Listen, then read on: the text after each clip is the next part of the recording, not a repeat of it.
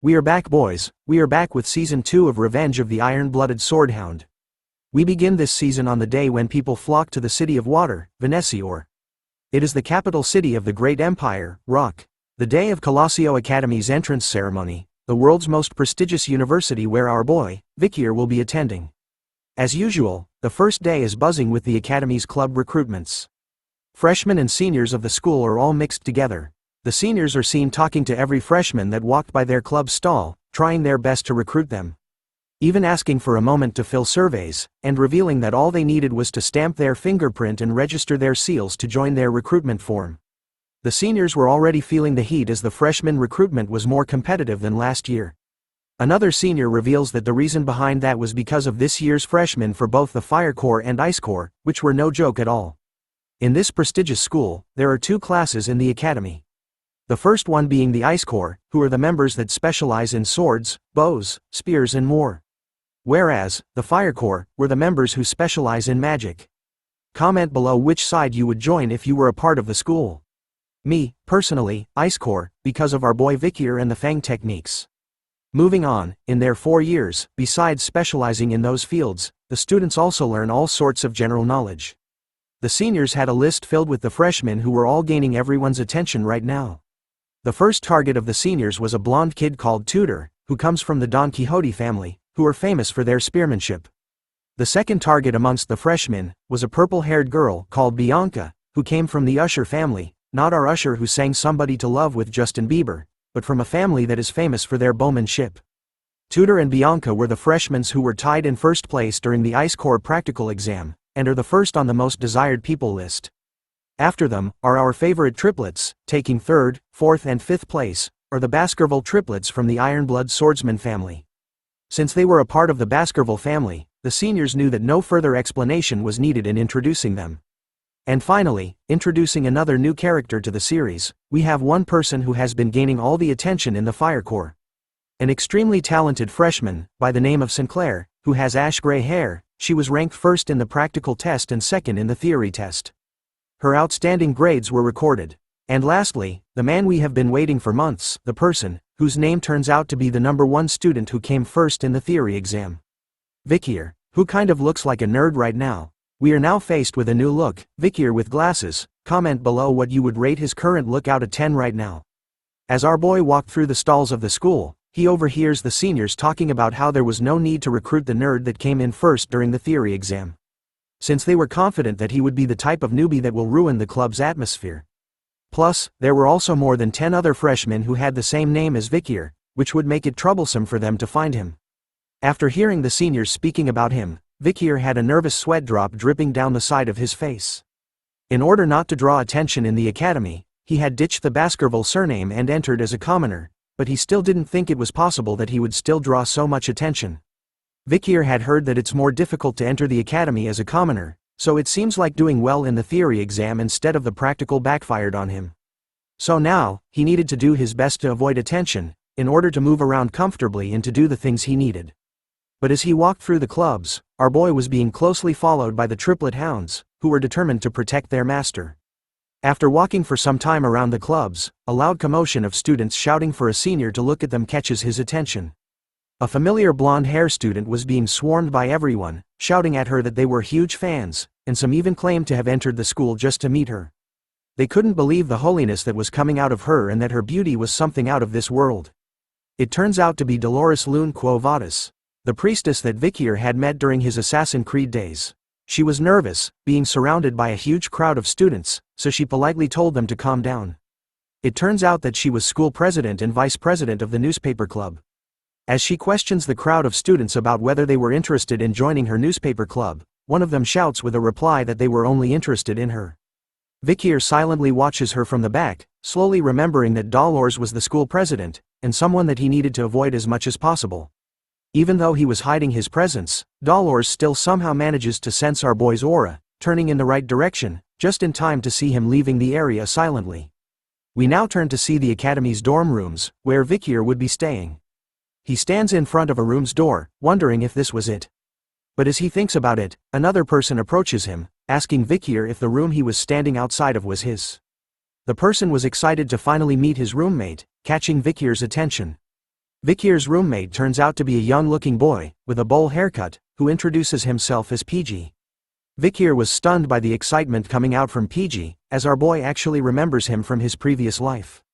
Before Vicier had regressed, PG was always a kind guy who helped him and gave him things, while he was here to support the triplets. But Vicier also remembered that PG was being bullied by his wicked roommate back then. Which was the start of the numerous misfortunes that would eventually lead to his end. As they entered the room together, Vicier hoped silently, in his heart, that whatever happened back then, wouldn't come back to this lifetime. PG was excited, informing Vicier that he could choose any bunk bed that he wanted in the room. He even asks our boy if he was going to the freshman welcome party after dinner. Sensing that it was a stupid question, PG reveals that the party wasn't compulsory but all the freshmen would be going there, since if he couldn't get close with his peers or seniors, he expected that their 4 years in school would be difficult. But Vicier replies with a simple nope, I'm not going. Which leaves PG in a completely shocked state.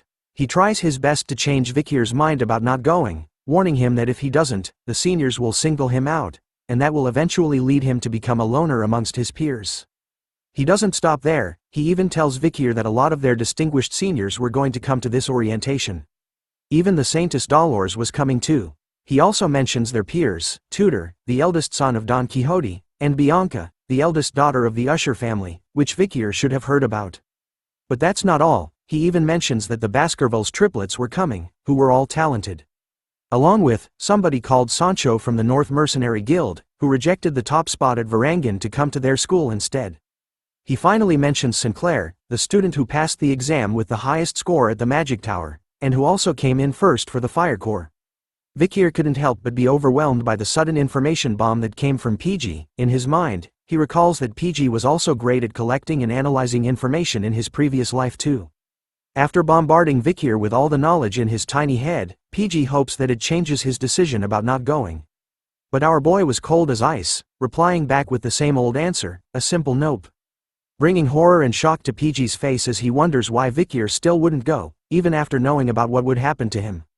But our boy doesn't care, turning around to leave and explaining that he just didn't want to go.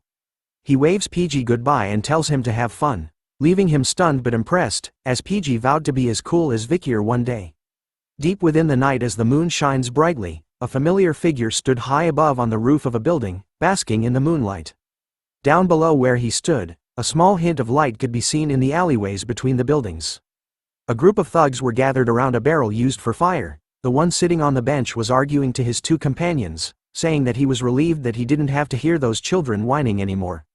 He continues to complain to them, revealing that all their storerooms had been filled with children recently, making the other two wonder why all the children were coming to them and that a carriage had arrived at dawn and taken all of them. One of them heard that the children they had taken were all headed to an orphanage in Quo Vadis, but the thug sitting on the bench warns him to not say anything more, since curiosity kills the cat. As they were talking, another person approached them, with blades on his back. He orders them to stop chit-chatting amongst themselves and to stand guard properly, if they want to get properly paid for their useless existence. Ouch, talk about a mean boss. This man with slashes down his eyes and his tongue sticking out is called Ron Batison, nicknamed the Flesh Grinder. The thugs were obviously afraid of him as he walked past them. He continued to trash talk them, literally calling them pieces of trash and telling them that they don't possess any fighting spirit. He knew that as a graduator, these pieces of trash, who were low-rank mercenaries, without an ounce of mana in their bodies, could never do anything against him. Ron continues to wonder to himself if there was anyone strong that he could slice up, but as he was talking to himself, a familiar voice asks him if his name was Ron Batison. Thinking that it was one of the low-ranked mercenaries who dares to speak his name with their weak lips, he immediately grabs onto his sword to give him a spanking. But upon turning around, he finds all three of them completely knocked out around the barrel of fire. The man started to feel afraid, as he didn't even hear a single sound from when they were knocked out. The voice continues to speak to him, revealing his full name to be Ron Humbert Batison. Recounting that 4 years ago, he had killed his neighboring family and used them as sacrifices, while contracting with a known demon. The voice continues to recall Ron's history, after sacrificing the family. He had joined the Northern Guild Association, and had gathered information to give to the demon he contracted with. As the final nail to the coffin, the voice reveals that Ron had extracted information from the Mankind Allied Forces. While he was on guard duty, he used a hand mirror and revealed the location of the platoon's camp. Even after hearing all the things he had done, Ron tells the voice to stop saying useless things and to show himself instead. Agreeing with his request, our boy finally makes his appearance in his Assassin's Creed outfit, right behind Ron. Revealing that because of Ron, the alley platoon was slaughtered. Finally sensing that someone was behind him, Ron didn't reply back, but simply swung his twin swords as hard as he could at where Vicier was standing. He thought he had felt the sensation of cutting something, which made him confused as it was too easy. It turns out to be true, because in the next moment, both of Ron's arms were sliced away from his shoulder in a second, before he could even respond to the attack. Vicier is already done with him as he returns Beelzebub back into his hand, after appearing behind Ron once again and slicing both of his arms instantly, leaving Ron on the ground, crying and screaming in pain over the loss of his arms. He starts to beg for mercy, telling Vicier that he didn't know about the Mankind Allied forces, which made him wonder why he was doing this to him. Our boy simply replies that Ron didn't know about it, because it hadn't happened yet. He holds Ron by his hair, and stares right into his soul, revealing that he knows that he had contracted with a demon, and wants the information on the contracted demon. But as soon as Ron starts to speak, telling Vicier about how he didn't know, the shape of his face starts to twist and bend, in an ugly way. The next thing Vicier knew, Ron's face had become all swollen and exploded into a bloody mess. Looking at the current state of Ron, Vicier noted that another one had died with their head exploding. He then takes out a notebook, with words written on the pages, some were covered in a black stroke line. With a bloody finger, Vicier crosses out another name with the blood, noting that Ron makes the third in the row. It turns out that the book our boy is holding is called the Blacklist. This was something that was created with the memories of his past life and with the help of Cindy's investigation. The Blacklist contains information about the demon worshippers who sided with the demons and betrayed mankind. Before the time of the fall, Vicier needed to kill them all. He recalled that the 3 demon worshippers he encountered so far had all died with their heads exploding before he could kill them. Thinking about it deeply, Vicier concluded that this was the demon's skill. Which means that the demon they contracted with was hiding within the capital. And that it was one of the 10 elite corpses who had done the contracting with the humans. As we continued into the night, the bell of a church started to ring. With each chime, the sounds of slashing were hidden. We turned to a random building in the town, where Vicier stood near the balcony. Behind him were endless amounts of bodies, each having a part of their body sliced off, their blood splattered everywhere, from the floors to the walls and to the ceilings. Absorbing Beelzebub back into his hand, Vicier wonders if the amount of demon worshippers he had slain so far had reached number 29. Based on everything so far, he concluded that they were either dead, or if they mentioned the demon they had a contract with, their heads would explode. Which makes it look like a condition of the demon contract. Crossing out the names in his blacklist with a pen this time, Vicier noted that he wasn't able to get any information about the elite corpse's location, which means that this was going to be a long and excruciating fight for him. In the end, he didn't expect to get anything on his first day. As the night continues, Vicier wonders if he should return to the academy right now. And so our boy leaps across the roofs of the town's buildings, eventually crossing over the walls of the academy. As he lands on the branch of a tree, he gazes into a well-lit room. Staring deep within, Vicier could see that the freshman welcome party was still ongoing. As he leaps down from the tree, and dusts the dirt off his pants, our boy wears his nerd disguise once again. Thinking that he should stop by at the party just in case. Inside the freshman welcome party, the students were happily talking to one another and eating the food from the buffet table. Even the triplets were enjoying themselves, chugging down huge cups of beer all at once, leaving everyone around them impressed. Dolores was once again surrounded by her fans, who screamed at her, proclaiming their love for her. Tudor was surrounded by the ladies while Bianca was pouring glasses of wine for her seniors as a sign of respect. Vicier stood alone in the back, analyzing the situation. He notices Tudor and Bianca in the party. He didn't know that they were in the same year as him. In his previous life, the great heroes who led mankind to victory with Karmas morgue during the time of the fall. One of them was the person who stood at the front line of the battlefield and took charge, from one of the 7 greatest families, the Azure Spearman family, Don Quixote's genius. Tudor La Mancha Don Quixote, the blonde playboy right now. And the archer who defeated countless demons, from one of the 7 greatest families, the mystical Archer family, Usher's genius, not Justin Bieber, but Bianca Faux Usher. Besides those 2, Vicier was able to recognize a lot of faces he saw on the battlefield. He smiles to himself over this sight, as he didn't expect that he would see them like this. But as he looks around the party again, he wonders if Karmas morgue had entered the academy too. But as he did, PG was shaking as someone asked if they should get some music going. It turns out that PG was being bullied by a senior who was forcing him to sing right now. Vicier could spot our little boy surrounded by a whole group of seniors that were bigger than him. As he refused to sing, a female senior approaches him this time, bringing along a massive jug of alcohol and telling PG that if he doesn't want to sing, then he has to drink this entire cup in one go. Tears started to form around his eyes as PG questioned the senior about how he was going to drink all of it. But the seniors didn't care about what he was feeling, repeating to PG that he should just drink. Sensing that he couldn't back away from their request, after all, they were his seniors, our little man decided to do as they wanted. And begins to chug down the massive jug of alcohol they had brought for him in one go. As he continued to try his best to drink most of it, the seniors were laughing at him, and mocking PG by telling him that he was doing a good job. But before he could finish all of it, he threw up on the floor. Instead of helping him, the seniors continued to make fun of PG, calling him a crazy bastard for vomiting, which they found disgusting. As he tries his best to catch his breath, PG could hear the seniors making up a new nickname for him. They decided to call him the Vomit Pig. In his time of need, a hero appears. Our boy, Vicier, uses his own cape to cover the vomit that was on the floor, surprising the seniors. As they wondered who this nerdy boy was in front of them. Vicier looks over to PG, deep in thought. Thinking about him in his previous life, Vicier knew that PG had dropped out of school because he couldn't endure the bullying. Instead of graduating, he had become a low-ranked government official and lived a tough life while looking after his parents. The next time Vicier had met PG was when they were at the front line of the war, after the time of the fall had started. PG was one of the few people who had the balls to volunteer to go to the front lines. With his amazing strategy and information analysis, he had saved multiple lives. One of those lives was our boy, Vicier. It turns out that this little man was one of the few people that Vicier had respected as a friend. Still stunned upon seeing Vicier, our boy tells him to return to the dorm room first, as he was going to take care of things here. Vicier couldn't just stand idly by while his friend gets humiliated. A senior places his hand onto Vicier's shoulder, asking him about what he was doing and if he was crazy for interrupting a senior when they were talking.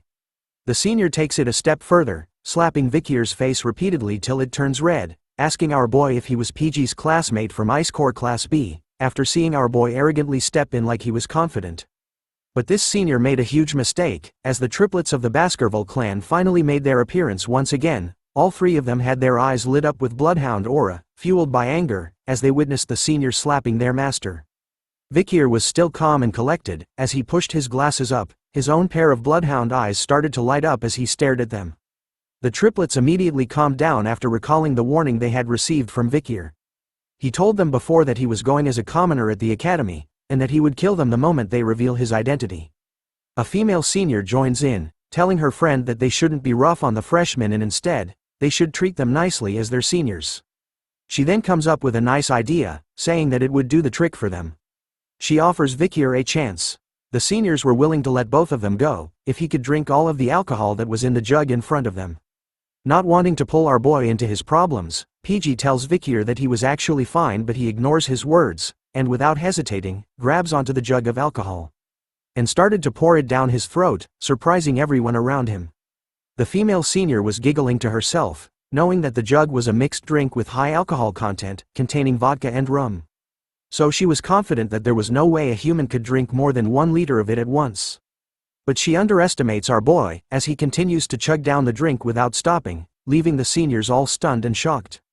After some time, he slams the empty jug onto a nearby table, wiping off the remains on his mouth.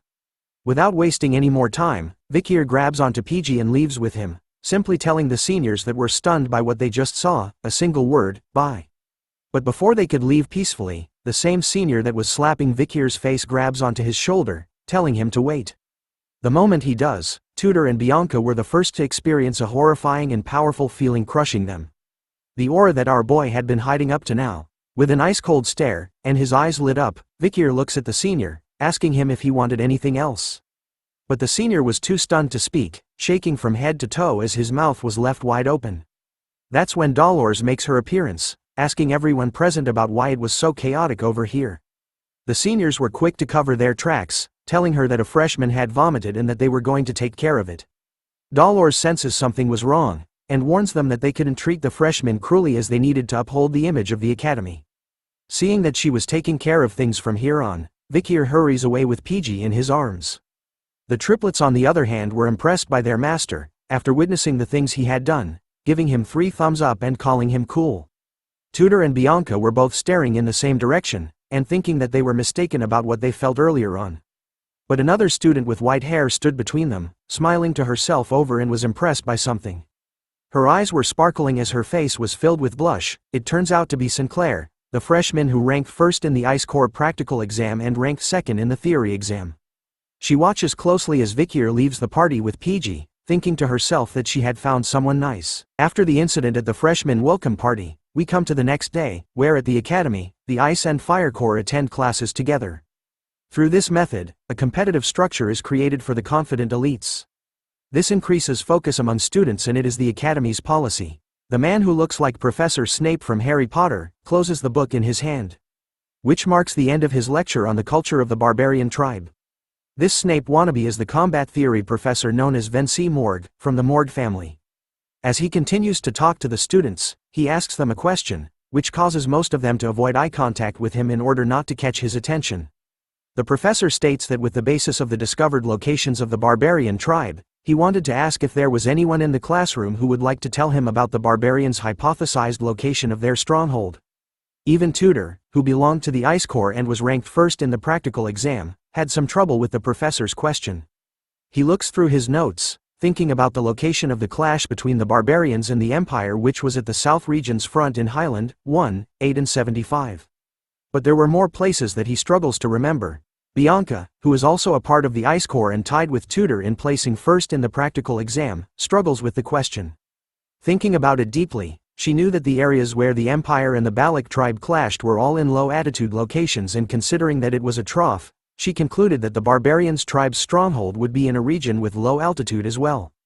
But as the two people who ranked first in the practical exam struggled to come up with an answer, Sinclair bursts in, raising her hand high in the air while radiating a bright aura all around her, catching everyone's attention as she screams at the top of her lungs that she was going to answer. Sinclair belongs to the Fire Corps, is currently ranked first in their practical exam, and ranked second in the theory exam. Looking at the student who happily raised her hand to answer, Professor Vicier concluded that she was Sinclair, ranked first of the Fire Corps, and told her to go ahead and reveal her answer to everyone in class.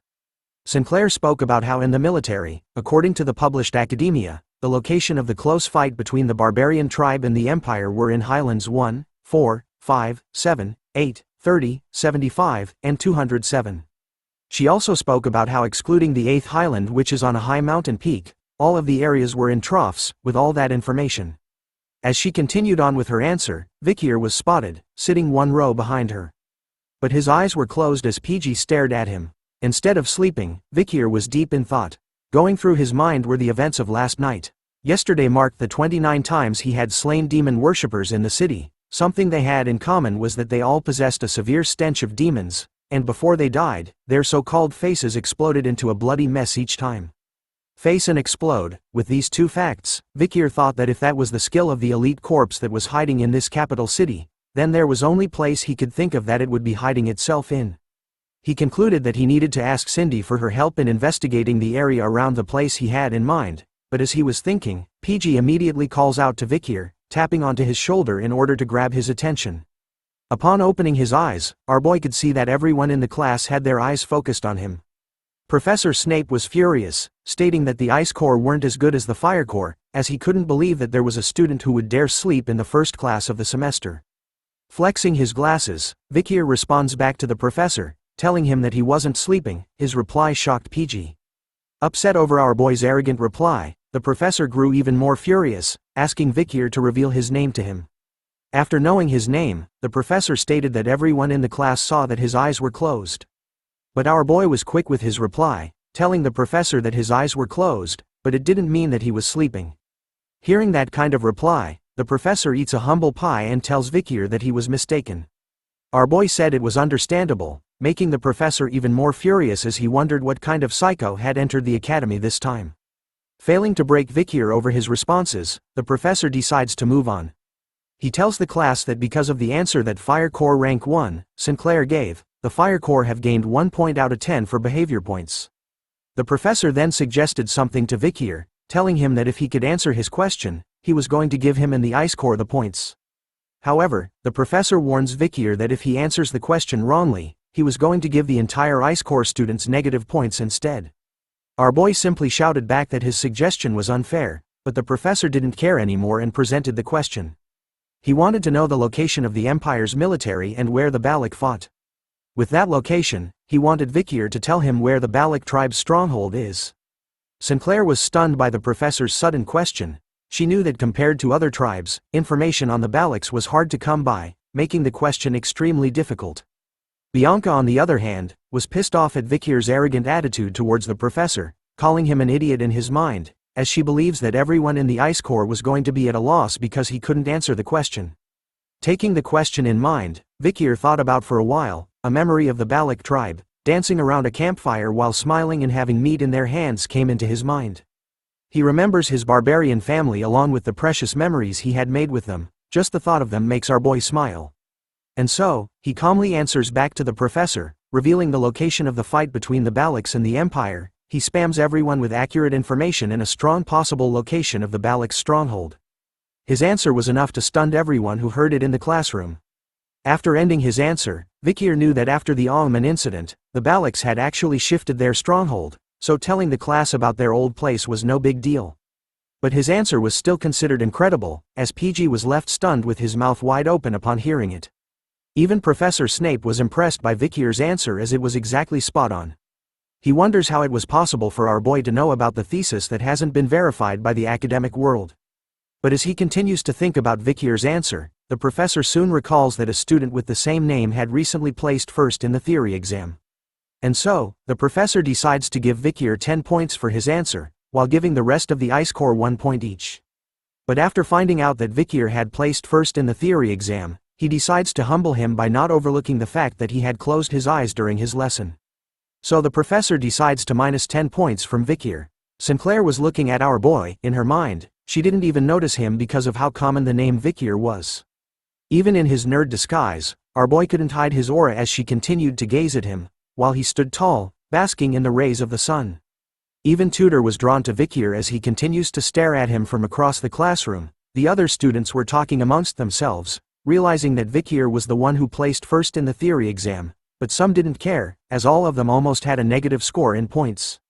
They seemed to believe that Vicier was only a nerd, which makes them want to go and punch him in the face. Looking at our boy, Tudor couldn't help but smirk, after finding the smartest person when it comes to theory. But he wonders how useful that would be during the practical lessons. We now change scenes to a large football-like field, where the students were playing a game called Run Flat, which uses a special type of ball and gloves. It's a sport with 20 people on each team. Points are acquired when the ball is in the other team's goal area. It's against the rules to use mana and weapons. Besides that, it is a game where any method can be used to score goals. The match starts off with a player stomping the ground hard. It turns out to be Tudor, who smashes through the defense line of the opposite team with ease. As he carries the ball to score, he declares to everyone that he was the best when it comes to run flat, and that this was his time to shine. The girls in the stand cheered him on, commenting about how hot he was while Bianca was annoyed, calling the sport barbaric. As Tudor reaches closer to the goal of the enemy team, a familiar three-headed group appears to block his way. It turns out to be the triplets from the Baskerville family. They stand against Tudor together, calling him an arrogant bastard and daring him to try and break through them. Instead of being afraid of the rumored Ironblood swordsman family's troublemaker triplets, Tudor was excited. Much to the triplets' surprise, he didn't face them head-on. Instead, he weaved past two of them easily, leaving them shocked. But before reaching the end, the last triplet makes his appearance, telling Tudor to hand over the ball. Instead of answering back, Tudor simply prepares his left hand, and within a second, a bright blue light appears from it. Wasting no time at all, he slams his fist into the triplet's body, causing what looks like a Rasengan attack to appear on his stomach, knocking him out of his way completely. He tells the triplets that if he had decided to face them head-on, then he was going to lose it all. With only one person alive on the enemy team, Tudor makes a mad dash to the goalpost. After witnessing the powerful move he did, the other students were amazed by him as they could see how strong he was even without any mana or weapons. They had also heard rumors that he was Don Quixote's run-flat prodigy, which was expected of the Ice Corps ace. Running to the goal, Tudor was thinking to himself that there was no point in memorizing theories. As a true fighter, all he needed was the strength to win. But as he continues to run, he notices something in front of him. It turns out to be our boy Vicier, who was the only member on his team left standing in the way of Tutor. Tutor recognizes Vicier as the student who responded back to Professor Snape in this morning's lecture.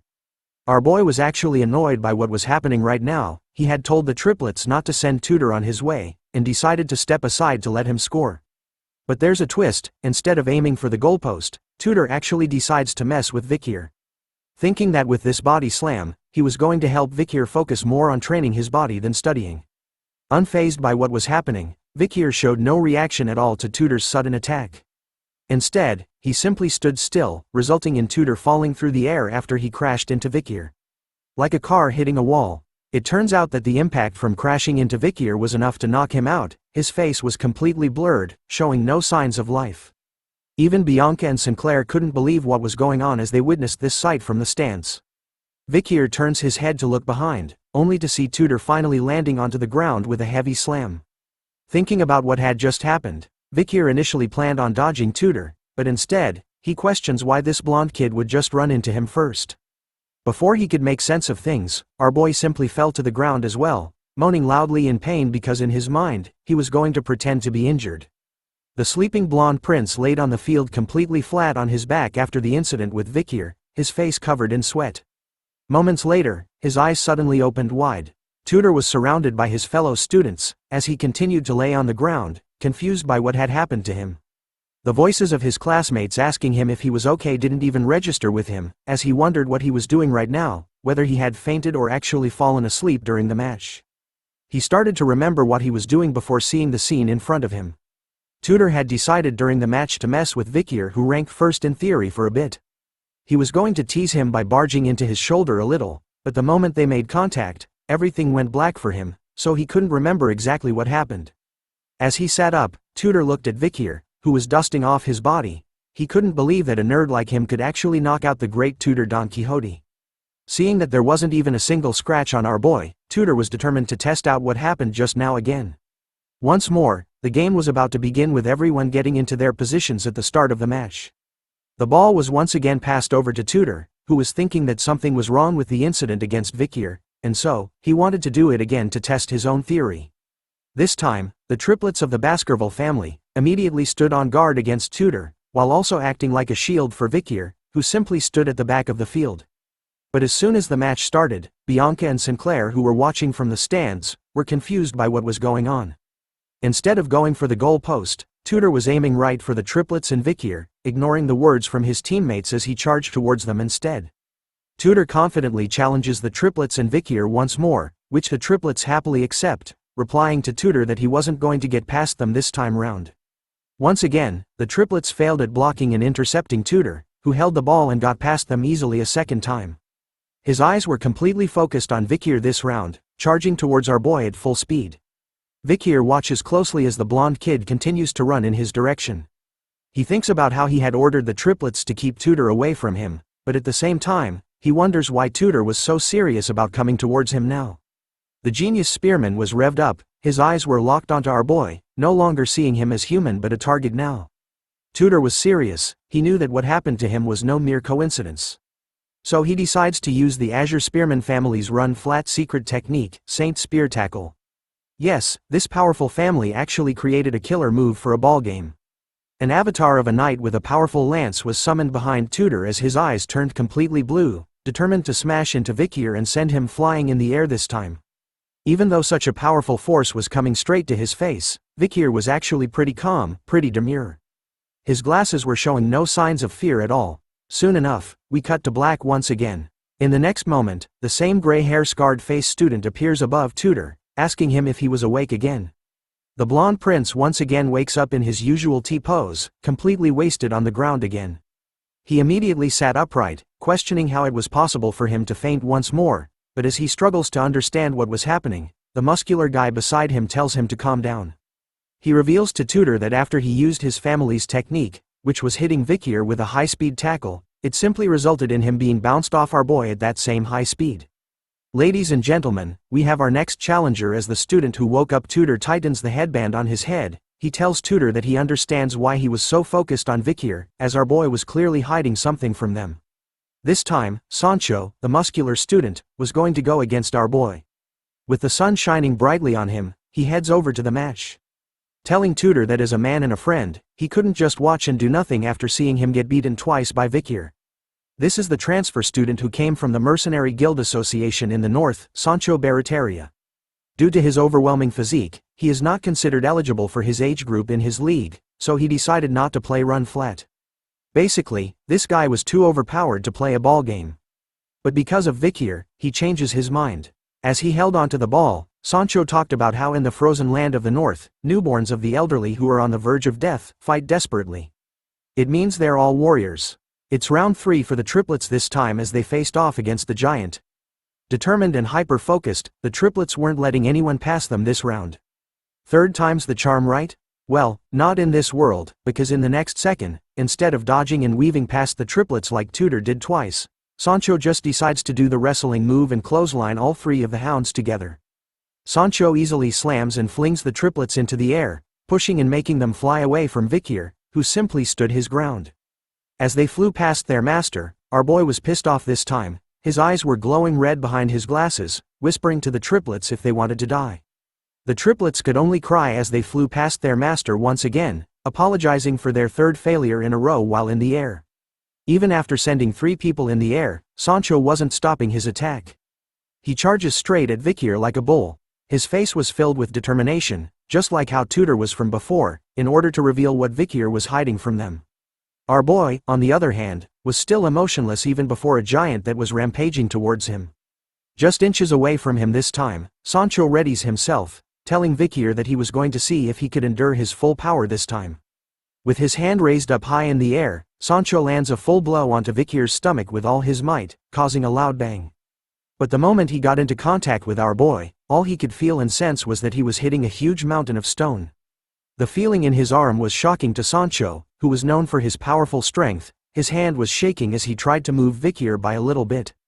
Even after being hit by Sancho's full strength, Vicier didn't feel anything at all. Instead, he was thinking that he should play along with what Sancho wanted. So he purposely jumped backwards with a bit of strength, pretending that Sancho's attack had actually done something to him. In order to make sure it was right, Vicier created skid marks on the field with his body, even crashing into the ground like the triplets did. The other students who were watching were amazed by what they witnessed. They couldn't believe that Sancho had broken through the enemy team's defense. But some of them wondered if the guy he pushed was still alive. Unknown to the other students, Sancho, completely aware of what was really going on, couldn't help but stare at his shaking hand, wondering what that feeling was he just experienced and if Vicier was actually human. Distracted by the weird sensation that Vicier gave off, Sancho was unaware that one of the triplets had recovered from his attack and sneaked up to him. Within seconds, the triplet had stolen the ball from him and made a mad dash towards the goal. Before long, the referee blows the whistle, announcing the end of the game. It turns out that thanks to the triplets, Vicier's team had won the match. As the team continued to congratulate the triplets on their sneaky win tactic, Vicier finally got off the ground and started to dust himself off. But then someone pours a bottle of water onto his head. It turns out to be Sancho, who praises Vicier as he knew that he was the secret contributor to Class B's victory. Even Tutor was impressed by our boy, who retired because of their win.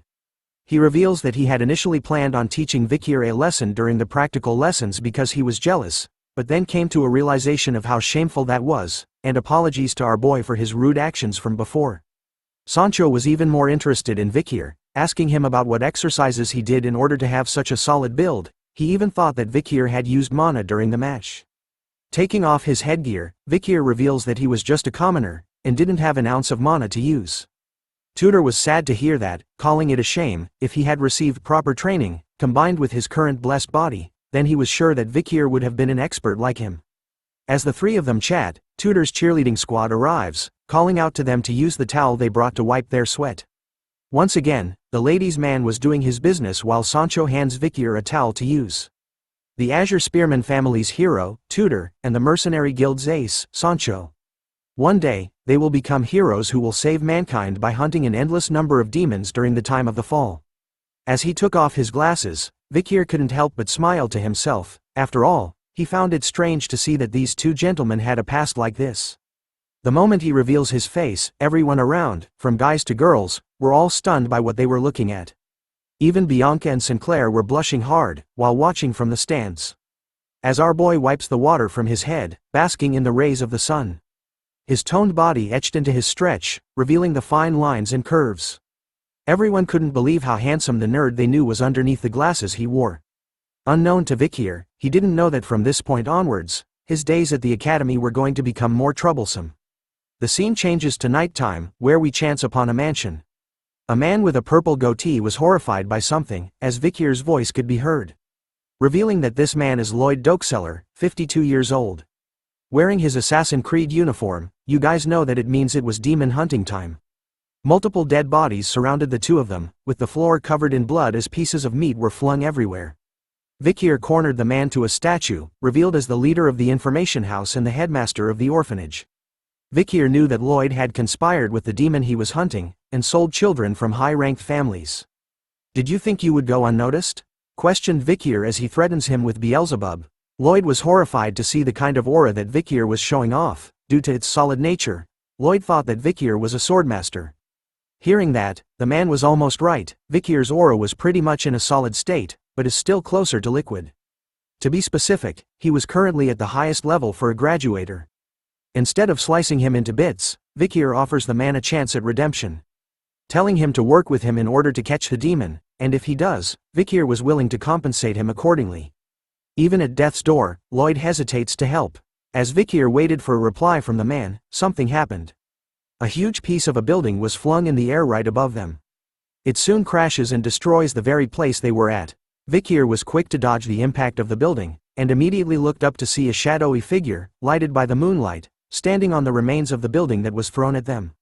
A nasty green aura started to float around our boy. It turns out that this was the overwhelming energy that he had sensed from afar. Looking at the strange figure who wore a mask, while wielding a hammer made out of human faces.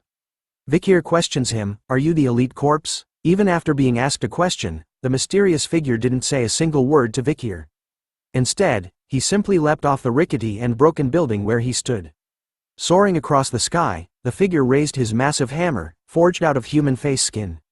He swiftly swung it down hard towards Vicier, who easily dodged it by moving to the side, but not before the forceful impact of the hammer obliterated the place he was at before.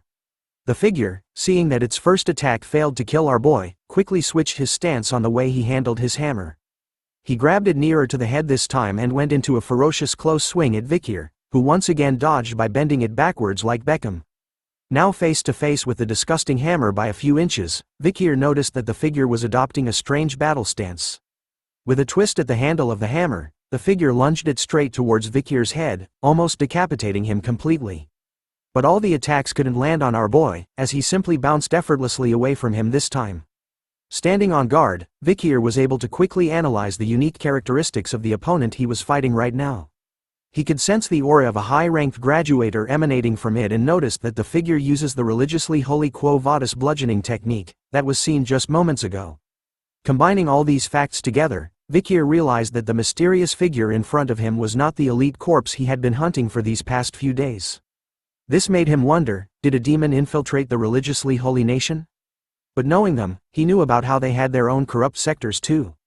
This made him think that the guy in front of him right now was simply a servant who works under the 10 elite corpses. Unsummoning Beelzebub back into his hand, Vicier tells the figure that if he kills him, then he might be able to meet the 10 elite corpses. Him coming here was perfect for our boy, since he was getting annoyed from having to constantly get rid of trash like before. But this time was different, he could actually let loose for a while. After saying that, the man with the hammer leapt gracefully into the air again, hoping to land a blow onto our boy. This time, there was an impact. The sound was loud enough to send shockwaves through the air. It turns out that instead of using his blade, Vicier was going in for close combat. He blocked the massive hammer strike by just using one of his legs, doing a horizontal leg split, Jean-Claude Van Damme style. Instead of your typical shouting of the word, "What?" the masked figure simply lets out a grunt noise, surprised that its attack was stopped by a single leg. But wait, there's more. Vicier was on the attack this time. He charged his arm with the blood-red aura of the Baskerville power. In just 1 second, he managed to land 5 Rasengan-like injuries onto the masked figure's body, before ending the attack with a powerful right hook to the side of its ribs. Sending it flying into the nearby abandoned building. As it enters the building, the masked figure seems to be able to withstand Vicier's powerful blows. Wasting no time at all, our boy also leaps into the building, following closely behind. As the masked figure tried to prepare another attack with a swing of his hammer, our boy was way faster. In an instant, he snapped the arm of the masked figure so fast that it couldn't even react to the attack. With only its right arm on the hammer, Vicier teleported behind it in an instant, with swift and deadly precision. He elbows and knees the masked figure's only remaining working arm, breaking it completely like its other arm. Even after breaking both of them, Vicier isn't done. He flips over, grabs its shirt, and flings it to the other side of the room. It turns out that his final throw had meaning behind it, as the masked figure was impaled by a sharp iron pipe that was hidden in the building's walls. The only sound it could make was some grunting noises as Vicier slowly walked over to its side. Looking closer at its exposed chest, he could see huge scar marks all over and the word, Aphebo, imprinted on its skin, which makes him think that that was its name. Seeing that Aphebo could no longer escape, Vicier starts to question him, asking him about his master and the person responsible for making him this way. But no human words came out from his mouth, only the sounds of groaning. Hearing him struggle to answer, Vicier could sense that the person who made him this way might have been controlling what he could say. Reaching out to the steel rod that impaled Aphebo, Vicier lets him know that interrogation can also come in other forms, besides words. Twisting the steel rod, Vicier tells Aphebo while causing him even more pain that he was going to slice his body into smaller pieces, along with his intestines, bone structures, and injuries. All the information he needed was in the freshness of the blood in his veins and the concentration of his mana. Those things would tell Vicier a lot of things. And so, as the night goes on, in this beautiful moonlight, Vicier tells Aphebo that the interrogation of his life was about to begin. After the interrogation went on for quite some time, Vicier could hear the sounds of someone calling for help coming from the rubble in the middle of the square from before. So he went to check out what it was.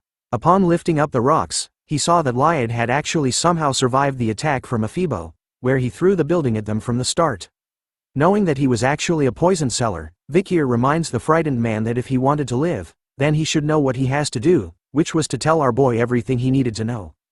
Unlike before, Lloyd was actually considering helping Vicier, asking him if in exchange he would spare his life, but Vicier warns him that it would depend on the type of information he provides. As the two of them were busy negotiating, another mysterious figure appeared, standing high above on a building nearby and watching the two of them closely. It turns out to be a human wearing a familiar uniform. Lyad finally breaks and shouts to Vicier that he was going to tell him everything, revealing that in the headmaster's room, there was his safe. But the moment he does, the Sharingan appears. Just kidding. This ain't Naruto, or is it? An eye appears with a unique green symbol on it, causing blood stains to appear around the eye as well. The moment the eye appeared, Vicier could sense which direction it came from and turned to see what it was, but it was too late. The mysterious third party had already disappeared from the building's rooftop. After sensing that strange feeling, it somehow feels familiar to our boy. But because his attention was drawn somewhere else, he doesn't notice the fact that Lloyd was busy puking out 3 other heads from his mouth. Ew, ew, ew. As soon as he turns to see Lloyd, a bright green light appears. Soon enough, a huge green explosion occurs, destroying everything in its path. The bells of a nearby church began to ring as the explosion was heard by everyone in the city. The people were coming out of their homes, shouting that there had been an explosion as a battalion of soldiers made their appearance. They headed towards the scene of the explosion and could see a huge smoke cloud in the distance. As the soldiers were watching the smoke, Dolores made her appearance, questioning them on what was going on and whether there were any casualties. One of the soldiers reports to her that they were still investigating the remnants of the explosion, but the issue is that there was almost no evidence due to the explosion from earlier on. In the aftermath of the explosion, the place where Vicier was is now covered by multiple people along with a huge crater in the middle of it. Dolores was meticulously exploring the area as well, seeing the explosion which can be seen as normal, the traces of the fight which were imparted on the orphanage building. As she looked around, she could only wonder what kind of evil was fought in this very place. As she continues to look around for clues, she notices something on the floor. It was a piece of our boy's mask. Part of it had been broken off. Upon seeing it, Dolores quickly kneels down to cover it with her skirt, hiding it from the nearby soldiers. One of them notices her strange actions and asks if she was feeling all right. Dolores, in her kneeling position, simply replies that she was feeling a bit sick. Continuing to cover Vicier's mask as the soldier reveals that there were no casualties and that she shouldn't push herself, Dolores was in a panic mode. After all, she was flustered and hid part of the mask because she knew that it belonged to the night BloodHound. We start off this part back with Professor Snape, who appears with an annoyed look on his face as usual. It turns out that we're back in the classroom, where a giant scorpion-like creature, the size of your mama, oh snap, lies on the table beside him. It turns out that the professor was finding out which student was responsible for writing a specific report that he was sent, and discovers it to be his least favorite student, our boy, Vicier. The report was apparently about the scorpion-like creature that laid dead on the table in the classroom. In the report, it was written that Vicier had written about how Venepians, the name of the creature, has an undiscovered second venomous fangs. This kind of information seemed like a false report to the professor, who regarded it as a joke with fake information, so he was going to deduct 10 points from everyone in the Ice Corps. As part of a punishment to the one who held the theory rank 1, Vicier. Hearing about this, our boy couldn't help but panicked a bit as he realized that he actually made a mistake. It turns out that the information he had written in the report hasn't been discovered in the period he was in right now. Anyways, the professor was quick. He grabs onto a scalpel and proceeds over to the Venopion, eager to cut it open to confirm if there really was a second venomous fang hidden in its abdominal exoskeleton, as written by Vicier in his report. If nothing came out of it, the entire Ice Corps was going to have their points deducted and Vicier would end up humiliated. Taking the sharp scalpel that glimmers in the light, the professor points it exactly in the center of the Venopion body. With just the tip, he makes a small incision, causing blood to flow out of it. The moment the scalpel made the cut, something quick and sharp shot out of the Venopion's body, right towards the professor's head, giving him a headshot. All the students in the classroom were shocked by what happened in that brief moment. None of them could have predicted this happening. For some reason, the sharp needle, covered in a purple-like poison liquid, stopped just barely inches away from the professor's face, who was feeling terrified. He loses his dignity as he falls to the ground, screaming like a little girl over the fact that he almost died. It turns out that Vicier had saved his life by using his book as a shield, blocking the second poisonous fang that he had written about in his report from reaching the professor's face. With a calm look on his face, Vicier questions the professor if he had enough proof right now to validate his report. The professor was busy processing all the information in his head. He couldn't believe that there really was a second venomous fang. He also couldn't believe that a student saw a Venopion and made a big discovery that could solve the cases of the mysterious deaths that had been happening for some time now. In order to regain his dignity, the professor decides to give all the members of the Ice Corps one additional point. He even tells Vicier to come visit him in his research lab after class, in order to provide a more detailed explanation about his report. Hearing that there was no punishment, Vicier agrees to the professor's request. As he headed back to his seat at the back of the classroom, the students around him started to talk about Vicier, calling him amazing for knowing about the second venomous fang. His actions today started to change their minds about how they used to think that sports was the only cool thing in school, but now, thanks to Vicier, being smart was slowly becoming cool. But other students chime in during the discussion, recalling that Vicier was also good at sports. After all, he went against Tudor and Sancho during the match from the other time. Finally reaching his seat, PG tells him that he had done a good job, while the students realized the most important thing about our boy. Which is the fact that behind the nerdy glasses, he was actually hiding his amazing-looking face and glowing hair. Ignoring the noise from his classmates, Vicier began to close his eyes once again, recalling the massive explosion from yesterday night, when he was out hunting the demons at the orphanage. He actually did take on massive damage. The explosion was strong enough to burn off his skin on his body, arms and face, revealing his raw muscles underneath. He even had his hand completely blown off. But luckily, thanks to his skills, he was able to recover from the damages almost instantly. But it still hurts like a ton. Right after the explosion, Afibo had hidden his tracks. The only thing Vicier had gotten out of that interaction was the ledger in the headmaster's safe. The ledge had the location of the children who were used as food for the demons. Vicier could see that as the locations had no connections, he can't completely negate the possibility of more than one elite corpse in the capital. But more importantly was the mysterious shadowy figure he saw in passing yesterday, the one acting cool by standing alone on top of a nearby building from where he was. Vicier had seen him smiling from ear to ear, even wearing the same school uniform as he did. Which made our boy realize a very crucial clue, that amongst his fellow classmates in this room, there might be one of the 10 elites in the academy. Comment below if you think that one of the 10 elites is one of the new characters that have been introduced to us in this new season. Moving on from the demons, in the academy, there is a famous newspaper that exists within the capital.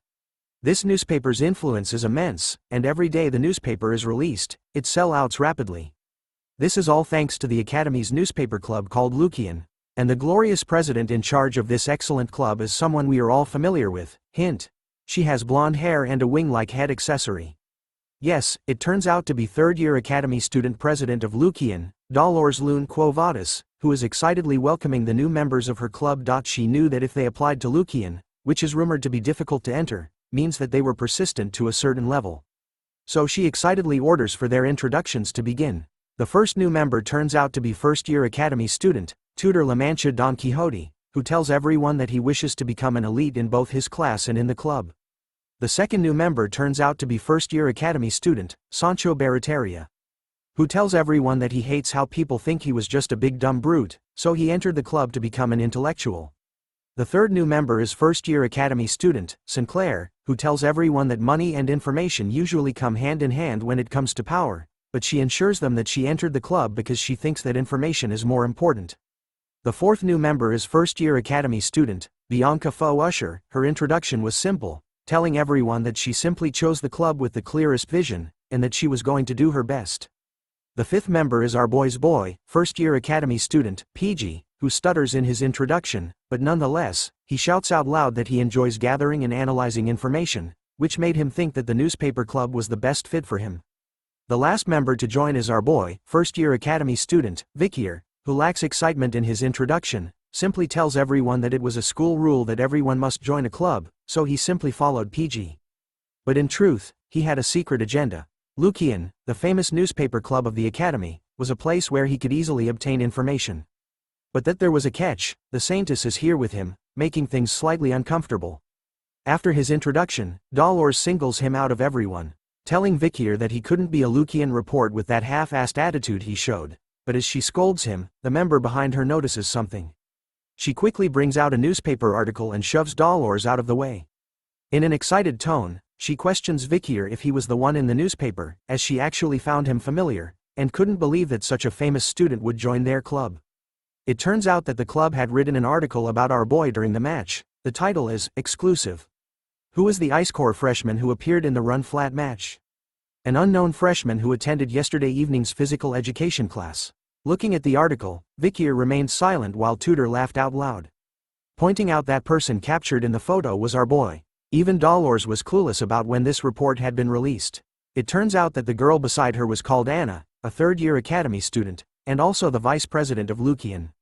She proudly tells Dolores that she had gotten information about a handsome freshman, so she finds that if she didn't release such information, then she couldn't call herself a reporter. After hearing that kind of answer, Dolores was defeated and took a step back.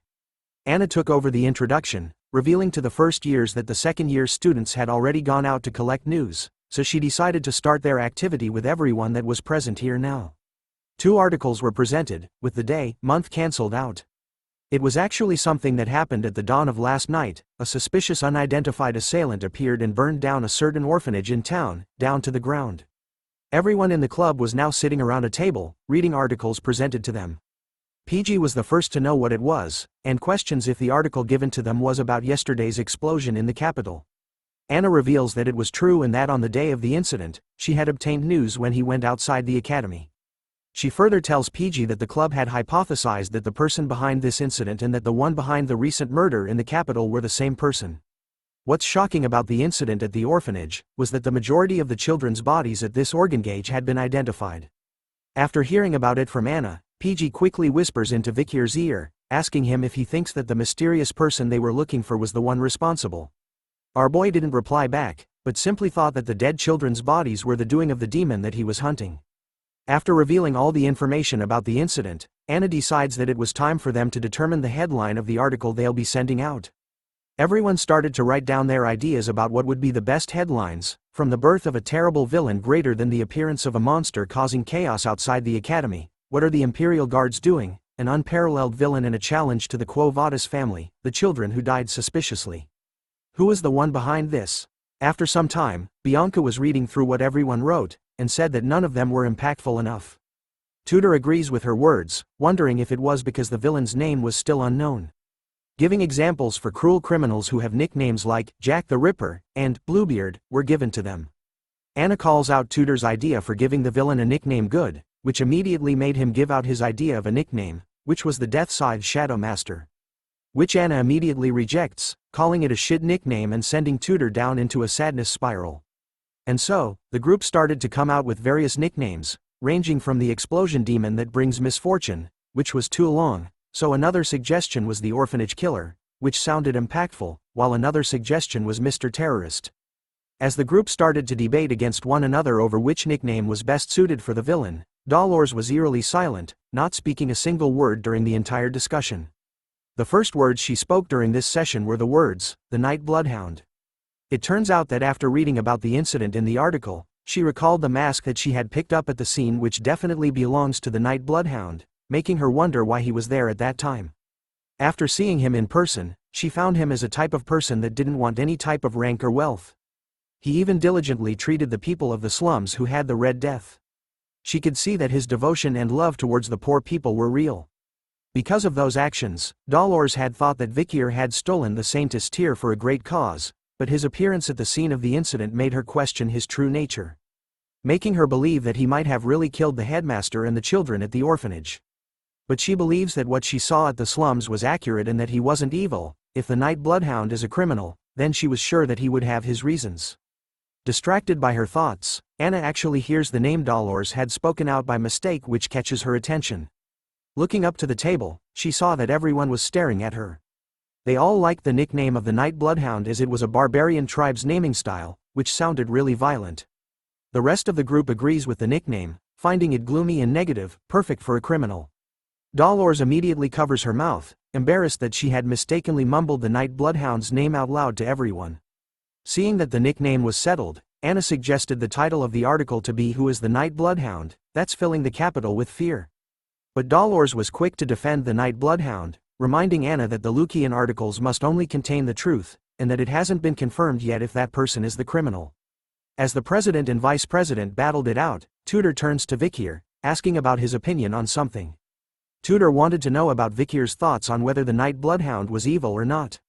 Our boy simply replied that he didn't care about that, but in his mind, he couldn't believe that he would hear the saintist say the name of the Night Bloodhound out loud like that. Not accepting the answer that he didn't care, Tudor goes in for a hug, forcing Vicier to choose if he really had to. Seeing that Tudor wanted a real answer, Vicier thought about it seriously for a moment. So he changed his answer and spoke these words. "What I know for certain is that they're not virtuous, so they're evil." Just as Tudor was about to agree with Vicier's words, Dolores slams her hand heavily onto the table, catching their attention. She was standing upright, shocked by Vicier's words that the Night Bloodhound isn't virtuous. Her eyes were completely focused on our boy, asking him about how he was so sure about that. Seeing her reaction, Vicier was actually stunned and confused by what was going on. Even Tudor's hand was sweating heavily as he let go of Vicier's shoulder, sensing the danger that our boy might be in. We start this chapter once again with Dolores questioning Vicier on why he thinks that the Nightblood isn't a good guy. Her questioning was making everyone on Vicier's side nervous as they started to sweat over her words. Dolores's eyes were set on their target, showing us why it was drawn as a cross eye. She continues to question Vicier's on why he was so sure about his words.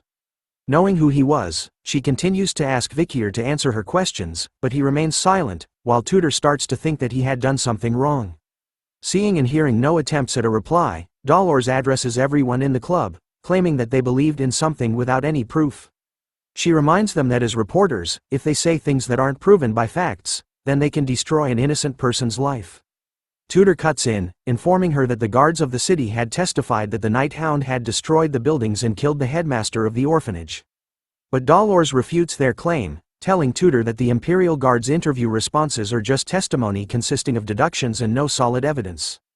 She even reminds him that the question regarding the children's corpses that were found in the orphanage's basement has yet to be resolved, and that there were too many questionable variables to determine that the Night Hound killed those children.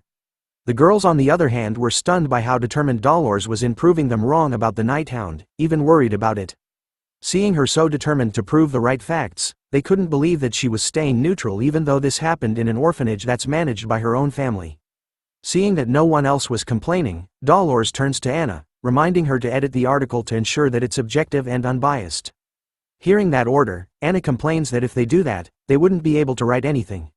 But Dolores insists on it, saying that it wasn't too late to release a critical report that it was the Night Hound after what they had found about the incident. Her eyes started to look sad as she thought about what if the Night Hound really was evil, and reminded the club that if that was true, then they can criticize him harshly. Hearing those words, Vicier couldn't help but take a peek at her through his thick nerd glasses. As the group starts to take in Dolores's words, another member of the club bursts into the room, shouting for the president's attention. The member reports to her that the club advisory was asking for her, stating that the reason was because he wanted her to re-edit the report and state that the Night Hound was a bad person. Hearing about the request, Dolores started to feel stressed, and replied back to the member that she was going to talk to the club advisor, since he likes making articles into headlines. After settling things in the room, Dolores left with the member to seek out the club advisor and his request. As she left, Tudor was impressed by their president, calling her a girl boss. Hearing that, Vicier couldn't help but reply that Dolores had been that way since a long time ago, which confuses Tudor. In Vicier's mind, Dolores looked the same as when she led the Holy Knights on the front lines of the battlefield during the fall before he had regressed. She wore mighty armor and her holiness radiated in a bright light all over. She could be seen on the battlefield, ushering new commands to the Holy Knights, ordering them to push forward as she blesses them with her holy light. She would often complain about the troops, a sign that people these days have weak faith. She even scolds them when she finds them messing around their breaks, telling them to save lives instead. She reminded them that back in her days, if a demon had appeared, then they would just jump in to help. Recalling his past memories of her, Vicier started to smile to himself. He had thought that she would deem his actions as wicked, but to him right now, it doesn't feel bad because someone's trying to tell the truth about him. In his heart, he quietly thanks the saintist for her help, as she argues with the club advisor over his request, who turns out to be Professor Snape. Moving on, in the earlier mornings, a siren started to blare loudly. As it continues to ring, PG awakens from his beauty sleep in a groggy state. The moment he raises his body upright, Vicier greets him with a good morning. Vicier was already up and ready, dressed in his school's exercise clothes and stretching, while PG was still rubbing his eyes, greeting good morning back to our boy. In this academy, everyone has to wake up at 6 a.m. When the alarm sounds, the stupidest head to the training area in front of the dorms. The students then participate in the exercises, following the instructor who stands at the front to wake themselves up. They start off their day with a light jog. After their morning exercises, the students will go their separate ways. Some would catch up on their sleep, some would go and take a bath, and some head straight to the cafeteria. PG could start to feel the strain on his body after the morning exercises. He complains to Vicier that his brain would be more active if he had slept through the morning exercises, but our boy refutes that claim, reminding PG that moving his body helps to activate his brain. But that wasn't what PG wanted to hear. He didn't want to be proven incorrect. Tudor cuts into their conversation, telling Vicier that he wasn't going to be popular with the girls if he didn't act so empathetic, and suggests that he practices it by being empathetic to PG. But hearing that suggestion, PG humbly declines the idea. Tudor then comes up with a new suggestion, asking if everyone is free this weekend, as they should have fun by going into the city. PG likes the idea behind it as there was actually a book he needed to buy. Even Sancho chimed into the conversation, saying there was a restaurant that he wanted to try in the city too. Hearing that it was okay with the rest, Tudor turns to ask Vicier. Pausing for a moment, our boy declined the invitation, saying that he needed to volunteer on the weekends. The group was stunned to hear that Vicier needed to do volunteering. PG reveals that our boy had received too many deductions. Hearing about that, Tudor realized that it was probably from Professor Snape, who would pick on Vicier all the time, even if he didn't do anything wrong. Hearing them talk about him, Vicier couldn't help but remain silent. So he moves on from the group, telling them to go to the city without him this time. But the moment he left them, the group started to chase after our boy, changing their plans because all of a sudden, they found volunteering fun. PG calls out to Vicier, telling him that his friends, they couldn't let him do it all alone. Sancho even reminds them that the more, the merrier. But as they followed behind Vicier closely, Tudor started to realize something unusual, drawing Sancho's attention as well as asking what it was. Tudor tells him that when Vicier is around, he naturally gravitates towards him. It was as though Vicier had the aura of an older brother. Hearing that, Sancho adds in, saying that even though Vicier was a quiet boy, he has that Sigma Riz about him that simply exudes charisma. Back when he was a mercenary, Sancho felt that such people were natural leaders. Even PG understood what the boys were saying about our boy. He couldn't help but smile to himself. After all, he found Vicier amazing. Amazing people like Tudor, from the physically great Don Quixote family, and Sancho, the transfer student from the Northern Mercenary Guild, approached him first. Vicier was also kind. he had helped PG at the entrance party when he was having a difficult time, and he was perfect in his studies and training. PG felt that as long as he was with Vicier, then he had a feeling that everything he does in life would be possible. But as they walked along the corridors, Vicier's bloodhound bloodthirst leaked out. He looked to the side, eyes red and unleashing his murderous aura. Since he was standing right beside him, PG immediately started to feel afraid when he saw Vicier this way. Ignoring everyone else's presence, Vicier could sense the disgusting aura that the demons gave off, covering the entire walkway they were in. The stench of this horrible aura was coming from a group of a guy and two girls walking away from them. Vicier continues to monitor that group as they slowly walk away from him. Knowing that PG was basically a human dictionary, Vicier asks him if he knew about other students well, and if specially, he knew about the guy that walked past them just moments ago. Jolted by the sudden request, PG asks if Vicier was talking about the guy between the two female students a moment ago, as he knew that guy well. Apparently, he was the most handsome guy in this school, a sophomore called Bane Kodzak. Vicier started to grit his teeth hard. After all, he didn't think that they would be this active within society. A member of the 10 elite corpses was right in front of him. As the suspect started to move further away, Vicier started to think about his choices right now, whether he should start the fight, but thinking about it, he decided not to as there would be a lot of casualties. Especially his group, where he couldn't allow the future heroes to get hurt. Sensing that something was off about our boy, the three guys were worried about him, asking Vicier about what was wrong. Our boy simply tells them that he wasn't feeling well, and that he was going to rest. Before engaging in a fight against one of the 10 elite corpses, Vicier decides to gather information first. He moves away from the group, using the skill in his second slot called Silent Heal Mushusu. Like Superman removing his glasses to change clothes, our boy did the same, while thinking that he should follow Bane closely behind. But because he was distracted by his thoughts, he doesn't see Dolores coming down the stairs beside him, resulting in a clash between the future titans. A loud scream from Dolores catches the attention of the boys as they gasp in shock over what happened. They could all see that Dolores had fallen to the ground, hurt by something as she waves her hand in pain, while Vicier stood there, stunned by what had just happened. Tudor and the boys rushed over, asking Dolores if she was okay. Tudor immediately tells Vicier to apologize to the president, which he did immediately while bowing his head down to her. But Dolores was completely fine with it and didn't need an apology as she also found herself being careless. As she was being helped by Sancho, she couldn't believe how muscular Vicier was. After bumping into him, it felt like she had hit a wall. Looking at our boy as he wears back his glasses, she notices that she couldn't sense his presence at all either, making her wonder who Vicier truly is. Seeing that there were too many people gathered here today, Vicier decides to postpone his plans of following and tailing Bane. Knowing that he was probably the one of the 10 elite corpses. Deep down the academy staircases, Bane could be seen leading the two girls into the darkness.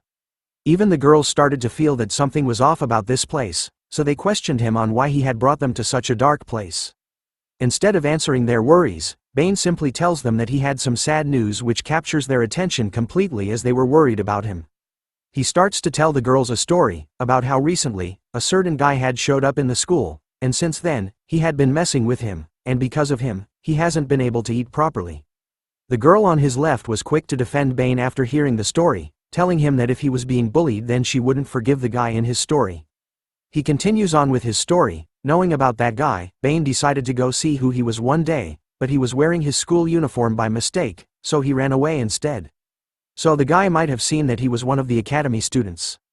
The girl on his right side was even more determined, telling Bane that if the guy comes to the school, then they'll stop him, as the two girls were always on his side.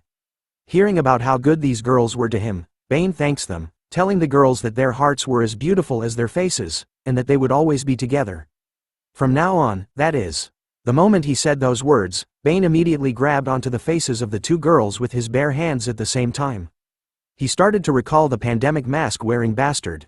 Bane knew that he had the skill of a high-ranked graduator, so he was sure that our boy didn't die from the explosion like that. He could also see the way Vicier was attacking the places that were connected to the location he had eaten people from before. Which made him realize that Vicier was a human that was able to sense the presence of a demon. As he said this, the two girls' faces started to morph and change all over. They started to beg Bane, but he ignored them completely. It turns out that Bane is really the demon that Vicier had been hunting for. His demonic side started to appear as he absorbed the girls' faces into his hands.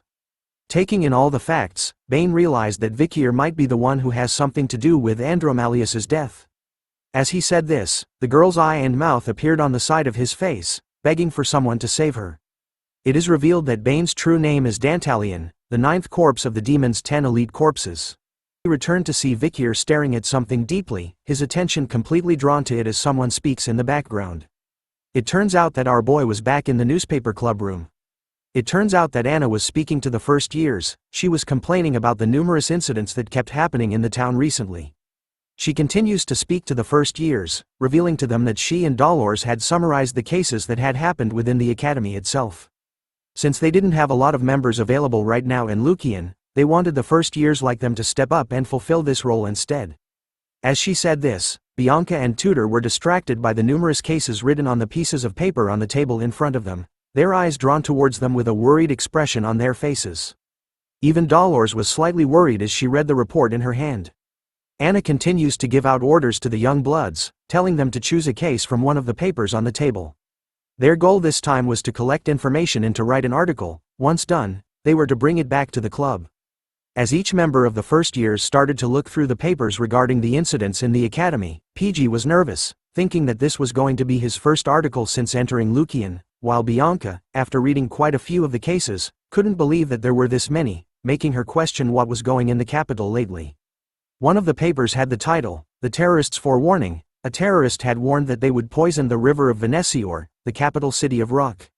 Another report was titled, "Missing Handsome Theater Actor." The theater actor called Mr. B disappeared on his way home after his play. It is highly likely that a stalker fan is behind this incident. Another report was titled, "A Mysterious Murder Case. The head of a family has disappeared." Another report was titled, "Murder Case. The Murder That Shall Not Be Named. A certain person will be executed after hurting multiple people in the streets. They have said they were not behind it and are still pleading that their face had changed." Finally, the last report was titled, "A Rapid Increase in Missing People. A Sudden Increase in Missing People in Vicier. No suspects have been found." Is the Night Bloodhound behind this? After reading all the reports, Vicier went to select one for himself. The incident report he picked was a missing persons case inside the academy. According to the report, 3 academy students have gone missing. Those 3 have always been seen together, so there are a lot of witnesses. Did they run away because of love? After reading the report, Vicier's immense bloodhound aura started to rupture, his eyes glowed with hate. Looking at one of the missing students in the report, he recognizes him as the guy he was chasing after yesterday, one of the elite corpse's potential suspects. We now change scenes to the middle of the night, in one of those random buildings. We see a husband and wife sleeping together in the same bed. But for some reason, the husband was wide awake at this late time. He slowly rose up from his bed, not disturbing his wife who was soundly asleep. He then sat in a chair beside a window. It's revealed that his eyes were not normal, it was green, like those of the elite 10 corpses. Looking across the room, he asked someone a question. It turns out that he wasn't alone in the room at all, he had 4 members in front of him. He questions the group on whether they had found out something about the pandemic mask wearer who's interfering with their plans so far. It turns out that one of the members was Ephibo, who Vicier had fought in the previous nights. He silently mutters his report back to the husband. The second subordinate of the 9th corpse was called Geronto, who has red hair. Another subordinate was called Heva, who silently muttered and gave his report, while holding a massive pair of scissor-like weapons. The last of the group was a subordinate called Fido, who remained silent. It turns out that the husband is actually the real 9th corpse of the demon's 10 elite corpses, called Dantalion. He takes notes of their reports, realizing that they hadn't seen the mask-wearing vigilante since that day either, which made it seem like he was being very careful now. Transforming his hand into pieces where eyes and noses could be seen, Dantalion tells his followers that it couldn't be helped and to widen the scope of work from now on. Within a mere second, something shoots out from his demonic hand, hitting all 4 of the subordinates' faces at the same time. It turns out that Dantalion was going to share his faces with them, causing their current faces to morph and change to what he wanted them to wear this time. As the 4 subordinates wore new faces, Dantalion issued a new order, telling them to go into the areas with more light and find the person who was wearing the pandemic mask. But as he gave the order, the door to the room slowly opened. In a twist of fate, his wife had actually woken up from her sleep, and found him in this room. She looked confused, questioning Dantalion on what he was doing so early in the morning, and wondered who the other 4 people were in this room. The demon simply looked at her, not uttering a single word at first. As he closed his eyes, he talked about how he wanted to admire her face being alive for a little while longer, but seeing her and finding this out, left him with no choice. He orders Fido, who appeared right behind the wife in an instant, with a blade across her neck, to make sure her face remains untouched. The clueless wife could do nothing against them as she felt the cold stainless steel blade against her neck. After a single moment, the sound of flesh being cut could be heard as blood covered the floor. As she laid on the floor, bleeding from her wound, the wife couldn't make a single sound and could only cry as tears fell from her face. Dantalion didn't feel anything about this and continued to talk to his team about how the plan to open the gate has gradually been delayed due to Andromalus's death and the person who was wearing the pandemic mask. As he sat in his chair, Dantalion started to morph and change his own face, calling their current situation annoying. After his face changed, he ordered Ephibo to follow him, as they needed to see someone special. His face is finally revealed, as he scratches his chin, thinking that he should go and relieve his pent-up stress. The scene changes once again, this time, to a place with a slight holy feeling to it. Dantalion appears once again, this time, with a smile on his demonic face while wearing a cross on his neck and a priest outfit. Someone stood in front of him, asking him about why he was smiling. Dantalion replies that he simply couldn't help himself. After all, he had the beautiful saintist standing in front of him. It turns out to be Dolores, who wasn't amused by his remarks, as she tells him that she didn't come to see him to joke around, calling him as Sir Quilty. Brushing her remarks aside, Dantalion tells her that he was worried because her visits have become scarce lately. Dolores tells him that recently, there have been a lot of murders and missing people, which was why she has been busy since she was covering them. Hearing this, the holy man could see that her club activities have gotten busy, as the world was becoming a more and more brutal place to be in. As he smiles at her, Dantalion knew that the one responsible for all these horrible things was him. Looking at him, Dolores couldn't help but feel nervous about something. She knew the man before him as Quilty Lune Indulgentia, the head of the Indulgentia family, the collateral bloodline to the Quo Vadis family.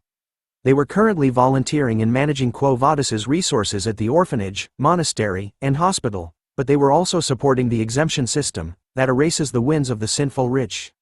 So she knew that this two-faced person in front of her was definitely hiding something. As he leans closer to her face, Dantalion questions Dolores about why she needed to speak with him. She reveals to him that she came here to request for the exemption system to be abolished. She found it wrong to exempt a person from all their sins just because they were wealthy. He refutes her statement, saying that there was nothing wrong with the system as the exemption policy has been in the church up until now. He also found that donating a large sum of money was already a large form of punishment. But Dolores wasn't budging from her stance. She counters his argument by stating that sins are something you must expose yourself for in front of God, and forgiveness was only given once you have received the appropriate punishment. With the holy light radiating brightly behind her, she ends her argument, saying that the people affected by the exemption system cannot be saved. Her final words left Dantalion speechless as his mouth was left open. But he quickly closes it, turning away from Dolores, and reminding her that he was simply following the church's doctrine, and that her best course of action was to speak directly to her father, the leader and cardinal of the church. As he continues to face away from her, Dantalion tells her to return, since he heard that the academy students were coming here to volunteer today. So there was no need for them to have a fight within the Quo Vadis family in front of her juniors. Dolores accepts his proposal, but tells him that she would come back later so they could discuss this matter even more. As she left the church, Dantalion's transformation was leaking out. His face was riddled with multiple eyes as he looked back at her, grinning widely. His demonic side was going haywire as his thoughts were filled with how beautiful Dolores looked. He had almost given in to his impulses and collected her face, but he needed to hold himself back, clenching his teeth so hard that they bled. He saw Dolores, the saintess, as the finest product that he had discovered in this world. Dantalion wanted to collect her face when her face was in despair, after the chaos descended into this world. He continues to tremble with his impulses, holding himself back, as he wanted to open the gate as soon as possible. He begs his fellow brethren to hurry and descend the chaos into this world, so he can claim what he wants. The scheme changes to Vicier standing alone in front of a gate belonging to a huge building. He looks around wondering if this was it. Based on the report given to him by Cindy, this was the orphanage that she had found after analyzing Andromalus's ledgers. Which meant it was highly likely that this place was connected to the 10 elite corpses. Looking at the flag being raised, Vicier could see that this place was probably the property of the Quo Vadis family. If a demon is planted within the Iron Blood family, and the Holy Divine family, then it is also highly likely there were demons hiding amongst the other families. After the explosion, the night bloodhound had garnered attention, so Vicier wanted to use volunteering as an excuse to slowly investigate the students. Speaking of the students, some of those students appeared by his side. It turns out to be PG, Tudor and Sancho. Looking at the building in front of them, he wondered if this was the orphanage they were going to volunteer at. Tudor wraps his arm around Vicier, telling him how lucky he was to have friends that were willing to volunteer with him, but our boy didn't want this, telling them that he didn't ask for them to follow him. Letting out a deep sigh as a nervous sweat drop drips down his face.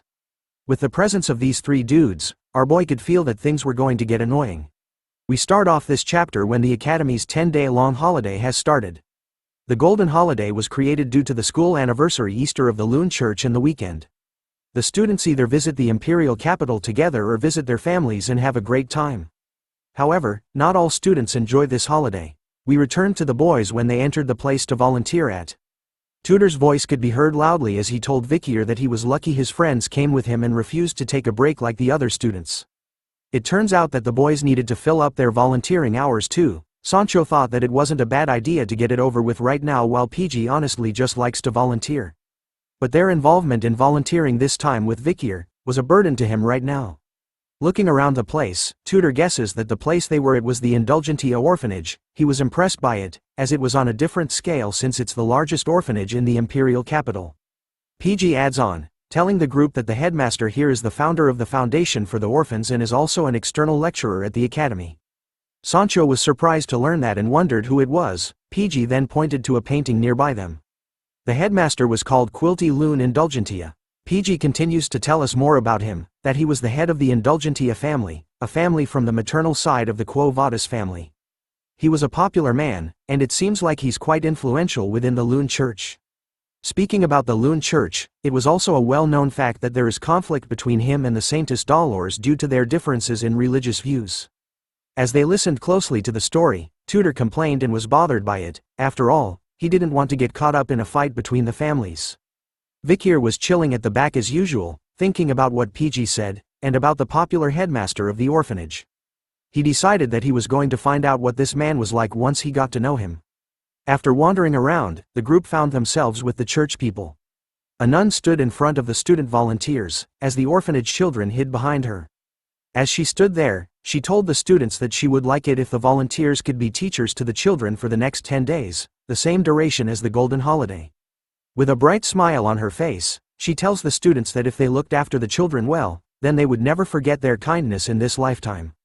But as she tells them to treat the children with the heart of a parent, the boys are distracted by something as they all nervously stare in the same direction. Tudor points out the issue, asking why Bianca and Sinclair were here with them as they appeared by their side. Bianca immediately took offense to Tudor's question, responding with a disgusted grunting noise. Bianca justifies their presence in the orphanage, telling Tudor that they were here to volunteer, and that she should be the one asking them what they were doing here. But our boy simply replies to her that a hero doesn't need a reason to do good deeds. His reply irks Bianca as she couldn't stand the hero thing, which was expected of a Don Quixote. While Tudor and Bianca were fighting with their words, another person was sure that their meeting here by coincidence must be fate. PG and Vicier stare at a familiar gray-haired girl in front of them. Sinclair appears, with a joyous smile on her face and a bright aura radiating from her body. She looks at Vicier, all happy to see him here. She nervously approaches him, offering her hand as a greeting. She stutters in her words, saying that it was a shame that they haven't been able to talk much but hope that they will get along in the next 10 days. Vicier hesitates at first, but shakes her hand, hoping for the same thing. The moment they held hands, Sinclair rejoiced, vowing never to wash her hand over again. As she basks in her new treasure, PG whispers to Vicier, telling him that he had a piece of information for him. He reveals that he had seen Sinclair seek out the person in charge of assigning volunteers and make a request. She even inquired where Vicier was going to volunteer and asked to be assigned in the same place as him. Which could only mean one thing. Vicier thought about what PG had told him, making him think that Sinclair had approached him under the pretense of it being a coincidence, so right now he needed to be wary of her. After dealing with Sinclair, Vicier turns his head to look around. His eyes were scanning the area, which made him notice that the headmaster of the orphanage wasn't here in attendance, which made it suspicious. But as he was wondering where the headmaster was, the nun announced that it was time for the children to choose their teacher. Upon hearing those words, the children became super active and rushed forward with great energy. Tudor immediately held 2 kids in his arms, overjoyed by how outgoing the kids were. Sancho was already giving some of the kids piggyback rides, while Bianca couldn't believe how cute the kids were. Even Sinclair was surrounded by children as she read them a funny story from a book. Our boy, Vicier, on the other hand, was giving off that Ohio skibbity riz, as he questioned 3 kids on what their names were. Hearing that from him and seeing him, the kids could only have tears in their eyes and fear in their throats. Soon enough, they immediately turn right and run towards PG instead. As he comforts the children, PG tells Vicier to smile a little as a piece of advice. Thinking about it, Vicier was stunned by his interaction with the kids. After all, he didn't know because Pomerian, our sweet little angel, listened to him pretty well, but now, talking to children was pretty difficult. But as he thought about how to interact with the kids, a little kid with blonde hair catches Vicier's attention as he spots her. But then he notices that she had actually run out of the venue. It turns out that the little kid was chilling by herself at a nearby pillar. She wore a sad and depressed expression on her face, as though she was bothered by something. Vicier suddenly appears by her side. His sudden appearance shocks the little girl. He tells her that he too gets stuffy after being in a place filled with lots of people. He continues to tell her that if he isn't careful, then people might think negatively of him, so he questions the little girl on why she left the place by herself. Instead of answering our boy, the little girl simply turns her head away, making Vicier realize that his plan on talking to her had failed. As he thought about it, he remembered Ian, who told him that if he asks questions like he usually does, then the child won't reply, so instead, he should ask while smiling. Looking closely at her name tag this time, Vicier kneels down in front of the child, calling her by her name, and with a gentle smile on his face this time, he asks her if Perry is her name. Seeing this side of Vicier, the little girl's eyes opened wide as she blushed hard. But once again, instead of replying to him, she ran away from him this time. Seeing her reaction, Vicier could only wonder if he looked bad while smiling, but another person appears beside him, telling him that the little girl didn't run away because she hates him. It turns out to be the saintist Dolores, who had seen everything. She tells Vicier that she didn't know that he had such a kind side to him, even though he was pretty gruff this entire time. Dolores reveals to him that Perry's heart had been hurt before, so she closed it this time. As a result, she had developed aphasia, a disorder that affects the way you speak, and hence, she lost her voice. Vicier could only ask what had happened to her, but Dolores didn't know the exact details. All she knew was that Perry was born in the orphanage, and in the past 13 years, she has met countless volunteers who have passed through the orphanage. At first, everyone approached Perry in a friendly manner, but after one day, they stopped coming due to their busy schedules. So Dolores figured that Perry had gotten tired from getting attached to someone in a short amount of time and then grieving their disappearance for a long period of time. But as he thought about Perry's story, the appearance of a third party coming out of the shadow made our boy panic for the first time, as he felt something shiver down his spine. Sweat started to drip down his face as he stared at what it was, while Dolores was going to ask Vicier to take care of Perry based on the way she reacted with him. But he instantly covers her mouth in a single move. The next thing we know, the two of them had disappeared from the hallway as 2 other men appeared. The guy in green was complaining to Quilty that it has been ages since they last saw each other. Quilty gives the excuse that there has been a sudden increase in people who have requested face-to-face talks with him, in order to confess their recent sins. The big bad boss had appeared, with a Fedo by his side. The man in green continued to talk, telling Quilty that he wanted to buy the exemption. Hearing that request, he replies back with, "How long do you need it for, brother?" The man replies that he wanted to buy 1 billion gold's worth as he had resented killing a barbarian slave that he had bought not long ago, who ran away. After capturing the barbarian slave, he had accidentally killed it while disciplining it. Quilty was curious that a man like him was buying 1 billion gold's worth of exemption just for killing one slave. But the man further reveals that after killing the slave, on his way back to him, he had gotten so angry to the point that he had burned a whole village of slash and burn farmers. It turns out that Vicier and Dolores were hiding from them. As he covers her mouth, our boy gently tells her to be quiet while Dolores wonders why he was doing this all of a sudden. Activating his bloodhound sense, Vicier stares and could recognize the scent that he was smiling in the moment.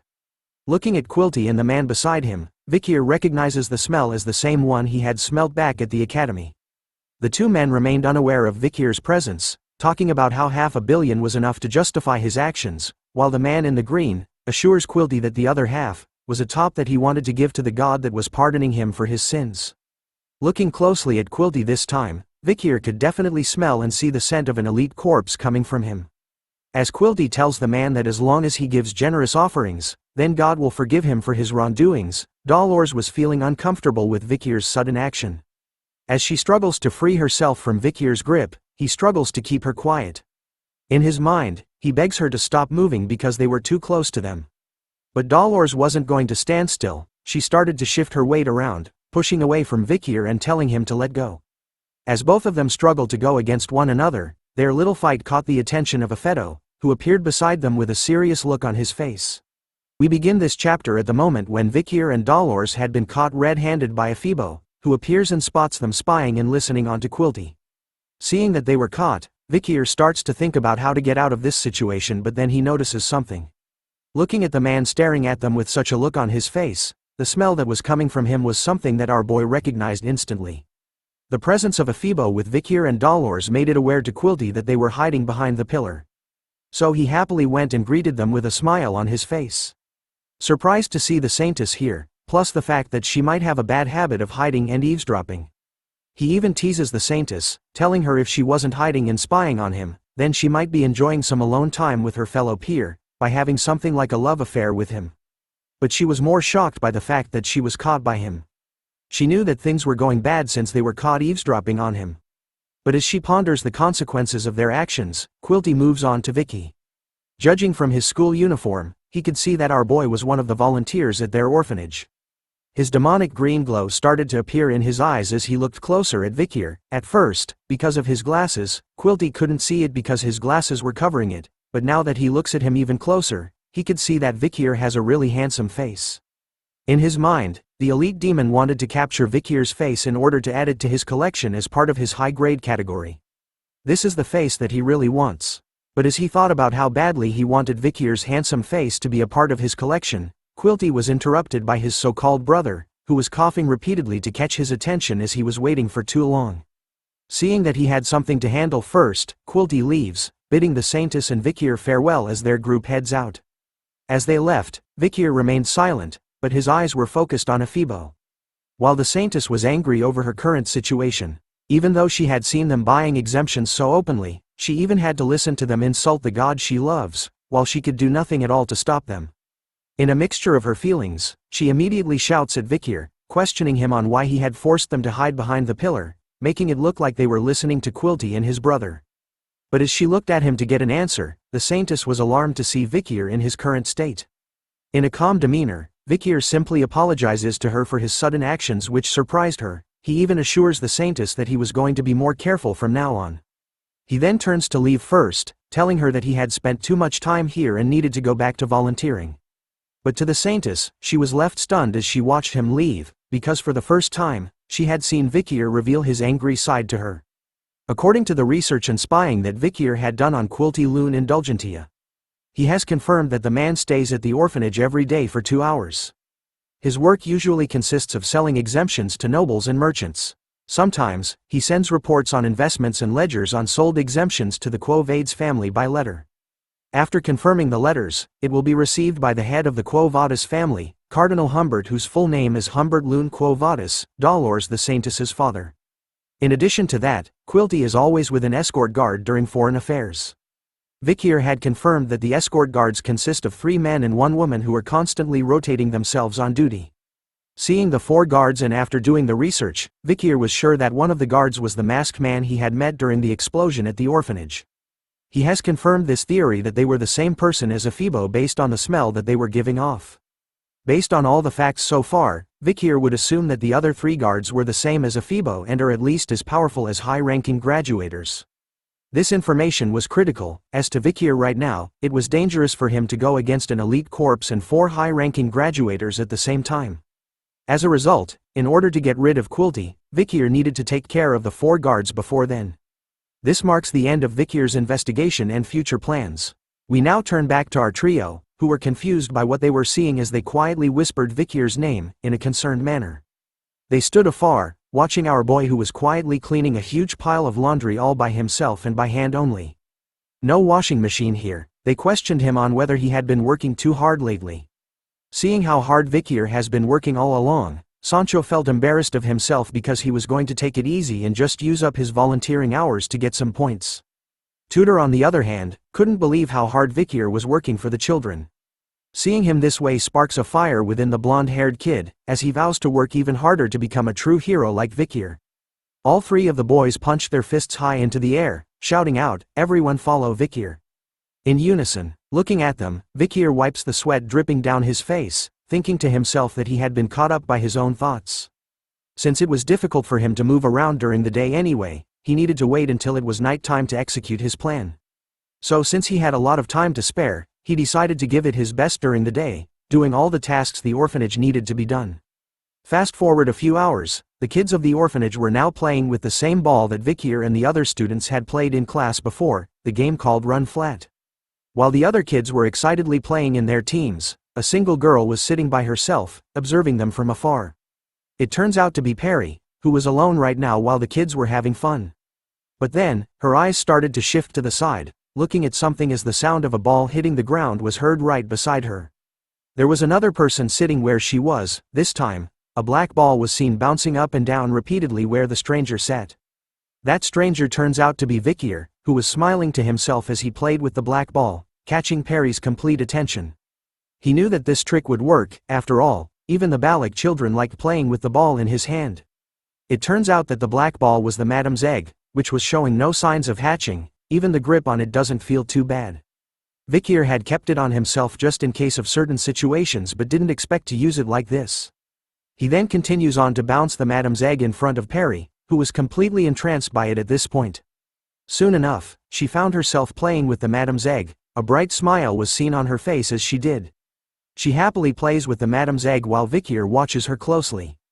Happy over the fact that Perry had fallen for his trap. But as he watched Perry, Sinclair was watching him too from behind. She calls out to him, talking about how kind he was. Sinclair has made her appearance to him once again, mentioning to Vicier that at first, she saw him as a no-nonsense kind of guy. As she slowly approaches him, Vicier questions the lady on whether she needed something from him. She happily leans in closer to Vicier, telling him that she wanted to be closer with him, and although she was a year younger than him, she wanted to know if it's all right for her to speak to him more casually. Despite giving her the bombastic side eye, our boy eventually caves in to her request, telling her to do what she wanted, bringing a joyous smile across Sinclair's face as she got what she wanted from him. Seeing that being causal was now allowed, Sinclair prompts to call Vicier brother, but then he tells her that he finds it a bit uncomfortable to be called that. Instead of being sad over the rejection, Sinclair simply giggles, telling Vicier that she was going to think of another way to call him until the next time they meet. Which our boy simply agrees to. As the two students were busy talking to one another, Perry was still playing with the madam's egg, which moved by itself all of a sudden, causing Perry to lose control over it as it bounces away from her. In a turn of bad events, the madam's egg somehow manages to bounce its way to freedom, but escapes through a hole in the fence before bouncing into the dark and murky waters. Vicier and Sinclair were able to spot what had just happened. They made their way towards Perry, who could only stare at where the madam's egg had gone. Her mouth was left wide open over the shock of losing it. Sinclair looks at where the ball had fallen in, and tells Perry that they couldn't get it since it fell into the estuary. With tears in her eyes, she looks over to Vicier in a panic. Seeing her reaction, our boy assures her that it was fine and not to worry about the ball. But seeing the sad state that Perry was in left our boy conflicted, as the little girl tried her best to keep her tears in.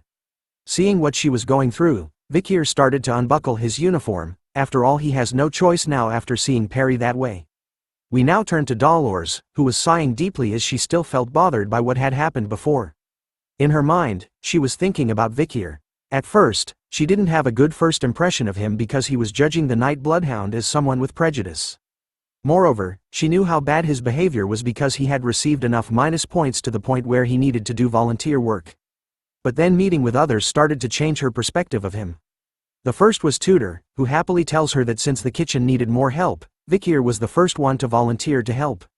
Sancho appears in a cook uniform, telling Dolores that until just now, Vicier had been distributing food. Since the hot water wasn't coming out, he also went out to check on the pipes. He even wasn't able to eat because he was giving out food. The next one was PG, who tells Dolores that he believes Vicier went on to help with the laundry, adding on, that not too long ago, Vicier was able to fix the pipes, so they were able to boil the laundry now. Even Bianca appears, telling Dolores that Vicier was with her, hanging clothes till now. But then the children asked him to play, so he went to prepare the gym for the kids. After meeting everyone, Dolores was confused since everyone thinks of Vicier as a good person. She had thought of her judgment of our boy as being inaccurate, but after hearing about him from everyone else, she realized that she was just flat out wrong about him. It turns out that she was the one that had her own prejudices about him. A lot of people were aware of the fact that Quilty and her were on bad terms. She starts to think that Vicier was just being considerate by hiding her with him because he noticed that Quilty was approaching them. So now, her goal was to look for Vicier and apologize to him over her misguided view of him. Soon enough, she spots him standing alongside Sinclair and Perry, as they look for the ball in the murky waters across the fence. But then something happens which leaves Dolores confused while leaving Sinclair with a heavily blushed face as she tries to cover her eyes. With his uniform and shoes neatly placed onto the ground beside one another, Vicier easily leaps over the fence in a single jump and lands deep into the murky black waters of the estuary, leaving all three ladies with a stunned look on their faces. Soon enough, the ball was in his hand.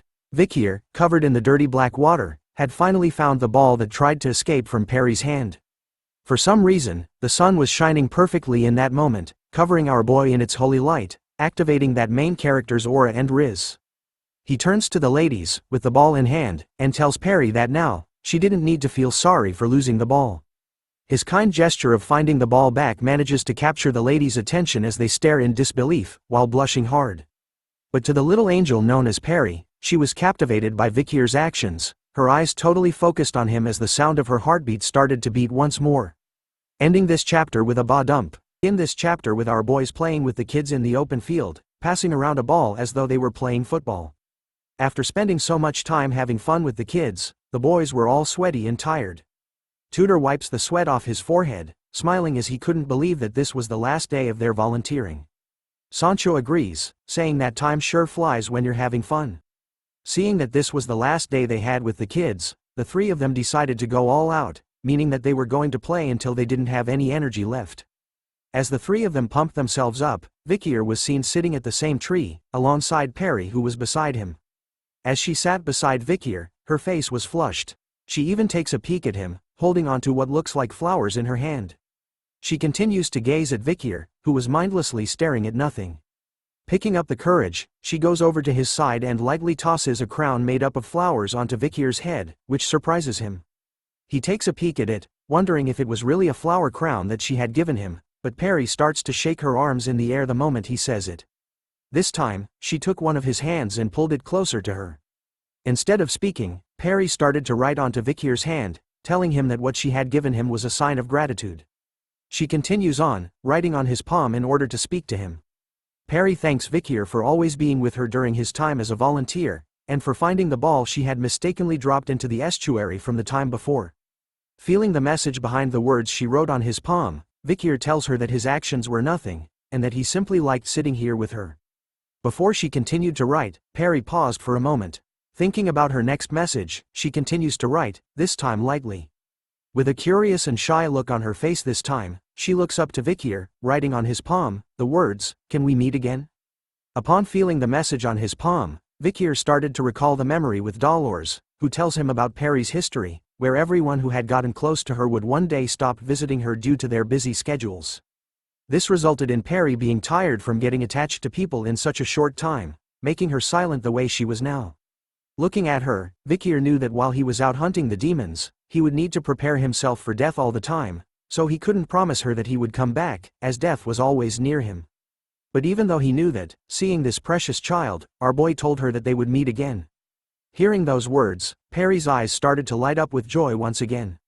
Vicier, sincerely, promises her that he would come here if there's a tomorrow for him.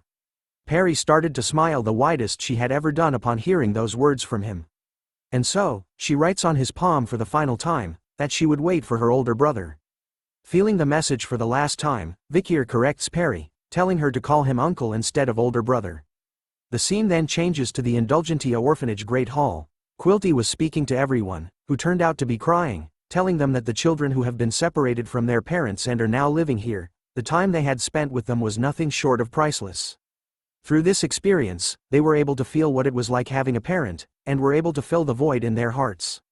He continues to give his speech, telling the volunteers that if the children grow up to be great people, then it would all be thanks to them. Ending off the speech, he tells them about the love that they were able to receive from the children these past 10 days, and hopes that they would share them with children. As he ended the speech, another member of the orphanage brought out a huge donation box on wheels. PG started to wail loudly as Vicier could see that Quilty had actually shown up on the last day of their volunteering.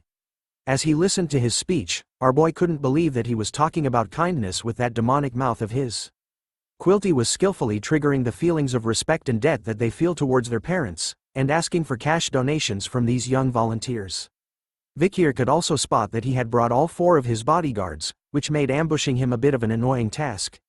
With his eyes glowing slightly red, even with the added difficulty of the bodyguards, Vicier couldn't let the demon do as he pleases anymore. After all preparations were done. As planned, he was going to hunt the elite corpse today. Soon enough, massive amounts of gold coins were given. The volunteers were queuing up behind one another, donating as much gold as they could. While they waited in line, Vicier stood out alone as Sinclair walked towards him. She questions our boy on why he wasn't donating, so he simply tells her that he didn't have any money. Sinclair was surprised to hear that an academy student didn't have money with him, but in truth, Vicier just didn't want to give money to a demon. But what piqued his interest was the fact that Sinclair had called him brother. She reminded him that she had come up with a way to address him, which Vicier seems fine with as he tells her to do whatever she wants. Moving on from that, Sinclair points out to him that he was being cold. Since they were wealthy, they should help the children. But Vicier replies back that parents are ultimately unnecessary. He continues to tell her that children may need help from their parents during their childhood, but it is up to one's personal strength in how they will tackle the world, leaving Sinclair speechless as she stares at him. In response to his depressing words, Sinclair holds onto his hand, telling him that his life must have been hard. So she offers Vicier a chance to come over to her house and play, and even eat with her family during the break or public holiday. After giving him those choices, Sinclair leaves our boy behind, telling him that she was going to the children and to free up some time once they were done volunteering. As soon as she left, Vicier looked at his hand, thinking about how strange she was as a person. According to his knowledge, Sinclair was the identity she submitted to the academy as a disguise. Before his regression, she was the most extraordinary out of the Ice Corps and always placed first in both theory and practicals for 4 years straight. But then, she disappeared after graduation and never showed herself again. And so, Quilty announces after the donation that now is the time for the children of the orphanage to give thanks to their parents for the past 10 days. Tudor cried as he hugged the kid he took care of, promising the little one that until he became a great hero, he was going to come here every week, even after he became a great hero. Sancho was on his knees, telling the kid that in the north, the children are considered most precious, as they are the future. Reminding the little boy that the empire's future was on his shoulders and that he should do well in life. PG started to wail once again, telling the children that had gathered around him that he was definitely coming back, and that he would also bring lots of yummy food for them. Even Bianca couldn't help but cry a bit as she held the little girl's head. She felt that these past 10 days were both long and short at the same time, and couldn't believe that she herself had gotten attached to the kids this much. As the volunteers started to be with their kids, Vicier stood alone at the back, silently watching everyone. He turns to his right to check and then his left. Even Dolores was there, comforting the children by rubbing their heads. Vicier sneaks up behind her and calls out her name, startling the saintist. As she turns to look at him, her face becomes flushed with red. As she keeps seeing the memory of him being shirtless and covered in dirty water after rescuing the ball from the murky waters of the estuary from which it fell in, she wonders why she keeps thinking of that day as Vicier tells her that he had a question for her. It was about Perry. He wondered if she had seen her around lately. Thinking about it, Dolores looks around, realizing that she hasn't seen Perry here yet but was sure that the last time she saw her was this morning. Hearing that bit of information, a sudden feeling of dread overcame Vicier as he realized something. Wasting no time at all, he turns to leave as Dolores chases after him. Thinking about that sweet girl not being here, Vicier's bloodhound senses started to activate. He spots Quilty from afar, who wears a creepy and demonic smile on his face. Seeing that, fully unleashed the bloodhound within Vicier, as he stares back at the demon, with bloodlust in his eyes. Soon enough, night arrives in the city. As the boys were deep asleep, crying about their goodbyes to the kids. Vicier's bed was empty. We then turn to another building, part of the Indulgentia Orphanage Children's Dormitory, the fourth building. Inside it, the 4 bodyguards of Quilty were present, all wearing their weapons. Upon reaching a specific area, they started to part ways, each of them heading alone in their own paths. We now see Afeto all alone. As he continues his surveying of the area, only darkness remains behind him. Out of the darkness, a bloodhound appears, its eyes still glowing bright red even though it was hidden underneath a mask. Afeto immediately turns around, sensing something but spots nothing at all. As he continues to stare at the empty hallway, a voice appears in front of him, telling him that he had a question. The bloodhound appears right in front of Afeto without him even realizing it. Vicier questions the demon on where the children who were locked up for the purpose of being the elite demon's food supply were kept hidden, but Afeto didn't even respond with words but took action instead. He immediately swung his massive mace weapon to our boy. But before the attack could land on him, Vicier manages to separate his head from his body within a split second. Holding onto Afeto's head, Vicier found it funny that he asked a question to someone who can't talk. Unleashing his own demonic sword, Beelzebub, Vicier reveals that this time, there was no time for him to play with these demons as it was hunting time for the bloodhound. We begin this chapter off with Vicier holding onto Afibo's head after teaching him a lesson in the previous episode. But as our boy held onto the undead's head, he started to notice something from it. Afibo's head was starting to smoke. Without doing anything to it, smoke started to arise from mouth and ears or any kind of holes Afibo's head has. Before long, the undead's head dropped onto the ground without warning. What was left in Vicier's head was the face mask that Afibo had worn during the first night they had a fight together. Looking at it closely in his hand, Vicier wonders if the face mask he was holding on to was what allowed the undead to change his face into a fake. Once the smoke has cleared from the head, Vicier takes a look at it and recognizes who the face belongs to. It looked like it belonged to Peter, Dolores's Holy Knight bodyguard whom we met when Vicier went on to rescue the town from the Red Death. But upon closer inspection of the face, Vicier spots a mole near one of its eyes, and summarizes that this wasn't the Peter he knew. As Peter himself didn't have a mole. Thinking about this unique feature, Vicier started to recall a memory he had before he regressed into this life. Sitting at a campfire with Peter, Vicier remembered how Peter would often talk about his missing younger brother, who went missing after going into isolation training. But seeing his younger brother lying dead on the ground after having his face stolen, Vicier pieced it together. Peter's younger brother didn't disappear because of the isolation training, he disappeared because a demon went after him and turned him into an undead. Knowing all of this now, our boy's eyes started to glow beneath his mask, as 2 more bodyguards started to approach him from the darkness. Seeing them here, Vicier figured that these guys would also be somebody he once knew. The 2 new victims turn out to be the long-hair blonde and the short-hair kid. Both wielding dual blades as their choice of weapon. Wasting no time at all, they entered a battle stance, ready to face off against Vicier. Hee, get it? Face off? Never mind. Moving on, Vicier lunges straight towards the undead bodyguards, his Beelzebub blade emitting a red aura. As he takes a swing at them, he unleashes a devastating blow filled with his bloodhound aura, but the 2 undead manage to disappear instantly, dodging his attack and reappearing at his side, managing to cut Vicier by a bit as blood was spilled in the air. Vicier and the 2 bodyguards started their fight, causing an explosion to occur and dust clouds to fill the area, making it hard to see what was going on in their battle. In the meantime, our attention is shifted to a statue of a goddess. A familiar face and voice was heard and seen, as she held her hands in a prayer manner in front of the statue. Dolores started to chant the following words: Our Loon, who art in heaven, hallowed be thy name, thy kingdom come, thy will be done, on earth, as it is in heaven. Forgive us for our sins, as we forgive those who sin against us. Let us not into temptation but deliver us from evil. Speaking of temptation, as she spoke out about her prayer, the innocent girl couldn't help but fill her mind with the images of a shirtless Vicier, covered in dirty water while basking in the glorious rays of the sun from the time he rescued the ball from the estuary for Perry. Dolores finally snaps out from her prayer, confused and embarrassed over why she kept thinking about our boy even in this moment. Seeing that she couldn't concentrate on her prayer, she decided to leave, reminding herself to keep calm and relax, lying to herself that Vicier was just a good junior. But the thought of him and the night bloodhound only kept her confused as she was unaware of her own feelings. Thinking deeply about it, she was soon attracted by some noise coming from a certain direction. Looking to spot what it was, she sees a figure emerging out from a dust cloud as an explosion was seen as well. Taking a closer look at the mysterious figure, she recognizes the pandemic mask he was wearing. It turns out to be the night bloodhound she was searching for. But seeing him here all of a sudden made it confusing for Dolores, as she wondered what the night bloodhound was doing in an orphanage. But more importantly, she wonders why he was busy fighting against Quilty's bodyguards, who were storming straight at him without any signs of stopping. In the midst of their fight, Dolores shouts at the words night bloodhound, catching Vicier's attention as he turns around to see that the saintist was behind him.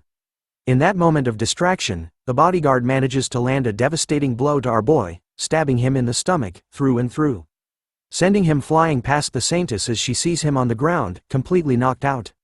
Transforming into a human shield, Dolores stood in front of the bodyguards who were walking over to finish the job, her arms spread wide as she told them to stop.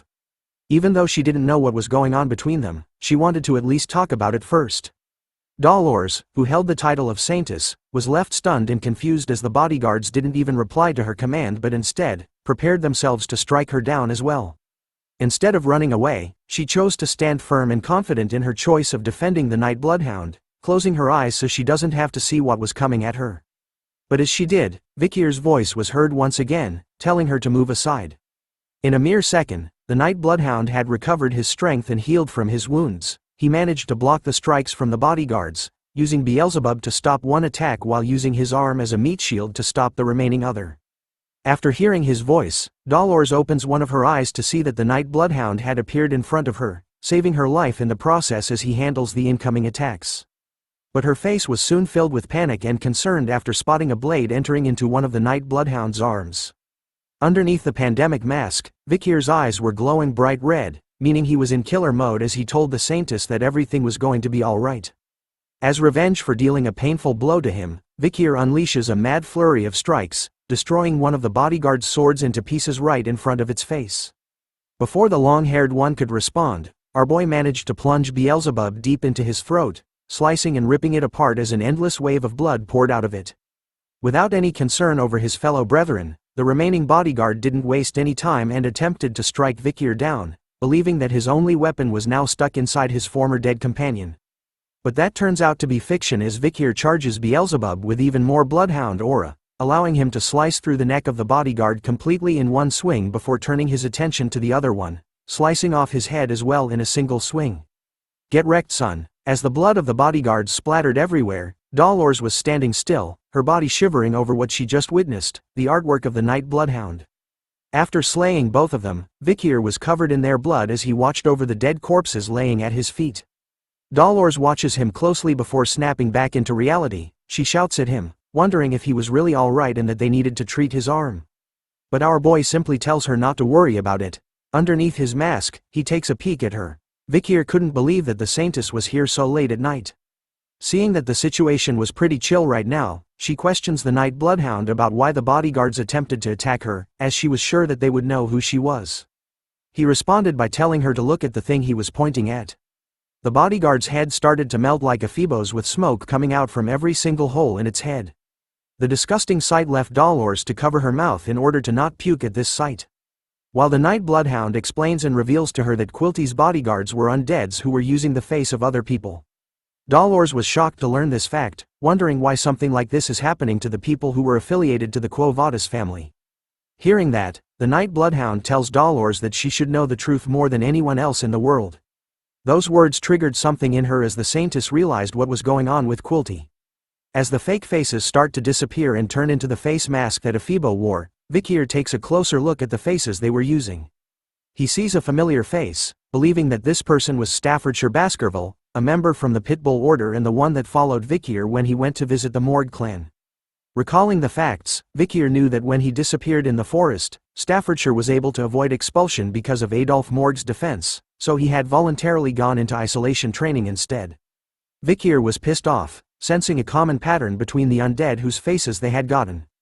He then takes a look at the other bodyguard and spots a tattoo near its collarbone. Looking at the tattoo, he suspected that this bodyguard was originally from the Don Quixote family. He started to think about Set, who had also gone into the pretense of isolation training. People from prestigious families who cut contact with outsiders. That's when the pattern appeared. The key to this was isolation training. He then recalled the triplets from the Morgue clan who informed him that they were about to start their isolation training and that Camus, who was previously in isolation training, had left and entered the Hall of Darkness, devoting herself to magic research. Piecing all the clues and information he had, Vicier started to think about another worst-case possibility as someone appears with fire magic in a wrapped hand. Before he could react, a massive fire explosion was set ablaze right in front of Dolores and the night bloodhound. The explosion didn't seem to stop there as more explosions appeared, destroying everything and everyone in its path. It turns out that in the midst of the fires, Vicier manages to protect the saintist from the blast by using his cape as a shield from the flames. But then, both of them were alarmed to see something. Someone else had appeared, walking slowly through the flames. A familiar red-haired lady, the last of the bodyguards, has finally made her appearance to Vicier. The moment he spots that familiar red hair, past memories of his time with Camus started to appear in his head. The lady, who wanted to be his wife, now stood in front of him, eyes focused and intending on killing him as she casted another fire spell in her hand. Is this our waifu, turned undead? Find out in the next chapter. This chapter begins in the aftermath of the previous fight, with flames surrounding everyone. The undead lady who looked like Camus started the fire with her magic, her hand pointed towards Vicier, who had managed to safely protect Dolores from the sudden bombardment of fire magic from before. Even with the intense heat coming from the fire magic all around them, it doesn't beat the heat coming from Dolores, who stares at Vicier, her face flushing bright red as she sees that the night bloodhound had protected her again. Snapping out of her delusional love, Dolores looks ahead, telling the night bloodhound that she could sense the attacks coming to them were filled with malicious intent. But she also noticed that the attacks weren't just targeting him, it seems to be aimed at her as well. Knowing that, she asks the night bloodhound if the lady in front of them was an undead too, like the other two bodyguards. Hoping that this wasn't true, Vicier simply replies to her question that there might be a chance the red-haired lady was an undead. Hoping to confirm the fact, Vicier asks her about when the Camus look-alike had joined Quilty. Dolores promptly replied that she had joined him quite recently. Taking the moment to absorb everything that was happening to them, Dolores, in her prayer stance, tells the night bloodhound that she too serves God. And if her opponent happens to be an undead, then she couldn't just stand there and do nothing. So she was willing to support Vicier in this fight against her. A holy support has been added to the party, but our boy, as an alpha wolf, turns down her idea. Telling her to stand down as he moves towards the undead lady as he had something he needed to check. Hoping to help him with just a bit aid, Dolores offers to cast healing magic on Vicier, but he declines the offer. But before Dolores could fight back against his decision, the undead lady started to cast another set of fire magic as sparks appears in the palm of her hand. Soon enough, multiple lances appeared in the air before her, all aimed towards Vicier, who was walking straight at her without any sort of protection from Dolores. As the fire lances were launched at him like torpedoes, he easily cut all of them apart before they could do any sort of damage towards him. The pieces that were cut flew past him and ended up exploding in the air, but all of this didn't bother Vicier, as he was in deep thought. Even though there was a fire-casting maniac trying to kill him, all Vicier could see was a lady with long and straight red hair, casting magic that at least looks like 6th class level, who uses both steel and fire in her attacks. As he returns Beelzebub to his wrist, Vicier knew that the people who can control that level of magic at such a young age was rare in this continent, even in the Morgue family, a prestigious magic family. Speaking of steel and fire, the undead lady summons even more of the steel lances from before, aiming and firing towards Vicier, who was now walking towards her without Beelzebub in his hand. This time, he didn't even cut down the steel lances and simply allowed them to hit him, covering Vicier in a large fiery explosion. Out of the flames came Vicier, completely unharmed by the attacks from her, even managing to catch one of the steel lances in his hands. He continues to make his way towards her slowly, not even bothering to dodge the steel lance attacks as some of them managed to cut his shoulders. One of the steel lances even manages to blow pieces away from his left side, but he still continues to move forward, unfazed by everything that was happening to him, unafraid of the steel and fire attacks.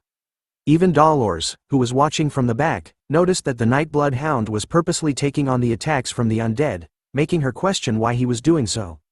And if it was because he knew who the undead was. What was more important to her was what kind of relationship did the night bloodhound have with the undead they were facing. Even in the face of death, Vicier continued to walk towards her, not even defending himself anymore. The nearer he got to her, the more he started to think about the time before he regressed. A flashback starts in his head. Vicier knew about the good relationship Camus had with her uncle, Adolphe Morgue. Which meant that she wouldn't have left the registry and gone into isolation training in the Darkness Hall. But as he started to recall all the moments they had spent together in this life during their childhood, Vicier started to regret the fact that he had approached her in this life. Thinking back about their conversations, regretting the fact that he had started a relationship with her, and eventually even used her for his own plans. Camus morgue, her face suddenly cleared to him. As he stood in the flames that were trying to kill him, Vicier started to think about the decisions he had made after regressing, some of which may have caused the bright future of the hero known as Camus morgue to disappear. As he finally stood face to face with the Camus undead look-alike, Vicier wondered what the hell had he done to cause this situation. Sensing a chance to attack while Vicier appeared distracted, the undead started to cast another flame spell in her hand, but our boy managed to grab her wrist before she could go any further. As he pulls her arm down to prevent her attack from reaching him, Vicier immediately grabs onto her face with his other hand. In a swift motion, he removes the mask that all the undead were wearing in order to see her true face and to confirm what he was afraid of. Dolores, her mouth left open, was stunned to see what was going on as the mask was ripped from the undead's face. Even Vicier, underneath the pandemic mask, had a bizarre reaction to what he had seen. Unwillingly to stop even after having its mask removed, the undead started to cast the flame spell once again in her hand, aimed right towards Vicier, who was about to take it at point-blank range. Without hesitation this time, he pulls out Beelzebub and slices the head off its body, stopping the undead from unleashing its fire spells anymore. As the flames that were surrounding them died down, all that was heard in the area was the sound of the undead's head bouncing on the ground after Vicier had severed it from its body. The undead, now completely dead, laid on the ground, without any signs of life. Seeing that the job was done, Vicier finally kneels down in pain, slowly recovering from the attacks he had taken without defending himself. Dolores could see the horrible state he was in and rushed over to his side. With the amount of blood and wounds covering his body, she could obviously see how injured the BloodHound was, and casted her holy healing magic on him immediately. As the two of them watched over the undead's body, Dolores took the chance to ask him if he knew who she was. Vicier, underneath the mask, took a moment, thinking about what he was going to say before revealing to Dolores that he didn't know who this undead was. Phew, thank the goddess. Sensing that most of his injuries were healed, Vicier slowly stood up, telling Dolores that she had done enough and that his current state was fine enough.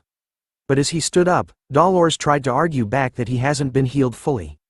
Feeling that she shouldn't push it, she questions the BloodHound on the reason why he was fighting to the point he had become so injured, and whether he was willing to tell her the truth.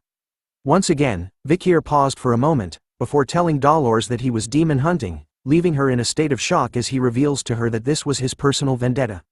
Moving on from that, he walks over and picks up the mask the undead was wearing.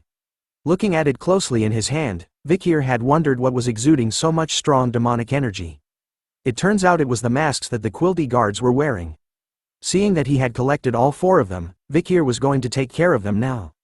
"Hey, give me the relic," said unknown voice, causing both Dolores and Vicier to immediately turn to see where it came from. A nasty-looking mouth had appeared in the stomach of the undead Vicier had just slain.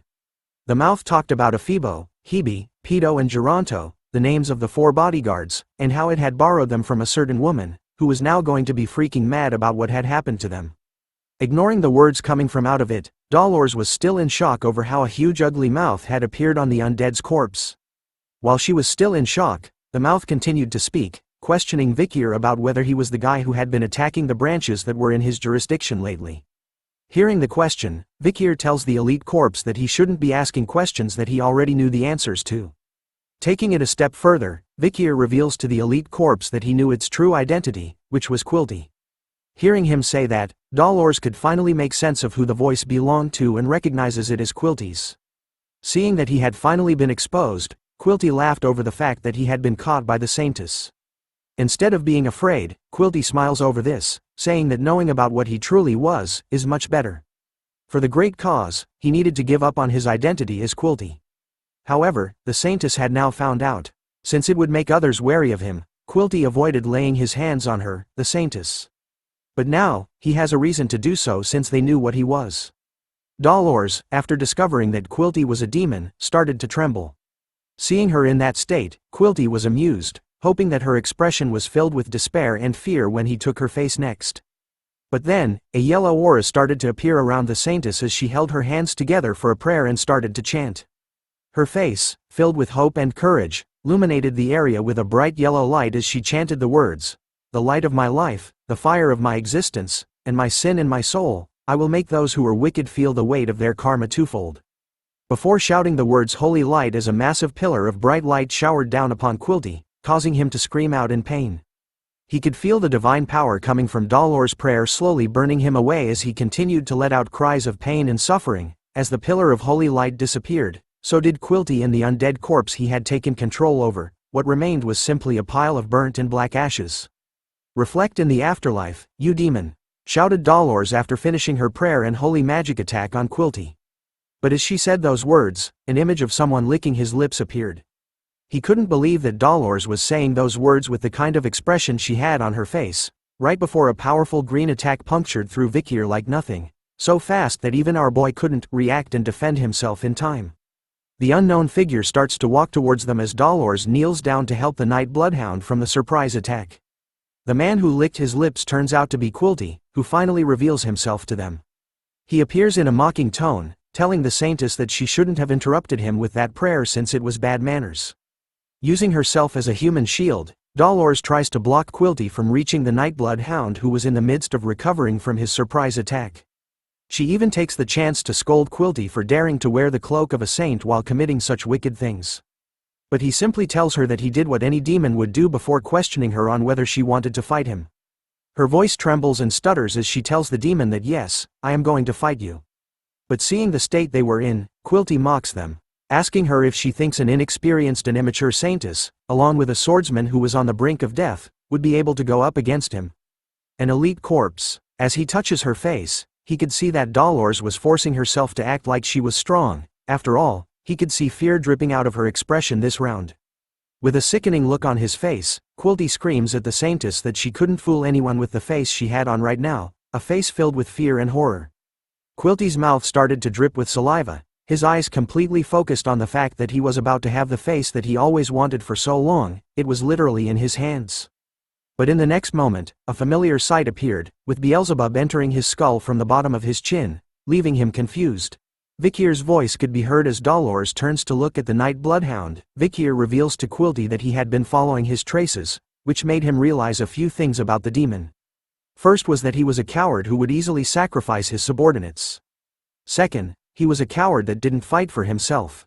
Third, Vicier figured out that Quilty wouldn't reveal himself as long as he remained uninjured. So all this time, our boy had pretended to be hurt by the surprise attack, revealing to everyone that he had already healed from the attack a long time ago, and that healing an injury like that was nothing. This was all part of his act. Even with a blade through its thick skull and its eyes rolling backwards filled with blood, Vicier questions Quilty about how his acting was. In the next moment, Quilty's eyes changed back to its bright green demonic side, staring right at Vicier even with a blade in its head. Laughing over their situation, he tells Vicier to call him Dantalion instead, throwing away the name Quilty before calling Vicier a damned method-acting brat. Start off this chapter with Dolores looking all shocked and stunned by what just happened. A brief recap: even after piercing his head with Beelzebub, Dantalion was still able to talk. While Vicier was lifting him by the head, Dolores collapsed onto the ground, stunned at the fact that Dantalion was still capable of talking with a sword through its skull. Seeing how the demon was still alive, even Vicier was taken back by a bit, recognizing that the title Elite Corpse isn't just a title. Looking closer at our boy, Dantalion figured out that he was the one that killed Andromalius, the Elite Corpse that had infiltrated the Baskerville family. Seeing that the face of Quilty has been damaged, Dantalion reveals another face he was hiding in the back of the face he is wearing. He smiles even though he had lost the face of a clergyman. As he rips away from Quilty's body in a new female body, Dantalion reveals that he collects people's faces and in doing so, is able to absorb their memories and their life, allowing him to act all innocent. He continues to laugh at Vicier, telling him that the one he killed was none other than Quilty Lune Indulgentia. And it was just one of the many faces that he owns. Unless Vicier can kill all of the faces he has in his arsenal, then he will never be able to kill the Elite Corpse, Dantalion. Hearing that, Vicier immediately leaps towards the demon, telling him that he was going to do as he says. Vicier was going to kill every single one of the faces he has. And so, Vicier manages to stab the demon straight through the stomach this time. The moment his blade pierced the body, something weird was going on as Dolores watched the scene unfold before her eyes. The body that Dantalion had stolen, its owner had come back. With tears in her eyes, she begs Vicier to save her as she didn't want to die. Even as blood filled her eyes and dripped from her mouth, the young lady continued to beg Vicier to spare her from this pain. Before long, the possessed body collapsed onto the ground in front of them. As the dead body laid there, a sound of something ripping and morphing could be heard from its corpse. Not long after, another body appears, ripping itself free from the young lady. This time, the man looks around, all confused and wondering where he was. He started to recall the fact that the last thing he remembered was buying meat pies that his daughter likes on his way home. But before he could finish his sentence, Vicier, without an ounce of mercy, simply slices his head off from his body, telling Dantalion that he was being too arrogant. The next body that appeared started to cry as a reflection of a young boy could be seen in the lens of Vicier's pandemic mask. Dantalion had chosen a child this time, crying towards Vicier and telling him that he was being too mean. Rubbing his eyes as he walks closer to Vicier, the young boy complains to Vicier, telling him that he didn't do anything wrong and questions him on why he was bullying him. Even with all the crying, complaining and childish voices, Vicier wasn't bothered by it at all and told Dantalion to stop his act. Remembering the memory with Andromalius, who could also change his face and voice to the people he killed, Vicier had already gotten immune to such acts by the demons, and was no longer affected by them. After revealing that fact, Dantalion finally shows his true demonic side once again, smiling after knowing that Vicier was a stone-cold killer and that his changing of faces didn't affect him at all. But the demon has a hidden card up its sleeve, telling Vicier to check something out as his finger starts to morph into something sharp. Something shoots out of it, hitting Vicier's wrist even before he could react to it. By the time he looked at what it was, a piece of Dantalion had attached itself to our boy. Right before having his head sliced off, the young boy smiles, telling Vicier that what he had gotten was a present from the elite corpse. As soon as the body was pushed backwards by the blow from Vicier, Dantalion started to morph and change in the middle of the air, twisting and turning his current body before landing in a new one. As he looked over to Vicier, he couldn't help but laugh. It turns out that something was happening to him, everything around him started to blur, and the feeling of pain and nausea was taking over him. After just a few seconds, Vicier kneels onto the ground, in pain as Dolores watches over him with concern. Dantalion, with even more eyes and mouths on his face and hands, laughs at Vicier's current situation, revealing that he had planted a face onto Vicier's wrist just moments ago, and that right now, he was going to show him the face's memories and emotions. Dantalion continues to reveal to Dolores and Vicier that the face he had planted into him was someone who suffered from paranoia and schizophrenia, resulting in him killing his precious family. Which made him wonder what Vicier was feeling. After all, he was going to have the memories of two people clashing in one body. Dantalion was hoping that Vicier's memories and the face's trauma would mix, and that his consciousness would begin to perish as a result. But something unexpected catches the demon's attention as he stares in wonder. Dolores, covering her mouth in shock over what the BloodHound did. Vicier had actually sliced his own arm off before the face's trauma could mix into his mind. Dolores was concerned over his missing arm, but Vicier assured her that everything was fine as he started to recover. He shows off his freshly healed arm, telling Dantalion that even though he was hunting a demon, he was not your average human. Looking at what Vicier did, the demon started to understand why Andromalius had actually been defeated. Looking closely at the sword that Vicier was wielding against him, he could see that it was emitting demonic energy, which meant that it was Beelzebub. Adding on that Vicier had the aura of a graduator of the highest grade, Dantalion realizes that he was not going to be an easy opponent to fight head-on. So he smiles after thinking of another way to deal with Vicier and starts to morph his hand into something else once again. With his creepy hand, Dantalion starts to point it at the duo, but this time, instead of attacking Vicier like before, he aims his creepy finger at Dolores, shooting it at her at lightning speed. But something else was faster. Our boy. He steps in and manages to defend Dolores from the demon's surprised attack. But all of this was planned by him. He smiles, knowing that Hound would protect the saintist, and realizes that he was fighting with a weakness right beside him. As Vicier continues to defend and block the incoming attacks all aimed at Dolores, she tells him to not worry about her and continue his fight against the demon, but our boy couldn't do that. As he didn't want to lose the hero's pillar. After all, Dolores played an important part in the fight against the demons in his previous and future life. She couldn't fight back against Vicier's words, and continued to watch a fight that was so cruel and scary to her. She could see that the BloodHound was fighting alone right now, and wonders if he was going to continue to fight alone in the future as well. Gripping her hands tightly together, Dolores knew that she needed to solidify her resolve, but she was so scared right now to the point that she couldn't stop shaking. But even with all those negative emotions, the girl was ready to jump in the fight and help the BloodHound. Finally, holy light started to be casted once more, but before she could continue, A piece of Dantalion was tossed right in front of her, breaking her concentration as she looked at it. The pile of meat, containing pieces of eyes and mouth, started to speak to her, calling Dolor's sister. The image of Quilty's face started to appear in her head once again as fear and horror overtook the saintess, breaking her courage that she took so long to gather before. Panic and fear was all she had right now, as she couldn't do anything anymore. Dantalion, on the other hand, was smiling in his fight against Vicier, calling it too easy as his arms changed into tentacles covered with ghostly faces.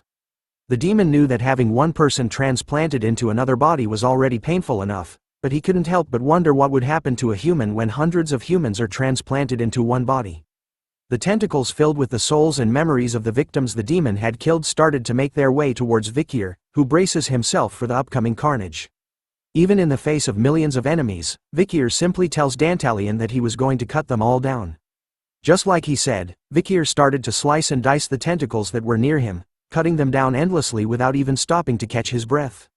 The demon was impressed by the feat that he was accomplishing, but mocks the night hound, wondering if he was going to cut thousands of faces up. Ignoring the demon's taunts, Vicier continued to do what he does best. Slicing and dicing the endless waves of faces that were coming to kill him. But as he cuts through the attacks, something catches his eyes in the midst of the battle. Amongst the faces that he had cut, one of them looked familiar to our boy. A face that we had recently been introduced to. Memories started to flash in Vicier's mind, recalling the time that he had spent with a precious young orphan during his volunteer days. Thinking of that face in his memories, it matches the face he had just slain. This was one of the rare moments where Vicier was fearful of something, as he slowly realizes that the face belonged to Perry. Because of that single moment of lapsed judgment, Vicier stopped attacking and was slowly consumed by the endless horde of faces. The light of the night bloodhound was soon covered by the deadly faces of Dantalion. We begin this chapter after Vicier had lost concentration in the battle. After seeing that Perry had been absorbed by the elite demon Dantalion, our boy ended up being absorbed too. We now see him alone, in a place different from where the battle took place. Even in the endless darkness and being alone, Vicier's face was not filled with despair or fear but a confident look to ensure that the demon will die by his hand. But looking in front of where he was, Vicier spots an endless amount of people, sitting on the ground in a neatly formed rows at a place that looks like a sewage area where water was flowing constantly past them, but they remained seated, not even raising their faces and being unbothered by the water. Looking closely at his current situation, Vicier recalled that he had been swallowed up by Dantalion's skill, making him believe that his current whereabouts was somewhere inside of the skill Dantalion had cast on him moments before. Seeing the endless rows of people sitting on the ground, Vicier grew nervous as a sweat drop appeared on the side of his face, thinking that these people were the ones that had been eaten up by Dantalion. As he continued to look at them, a sudden wave of pain started to surge in his body, forming veins that could be seen clearly on his face. The purple mist started from his legs as he remained submerged in the waters of the sewage. The mist was not stopping at all as it continued to spread around his body. The waters of the area started to flow even more fiercely, as Vicier recognized the feeling he was having. It was the same disgusting feeling that he had gotten when Dantalion's face was pieced together on his wrist like before. He knew exactly what the purple mist represented. It was the traumas of the people in front of him. All of their traumas were now flooding into his body. A young boy sat in the front of the rows, his face clearly missing as a small voice was heard, begging for something to stop as it was hurting him. Hearing those pleas, Vicier places his own hand on the young boy's head, as a way to comfort him, kneeling down even though their traumas were flowing into him endlessly. As he comforted the boy, Vicier couldn't help but recall seeing Perry's face amongst the faces he had cut from before. So if the people that Dantalion had eaten were all here, then amongst these endless rows of humans that were eaten, Perry's body should be here as well. The people sitting on the ground continued to voice out their pain, saying that they were scared and exhausted. Some wanted to die right away, others lost all hope to live anymore. All kinds of negative feelings were displayed by them, all in front of Dolores who stood before them. Seeing them and hearing what they were feeling, Dolores' knees became weak as she kneeled onto the ground, realizing that these were all the vindictive spirits who were eaten by the demon known as Dantalion. The moment she mentioned his name, the elite demon appeared right behind her, asking her how she thought about the situation before him and revealing that the people sitting in front of her were the collection of human souls that he had eaten so far. Dantalion finally appears in his true demonic form, a white form with green eyes with 4 tentacle-like ears appearing on the side of his face, with eyes and mouth split in half between them. He smiles widely and happily tells Dolores that he had been selective since he didn't want to eat ugly humans. Hearing the sounds of weeping and despair, the elite demon was instantly turned on, asking Dolores if their sounds were resonating in her heart as well. More information about the demon is revealed: risk rating with S+, unknown size, site of discovery was the Gate of the Fall, deep underground and in the snake's lair. The ninth corpse, natural enemy of humans and, being invulnerable and immortal, one of the 10 disasters. Dolores finally spoke out against the demon, asking him how he could commit such sins, even with the children from the orphanage. But the demon didn't see anything wrong with his actions, saying that there was no need to justify their reason for eating food. And proudly declares that he has no sins while looking for something in his jacket. He takes out a glowing holy piece of paper, the paper that exempts one from sins. The demon laughs and smiles while showing it off to Dolores, telling her that he was exempted from any sins since he had this paper. He couldn't help but laugh at the fact that a human idea in which sins can be sold in exchange for money was something that even demons couldn't dream of doing, giving Dantalion a sense of thrill. He continues to reveal that with the idea of using the orphanage as a supply and demand for his food, he simply raised the livestock and applied the supply and demand on the food.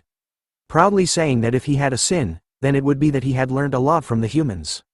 The demon continues to mock Dolores, calling her a bad and wicked human as well. Whispering in her ear that she was just lucky to have been born with divinity, but the fact was, she was so weak on the inside, that she had become useless and a burden to those around her. Dantalion continues to taunt the saintist, mocking her that if it wasn't for her, then it would have been impossible to trap the night bloodhound in his underworld. It was all thanks to her, for being his Achilles heel. Seeing her current state, Dantalion was extremely pleased with himself, as it was always so thrilling for him to see the Satyans speechless. His underground engulfs the negativity of the dead. So right now, he was extremely excited to see the negativity tainted all over the saintess's face. Dolores started to turn her head, telling the demon that he was right, and that everything he said so far was true. From the exemption that humans gave for sins to be exchanged for money, for being allowed to harm others for their own convenience, even her own shortcomings, along with all the weaknesses that humans possess. She admits that all those things will combine, and in the end, create an environment of despair. Dantalion was reaching peak climax as the saintess seemed to finally agree with his own words. His spiked mouth opened widely as saliva spilled everywhere. But wait, there's more. It turns out that the saintess was not in despair, as a bright golden light envelopes her body, with tears dripping down her face. She tells the demon that humans also possess the strength to believe that they can move towards a good path, even when in despair. Dantalion immediately took a step back from her, covering his body with his hands as he was shocked to see the divine power coming from the saintess. It turns out that she was being infected with negativity like he had hoped for. Thanks to the demon, Dolores finally understands just how indecisive she had been up to this point. She couldn't enforce abolishing the exemption because she had been scared of her father, and that she couldn't help the night bloodhound because she was terrified of Dantalion. Dolores knew very well how useless she had been this entire time. But then, a certain person once told her something. A flashback is seen where Dolores and Vicier were sitting on a wooden fence together. She asks him a question, about why did God choose a weak person like her to be the saintess. She knew that there were not many other people with strong faith, even if they weren't born with divine power, making her question God, why she was bestowed upon a title of saintess, a title that she felt she didn't deserve at all. God chose you because you're troubled and sorrowful, said Vicky in response to her problems. He continues to tell her that because the person this world needs only shines through when they reach the lowest and fiercest places. To everyone watching this video, never give up.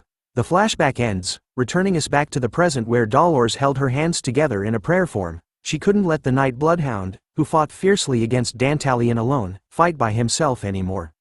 So right now, at this very moment, Dolores needed to do what she could for him. Seeing the powerful divine power radiating from her, Dantalion started to panic over how the divine power would react to his own abilities. So he decides to fool her, telling the saintess the humans he had eaten so far can still live, but souls refined by divine power cannot. Even after hearing those words, Dolores closes her eyes and focuses on her power, no longer being swayed by the words of a demon. In the midst of her prayer, a small hand reaches out to her, holding her hands. Dolores opens her eyes and sees a young boy standing in front of him. Soon after, more little kids from the orphanage appeared behind the young boy. All of them were smiling and waving happily towards the saintess as they were covered in her divine power. Recognizing who these kids were, an endless wave of tears started to pour down from the saintess's eyes as she looked at them, apologizing to the children of the orphanage for not being able to save them. Seeing the children gave her the final push she needed as she let out a powerful ring of divine light all around her, bringing light into this dark and horrible place. In another place, a familiar person was spotted sitting alongside the victims of Dantalion. It really turns out to be Perry. She sat on the ground, her face completely void of any feelings as her eyes showed no signs of life in them. Vicier quietly sat behind the young girl, telling her that he had finally found her once again. As he sat there with her, Vicier started to talk to Perry, telling her about how he was wondering why he had wanted to see her again. It turns out that he had something he wanted to tell her something. As he said this, Vicier's body was slowly crumbling away due to the amount of traumas he was taking in, but still, he continues to talk to Perry. He reveals to her that from now on, he was going to spend his remaining years taking revenge on demons, and that the reason why he had visited the orphanage was in order to hunt down Dantalion. He didn't think about what he would do beyond that. And yet, during the time he had spent in the orphanage, from the moment he had met Perry, Vicier realized something after seeing her angelic smile. If there was one thing that would make this revenge of his meaningful, then it was that Vicier wanted to create a world where he can laugh in the future with children like her. As Dolores's powerful divine power started to reach the place where Vicier was, he gave a final thanks to Perry for creating meaning in his plan. And told her that he was sorry for not being able to protect her. Even though Vicier was slowly losing his life, Perry's voice reached out to him, telling our boy that she was glad that he had come and saw her once again, bringing life back into Vicier's eyes as he heard those words.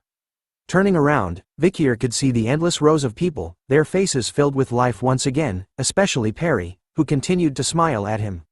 But she couldn't help it as tears started to flow down her face once again as she told Vicier about how scared she had been.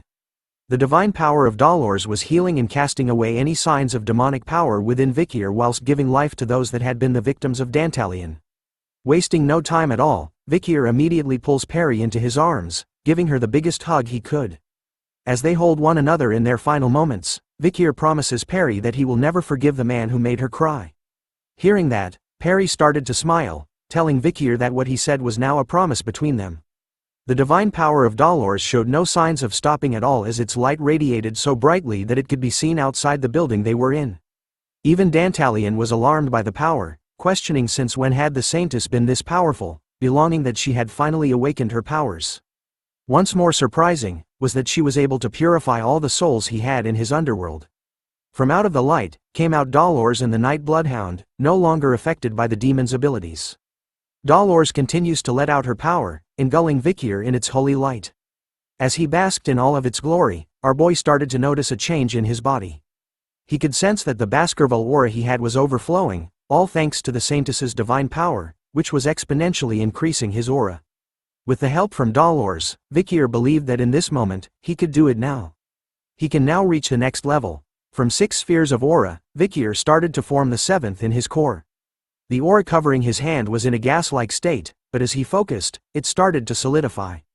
Dantalion immediately recognizes the change that was going on with Vicier, seeing the solid aura that was now covering Beelzebub. To the horror of the demon, Vicier had finally reached the next stage. He was now a sword master. With his newly acquired powers, Vicier was about to go on a rampage, his anger maxed out as he promises the demon that he was not going to have an easy death. We begin this chapter where we left off. Dolores was now acting as Vicier's support. She stands in the back casting her holy magic to buff Vicier to the point that he had achieved the Swordmaster stage, allowing him to turn his aura into a solid state, wearing it like a form of armor against their fight with Dantalion. In the midst of their battle, the Holy Saint could feel it. The sadness of countless children being sacrificed, their feelings of anger and hatred towards the demon who sacrificed them, and the emotions felt by the Night Hound, all of those feelings were now being shared with her in their battle against evil. She recalled something that the Pope had said to her a long time ago, that the saintess can be awakened by meeting her true companion, and that meeting is right here, right now. Clasping her hands tightly together, she becomes determined to give all the divine power she had to the Night Hound, her true companion that she had finally found. The spell she was casting is called Soul Resonance, a blessing where the saintess can give their divine power to the soul companion they acknowledge and temporarily raise their stats. The Night Hound, or rather our boy, Vicier van Baskerville, could feel every inch of the blessing's power coursing through his veins, amplifying his abilities to the maximum, allowing him to reach the supreme domain. This, ladies and gentlemen, is the moment the first Swordmaster awakened amongst his generation. basking in all his glory. Dantalion was afraid. He couldn't believe with all his demonic eyes that he was witnessing the emergence of a swordmaster. Sweat began to drip down the demon's head, as he knew that amongst the humans there were only a select few who could reach the swordmaster's level. Even though he knew that Vicier formed a threat, Dantalion thought that he only needed to be careful around him, and that the ones he should fear the most would be the patriarchs of the noble families who should be swordmasters. He couldn't believe that the young child in front of him was able to meet the qualifications of a swordmaster. But as he was busy in his thoughts, Dantalion's view of Vicier suddenly went upside down, leaving him to wonder what was going on as his head was sliced up and flipping through the air without him even knowing what happened to him. With just a single swing of his blade, Vicier sends numerous slices of aura through the air from a distance, cutting and dismembering Dantalion into pieces. As his body flies everywhere, Vicier appears in an instant and stomps onto the demon's mouth, reminding him that the souls he had collected have disappeared after being purified, which means that the tricks he can use have disappeared since he was now faceless. With all this information and seeing his current state, Vicier taunts the demon, telling him that he must be experiencing fear and despair, like the countless victims he had killed before. And that was true. Dantalion was in full panic mode. He didn't even notice Vicier's attacks anymore, and believed that this was where he was going to meet his end. In order to open the gate that connects to the demon realm, Dantalion was ordered to save up mana, which made him believe that he could conquer the human world soon. But he didn't anticipate that there was a single human who kept getting in the demon world's way. Leaving the demon with no other choice, Dantalion decides to kill Vicier, even if he has to put his own life on the line for the sake of the plan. Something starts to happen, as Vicier was quick to notice that the fight didn't end here.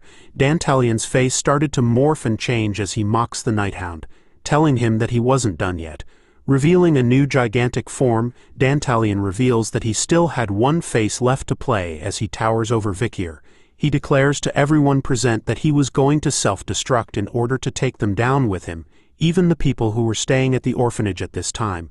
The demon was in serious mode as even Dolores could feel his dangerous aura pricking her skin from where she stood. Panic starts to set in her mind as she tells the Hound that they needed to do something quick in order to protect the area. In a calm manner, our boy simply tells the saintist to chill. Even in the face of a massive bomb, Vicier assures the saintist that there was nothing to worry about. The reason was because he was sure that he could reach it now. Before he had regressed, Vicier had yearned to reach the level he was at his entire life. Vicier believed that he could reach the sword that Hugo had shown him from before, where he ripped the sky in half with a single swing of his sword. Dantalion started to go off, shouting out to his fellow brothers that he hopes that they carry out the order for the fall of the human world. But before the big explosion, a distortion happens. Vicier has done it. He unleashes the strongest strike that he knows now, cutting the demon bomb right in half in a single swing. But the attack doesn't end there. Vicier's strike could be seen from outside the building. A red streak of light appears in the middle of the night, exploding in the sky. Every volunteer in the orphanage could feel the tremors of Vicier's strike. PG woke up, all confused about the earthquake they were experiencing right now. We turn back to the saintess, who believes in what the Hound had told her. She remained calm up to the point she opened her eyes. What she saw left her in awe, leaving her weak in the knees as she collapsed onto the ground. Vicier had done it. He was able to follow in Hugo's step. Instead of a big fat demon bomb, what remained was an open view to the night sky after the clouds had been forcibly split apart. Sinclair gazes out the window of their lodging, her face struck with awe as well as she witnesses the beautiful night sky, wondering what it was, remaining unaware that this was all because of one man's skill. That night, the incident at the Indulgentia orphanage engulfed the imperial capital in fear. Another terror attack had struck the Quo Vadis family's orphanage. Just like the previous incident, the Hound was identified as the culprit, and the crowds started to gather at the scene of the crime. Bianca couldn't believe that the Hound was where they were as she looked at the crowd forming. Sinclair finds it scary, as a terror attack happened at exactly where they were staying. PG couldn't believe that all that happened on their last day, while Tudor calls it a shame, as he thought that he missed his chance to catch the Hound in order to prove his qualification to be a great hero. Sancho was surprised over the fact that he heard that there were no casualties, which was unusual to him. PG reminded Sancho that the headmaster, Sir Quilty, had gone missing since yesterday, along with all of his bodyguards. This meant that they might have been fallen victims of the Hound's terror attack. Looking at Dolores as she walks past them, the group of student volunteers believe that she must be very distressed over this news. Pietro was accompanying Dolores as they made their way through the orphanage together. He was struggling over the news he heard from her, about the fact that Quilty, someone he thought just had uncomfortable traits, was actually a demon in disguise, added on the fact that the Night Hound was actually the person who resolved the situation, and not the one that caused it. Pietro finds that ambushing a branch of their family was unforgivable, but he found it personally refreshing that he had cut off a rotten section of their family. But he knew that even if this was the truth, he wasn't sure that the public would accept it. Having been silent during their entire time together, Dolores decides to make a move, walking past Pietro and telling him sorry for what was going to happen from now on. She stood in front of the news reporters, thanking them for being here, and asking them to listen closely to what she has to say next. The news reporters were surprised to see her in front of them, spreading the news that the saintist had something to say about the incident. As more of them begin to gather in front of her, Dolores starts to take out a book she had hidden in her clothes. A memory surfaces from the night of the battle. Vicier could be seen handing her a book, telling Dolores that it contains the truth about the Quo Vadis family, and that she should be the one to decide what to do with it. Wasting no time at all, Dolores starts to read out loud about what was inside the book from day 0 of month 0, the sales log of the exemptions and indulgences, the addressor Quilty Lune Indulgentia, the consignee Cardinal Humbert Lune Quo Vadis. Viscount Vecoin murdered his parents due to them wanting to donate all of their assets instead of passing them down. He took their assets after disguising their deaths as accidents. All of his sins were forgiven after paying 1.5 billion gold in cash. She goes further, talking about Baron Lasso, how he murdered his maid after doing wicked things to her, then burying her in the sewer. All of his sins were forgiven after paying 200 million gold in cash. Sir Fig, he murdered his partner in order to monopolize their investments. His sins were forgiven after paying 800 million gold in cash. After shouting out the sins of the donors, the news reports were alarmed to hear this. They couldn't believe that the church would sell exemptions to demons like them, but some of them didn't believe what Dolores said, thinking that Cardinal Humbert wasn't the type of person to do such wicked things. Hearing the mixed reactions from them, Dolores continues to read out loud the sins the people have committed and paid to be free of them. Next up is Count Azel, who had evaded approximately 100 billion gold of taxes, and was free of his sins after paying 300 million gold in cash. Dolores continued to read each and every one of the entries in the book she was holding, no longer stopping even if she was scared of her father, because she wanted to be someone that a certain person wouldn't be ashamed of. Dolores further declares to everyone that she personally believes that the buying and selling of sins with money should be considered blasphemy against God. She continues to swear that such brutalities will no longer occur in the Quo Vadis family. Far away from her, Vicier was seen sitting at the same place where he used to spend time with Perry. Even from here, he could hear what Dolores was saying clearly. Gazing into the afternoon sky, Vicier realized that even after he had regressed, her righteous heart still hasn't changed one bit. After the battle with Dantalion, Vicier knew that there were only 9 elite corpses left. Even after defeating one of them, Vicier had a hint of sadness in his eyes as he looked down, slowly rubbing the seat with his hand and swearing out loud that at the end of his journey in this life he was going to create a future where children like Perry could live and laugh with all the joy in the world in their hearts. As he left the place where he had spent time with her, a cross was seen with Perry's name tag and the flower wreath she had made for Vicier laid there neatly, a reminder that a young beautiful girl called Perry had existed in this world, and that he hoped that she could finally laugh peacefully. After the sad but happy ending with the previous chapter, we begin this one at a familiar place back in the academy. We turn to the professor's laboratory, under Mr. Banshee Morgue, where a familiar voice could be heard, asking about why the article she wrote isn't in the papers. Dolores appears, wearing her school uniform, her face angered as she questions someone. She tells them that she had only written the truth, and only the truth, and yet the article that only criticizes the Night BloodHound gets put on the paper instead. It turns out that Mr. Banshee Morgue was the one she was arguing against, or as I would like to call him, Professor Snape. Hearing her concerns, he simply questions the saintess if she was really asking because she didn't know the true reason why her article couldn't be placed in the papers. He takes it out on the table and points out to her that what she wrote was particularly aggressive against a certain organization.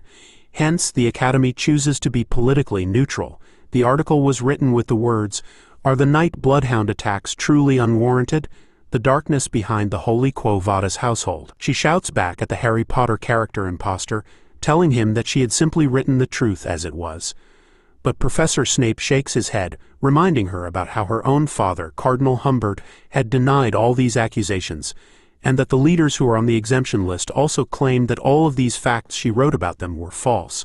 Feeling trapped by his words, the saintist tries to argue that she had the records from the exemption lists that the Night Bloodhound had given to her previously, but all the professor could see was a list whose source hasn't been verified, so they didn't know if it was truly real. Hearing the way he kept trying to knock her down, Dolores finally questions Professor Snape about why he supports the Quo Vadis family so much, even asking him if there was someone else pressuring him to do so. Her words seemed to hit the target as the professor fell into a deep silence. His eyes were lost as he thought about her words deeply. Pausing from his seat, Professor Snape reveals that there was no need to lie to her anymore, and reveals that he had been asked to set the focus of the recent paper on highlighting the terrible actions of the Night Bloodhound. Even the headmaster of the academy was quite baffled by this request. Dolores couldn't understand it, asking the professor if her father, Cardinal Humbert, was really that powerful, that he could even give the headmaster enough trouble to be bothered by it. Professor Snape smirks at that thought, telling her if it was just her father, then he himself would be enough to stop him. A sense of dread overcame Dolores, as she understood what Professor Snape meant by his words. She knew that there was only one person who outranks Cardinal Humbert in the Quo Vadis family, and that was the Pope, the ultimate leader of the Church and the person closest to God. Thinking about it, she knew that even if all others were to fall into darkness, the Pope alone would remain pure of heart and righteous. But there have been rumors going around that say that the Pope's judgment has been clouded as a result of his age, which might allow Cardinal Humbert to use it to his advantage, controlling him to do what he wants instead. Pushing that aside, Professor Snape reminds her that her article is not fit to be put in the newspaper, as the article she wrote suggests that it is in support of the Night Bloodhound's actions. He even tells her to keep in mind that the Night Bloodhound is a criminal, someone who has been committing crimes lately. Keeping her words back, Dolores knew that the Night Bloodhound isn't a bad person. The ones that are truly evil are the Quo Vadis members and the demons that reside within them. She recalled what the Night Bloodhound had told her, that there were still demons existing in their world, and that he had been fighting all of them by himself, a lone warrior against pure evil, who is determined to carry it on forward till his dying breath. Seeing that this was a losing battle, Dolores decides to leave the laboratory first, but as she did, Professor Snape reminds her to not look into this matter any further. Thanks to talking to the professor, it made her realize why the Night Bloodhound didn't come out with the truth to the public. Even though he was risking his life to fight all the demons all by himself, even though she lost the battle to place her article in the newspaper, Dolores won herself a new sense of purpose and confidence, which is to help the Night Bloodhound. We now turn to Tudor, who is seen stretching his body as much as he could. The boys were walking back to their rooms as Tudor complained about how tiring it was to study outside like this, and knew that volunteering wasn't cut out for him.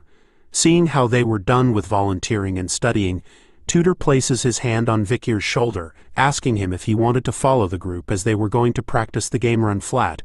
But our boy declines the offer, saying he wasn't feeling well and needed to spend some time alone. The words "time alone" triggered something in Tudor, as his face was filled with fear for some reason, while PG happily tells everyone that he was going back to his room as well. Tudor, in an instant, covers the little boy's mouth, telling Vicier that having some time alone was an important thing, and that they'll hold on to PG in the meantime. Even after seeing the weird reaction from him, Vicier still agrees with what they were doing. Alone in his room, Vicier finds it perfect since he hasn't gotten any time alone since his fights, to the point that he couldn't even unpack the things in his bag. Thinking about the previous night, Vicier's swordmaster rank, which he had reached with the help of the saintess's blessing, had returned to its original state, high-rank graduator since that day. Even though he lost the swordmaster rank, Vicier still felt great. He had gotten the feeling of what it was like as a swordmaster, which was good enough for our boy. Rummaging through the bag, Vicier still had the best thing he had gotten from the fight, which was the thing he had taken while fighting Dantalion's bodyguards. It turns out to be the leather sack he had gotten from killing each of the bodyguards. Placing the 4 sacks together would allow it to transform into one large mask, and if Vicier remembers it correctly, and he did, turns into the mask of degeneracy called picaresque, which has fratricide, which means killing one's own kind, and degeneracy stats. Vicier couldn't believe that he had gotten a relic that rivals the demon sword Beelzebub in his hands. He had read all about this thing before his regression. This is a mask that gets stronger as the wearer kills more of his kind. It is said that the more humans you kill with this mask on, the more powerful you become. On top of that, it would allow the wearer to gain insane resilience and mana regeneration. Feeling a sense of adventure, Vicier decides to try it on, even after knowing that there were some sort of side effects that come with the mask. A sudden surge of power started to be seen from his eyes the moment he placed the mask on his face. Vicier could feel its power. His health and aura, which had been depleted from the fight with Dantalion, were immediately restored. Its power was different from the Swamp March salamander skill he had stored in Beelzebub, which could only help with lost limbs. The mask helps Vicier to recover from fatigue as well. But something weird was going on. Looking around where he was, our boy felt that something was off about his situation. Taking a look at the table and bag from before, he started to wonder why everything in his eyes started to look bigger. Not only that, everything he sees so far is in white and black, no colors. Instead of words coming out from his mouth, a small and cute woof noise came out of a little puppy who was seen where Vicier was sitting last time. Our boy realized it. He had turned into a dog and guessed that this was the side effect from the mask. I mean, it makes sense. He comes from the Baskerville family, which is filled with people having dog names in their own names. Feeling the panic and trouble in his situation, our boy started to run around in circles, in dog form, thinking about how bad it was going to be if he can't return back to normal. He needed to get the mask off his face somehow. As soon as he thought about how to get the mask off his face, it came out on its own, reverting Vicier back into human form as he stood naked as the day he was born inside his room. As part of the fan service, I'll let you guys stare at this specimen for a few more seconds. After removing the mask from his face, Vicier was glad to discover that it comes off his face when he thinks that he wants it removed. Looking at it as it laid on the ground, the side effect of being turned into a dog when he wanted was now a perk to Vicier. Thankfully, in the academy, there was no rule saying that students couldn't keep animals in the dorms, so this perk could help him in sneaking around without suspicion. But as he was thinking about how to use the side effect to his advantage, a cracking sound could be heard. Vicier could sense it coming from the bag, grabbing his attention. He takes out the Madame Eight Legs egg, which is now cracked. Seeing that it was cracking, Vicier recalled how the egg had moved back then. It was a sign that it was about to hatch. Knowing about Madame Eight Legs, who is a high-ranking monster that Vicier almost died multiple times to while fighting against it, he knew that even the ancient demons that command hell didn't want to fight against this queen, so they decided to give her a place to live in the depths instead. And yet, in his hand, the descendant of that monstrous queen was about to hatch. As soon as he thought of it hatching, a little spider came out from the egg, barking out sounds like a dog for some reason. Vicier stares at it, and couldn't believe that this little cotton ball is the madame's descendant, and was confused on why it was barking at him. The little cotton ball continued to bark and make dog noises, leading Vicier to believe that it learnt to do it when it was being held by a wolf. Soon enough, the little spider started to signal something at Vicier with its sad eyes while moving its body sideways. Our boy took it as it was trying to say that it was hungry. Placing a piece of meat on the table instead of eating it, the little spider started to shake its head in refusal. Seeing its reaction to the meat, Vicier guessed that it might be too young to eat meat like the madam. Even so, he finds it as a win. Getting to own an S-rank monster from the dense forest is a good opportunity for him. Seeing how the little spider couldn't eat anything in the room, Vicier decides to head out and look for some food. But as he was roaming the corridors of the academy, a voice caught his attention. Someone was scolding, saying that a commoner shouldn't muddy the academy's waters. Hiding behind a pillar, Vicier spots a group of bullies surrounding our boy PG. Watching the situation closely, Vicier spots his friend in trouble and slowly recognizes the people bothering him. The main bully turns out to be Grenouille de Leviathan of the Fire Corps, who comes from the poison-wielding Leviathans, one of the 7 pillars that make up the Empire. He's known as a top student of the Fire Corps freshman, and he's exceedingly proud of his status. All this information was given by PG, our human dictionary of information. Sensing trouble brewing, the human dictionary makes the right move, smoothly sailing away from the bullies and using the excuse that his friends were in the toilet and waiting for him to get away from them. But one of the bullies stopped him from exiting, telling him that a commoner shouldn't be going away so simply. Grenouille appears and calls him worthless. speaking about how he was just a low-rank expert, and that just his mere presence in the school was enough to annoy him. He also finds it an insult that someone like him, a member of the 7 great families of the empire, has to walk in the same halls as a commoner low-born peasant like PG. With a disgusted and arrogant look on his face, the main bully declares to PG that he didn't belong in the academy, and that he should leave it immediately. He even goes as far to say that the people PG hangs out with were probably at the same pathetic level as he was. Hearing those words, something awakens in the timid young boy, his eyes filled with a profound sense of rage as he grabs Granui by the collar, startling the bully, as he didn't expect this from a mere commoner. With fury in his words, PG holds him up, telling the bully not to insult his friends as he did before. Feeling more annoyed than ever, Granui wonders what PG was going to do about them, and turns to the others, ordering them to make a mess of our boy. Immediately taking on the orders, one of the bullies goes straight for a punch to PG's face, who could only close his eyes as the incoming fist was coming for him. But as he waited for the fist to hit his face, nothing seemed to happen, so he slowly opened his eyes to see what was going on. Tudor had appeared in front of him, holding the bully's fist in one of his hands while asking PG if he was all right. Soon enough, a muscular hand filled with veins appears and grabs the top of the other bully, who could feel it, as a sweat drop appears on the side of his face. Sancho appears as well, with red glowing demonic eyes. He grips the head of the bully tightly, causing him to scream in pain while telling them that if they wanted a fight, then they had chosen the wrong person. PG couldn't believe that Tudor and Sancho were here to save him, and after turning around, he could see that even Vicier had appeared to help him out. Granui was annoyed to see Tudor La Mancha Don Quixote intervening in his plans as the bullies were regrouping themselves. Tudor, Sancho and Vicier had gathered onto PG's side as well. They found it weird that their little boy was taking too long, and didn't expect to find him in this situation. All 3 of the Gigachads were now officially pissed off, knowing that there was someone in the academy that dared to lay their hands on their start off this chapter with an intense staring match between the 2 groups. Group 1 is filled with main character aura, while the other group is filled with random NPC aura. Granui looks at them with a smirk on his face, telling Tudor that after seeing who he hangs around with, he clearly understands his standards now. He adds on that he knows Tudor's worth by simply looking at his commoner friends that surrounds him. The blonde hero reminds the bully that in the academy, nobles and commoners were not differentiated, meaning that all students who enter the school are to be treated equally, regardless of their backgrounds.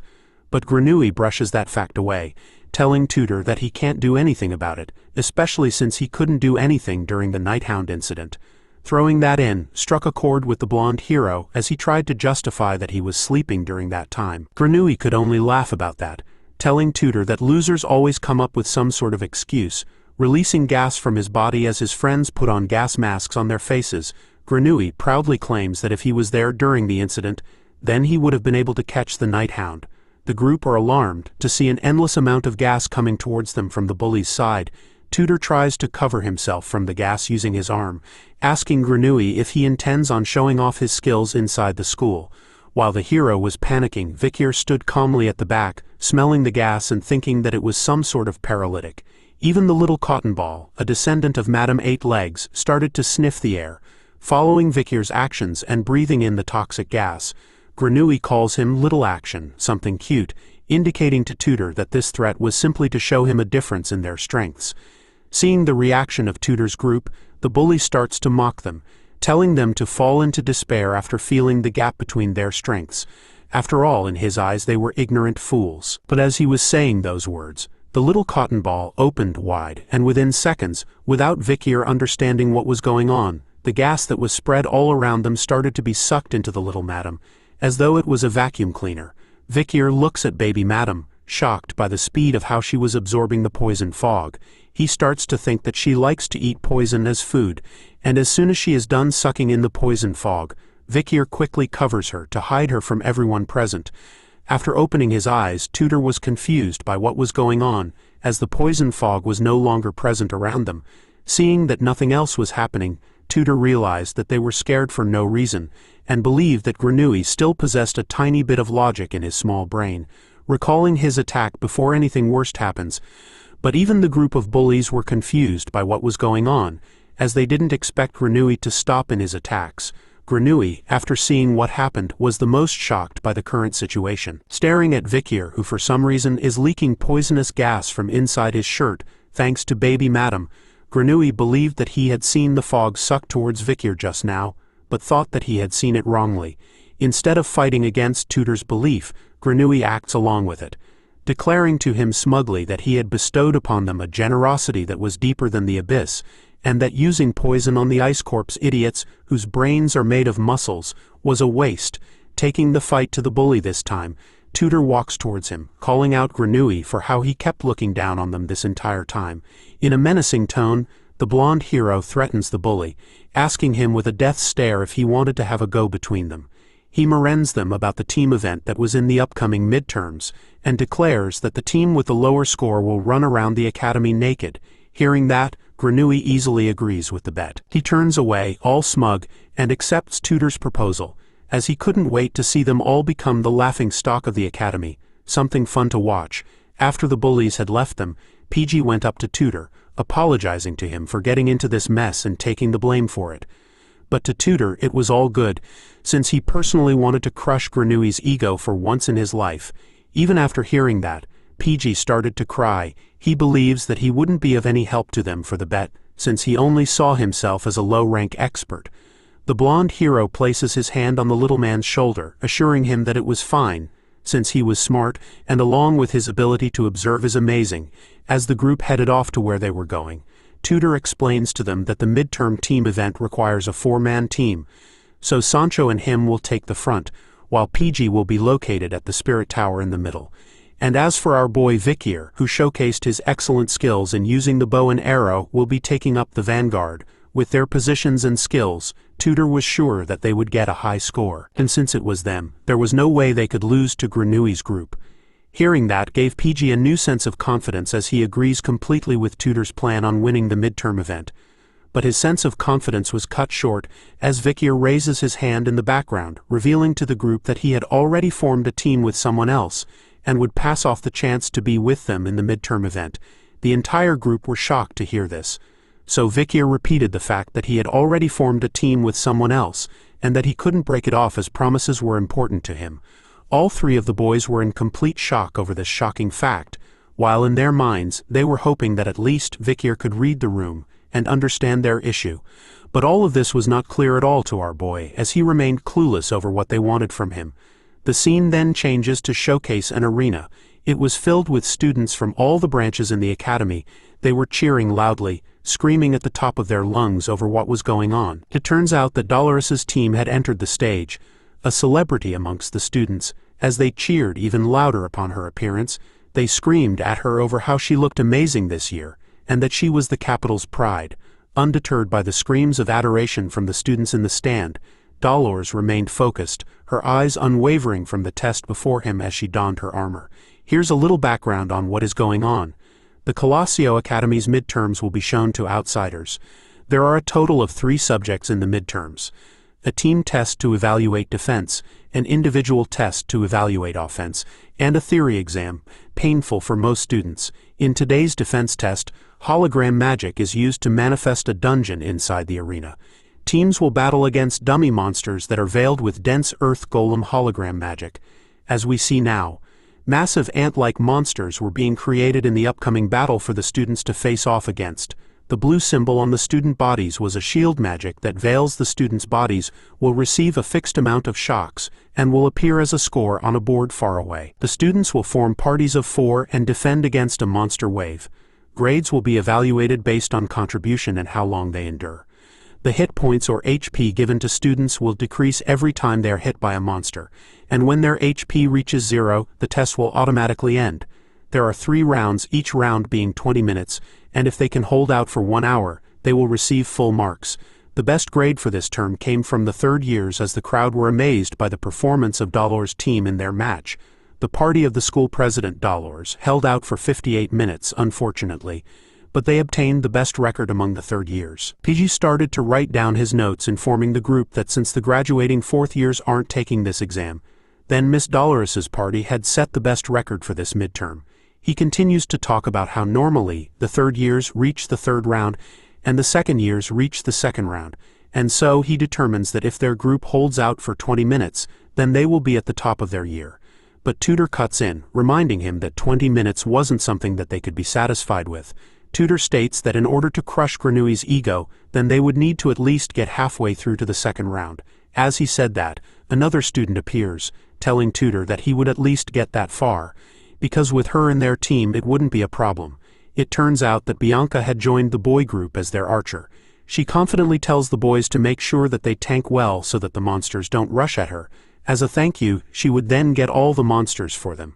Sensing the arrogant tone in her voice, Tutor reminds the archer that this was a team event, not a one princess and three slaves event, and with his naked body on the line, he wanted her to act appropriately, and with sincerity, Bianca tells him that she herself didn't want to see his naked body either, as her eyes will rot if that happens, so she urges him to do well during the event.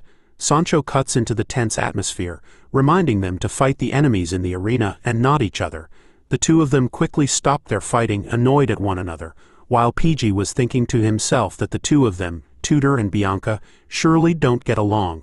Staring at the sky above them, PG wonders why Vicier had to join a different group.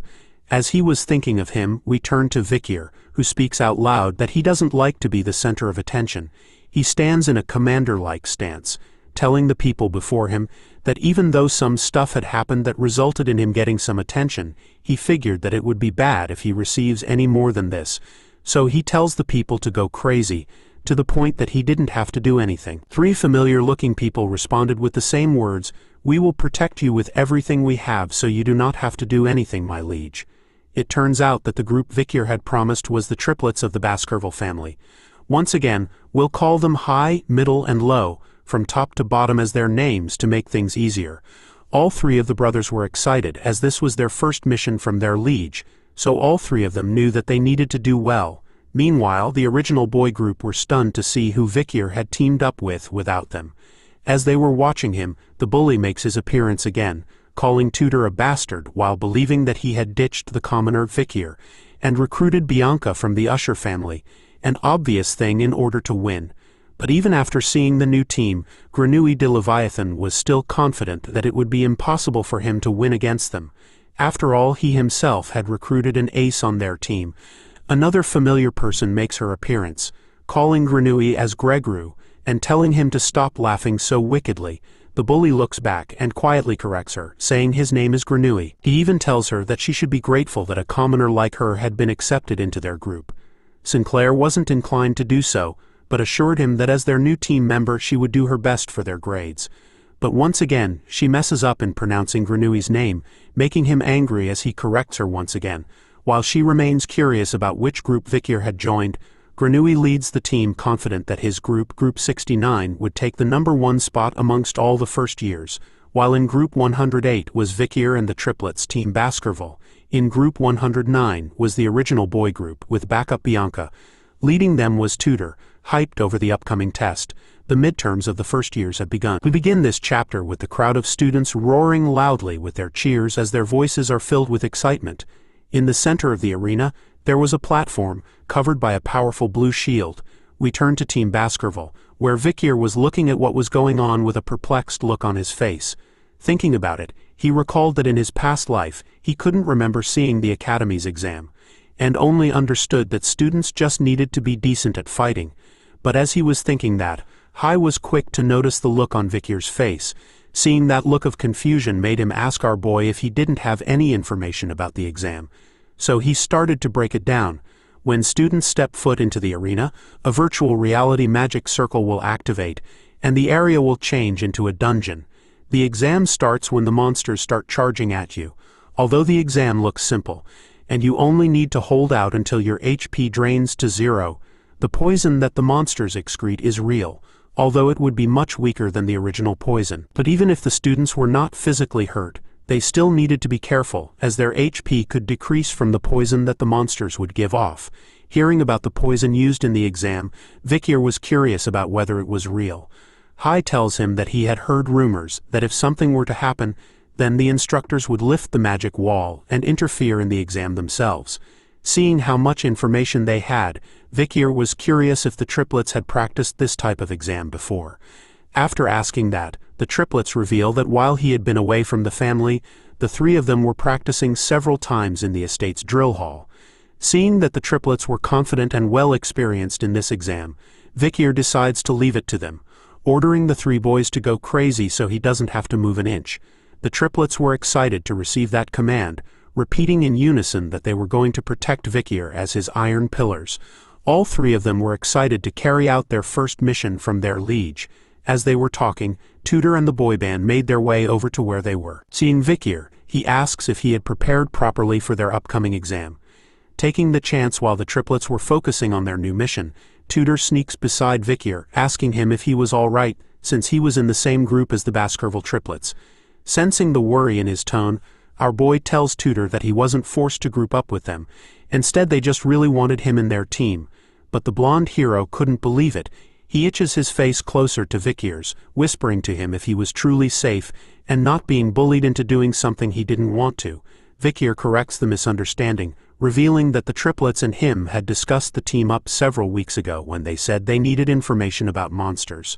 As they are talking, PG hears the announcement of the end of a round for the exam. The announcer had revealed that the first year's group number 68 had ended. The next group to head into the arena for the exam is group 69, which belongs to the bullies, as Grenouille's face appears, happily smiling to himself over the fact that it was his group's turn. With the other two bullies by his side and Sinclair at the back, Grenouille happily announces to them that it was time for them to go wild. As soon as his group entered the arena, the ant-like monsters started to make some noise and headed straight towards them. Seeing a huge wave of monsters coming right their way, Grenouille turns to Sinclair, shouting at her on whether she was ready with her spells or not. Slowly opening her eyes, Sinclair had a serious look on her face for once in this story. She calmly tells Grenouille that her spell was now complete. Focusing all her power into unleashing the spell, Sinclair sends a powerful wave of magic in the air before him, tackling and attacking all the ant-like monsters that stood in her way. Her amazing display of magic skills caught the attention of the crowd as they cheered her on. Vicier was watching her match closely as well. Seeing the way she was performing in the exam, he understood why a commoner like her had claimed the top student rank in magic.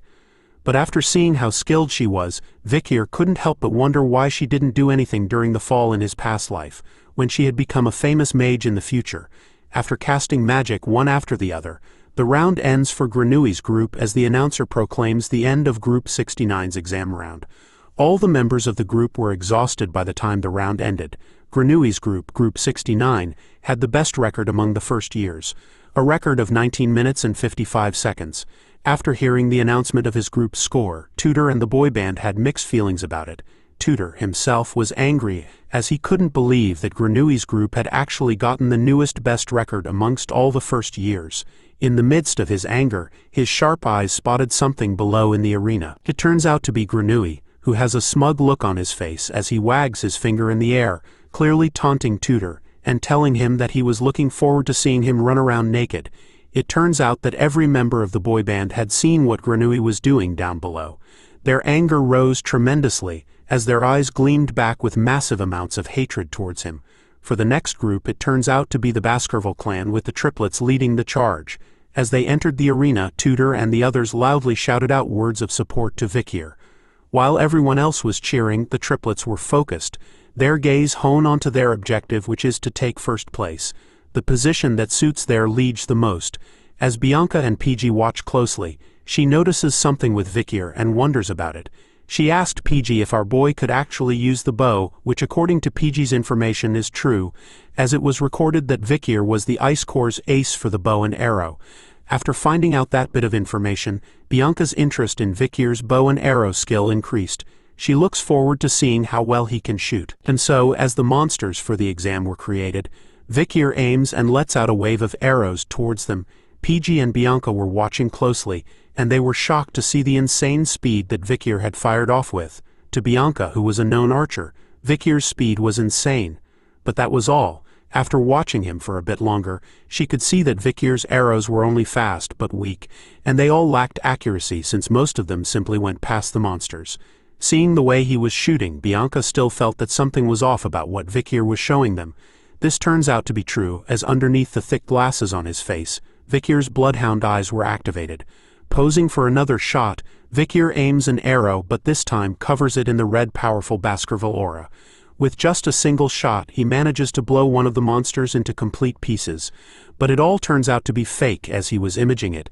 He recalls his arrow, thinking that if he had used his actual skill, then that would have happened instead. He could definitely feel his body itching to show off. As the battle went on, he remembered a memory with Ayin. He recalled the time she had taught him how to use the bow and arrow like the Balak tribe, and after teaching him, she made him swear a promise to never lose to anyone with the bow. Remembering that, Vicier couldn't help but smile and laugh, apologizing in his head to Ayin for breaking the promise. As everyone was distracted with the battle, Vicier took it as the perfect moment to bring out baby Madam.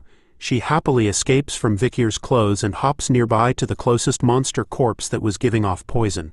Seeing it made her so happy, as the baby Madam's eyes immediately glowed and shined brightly.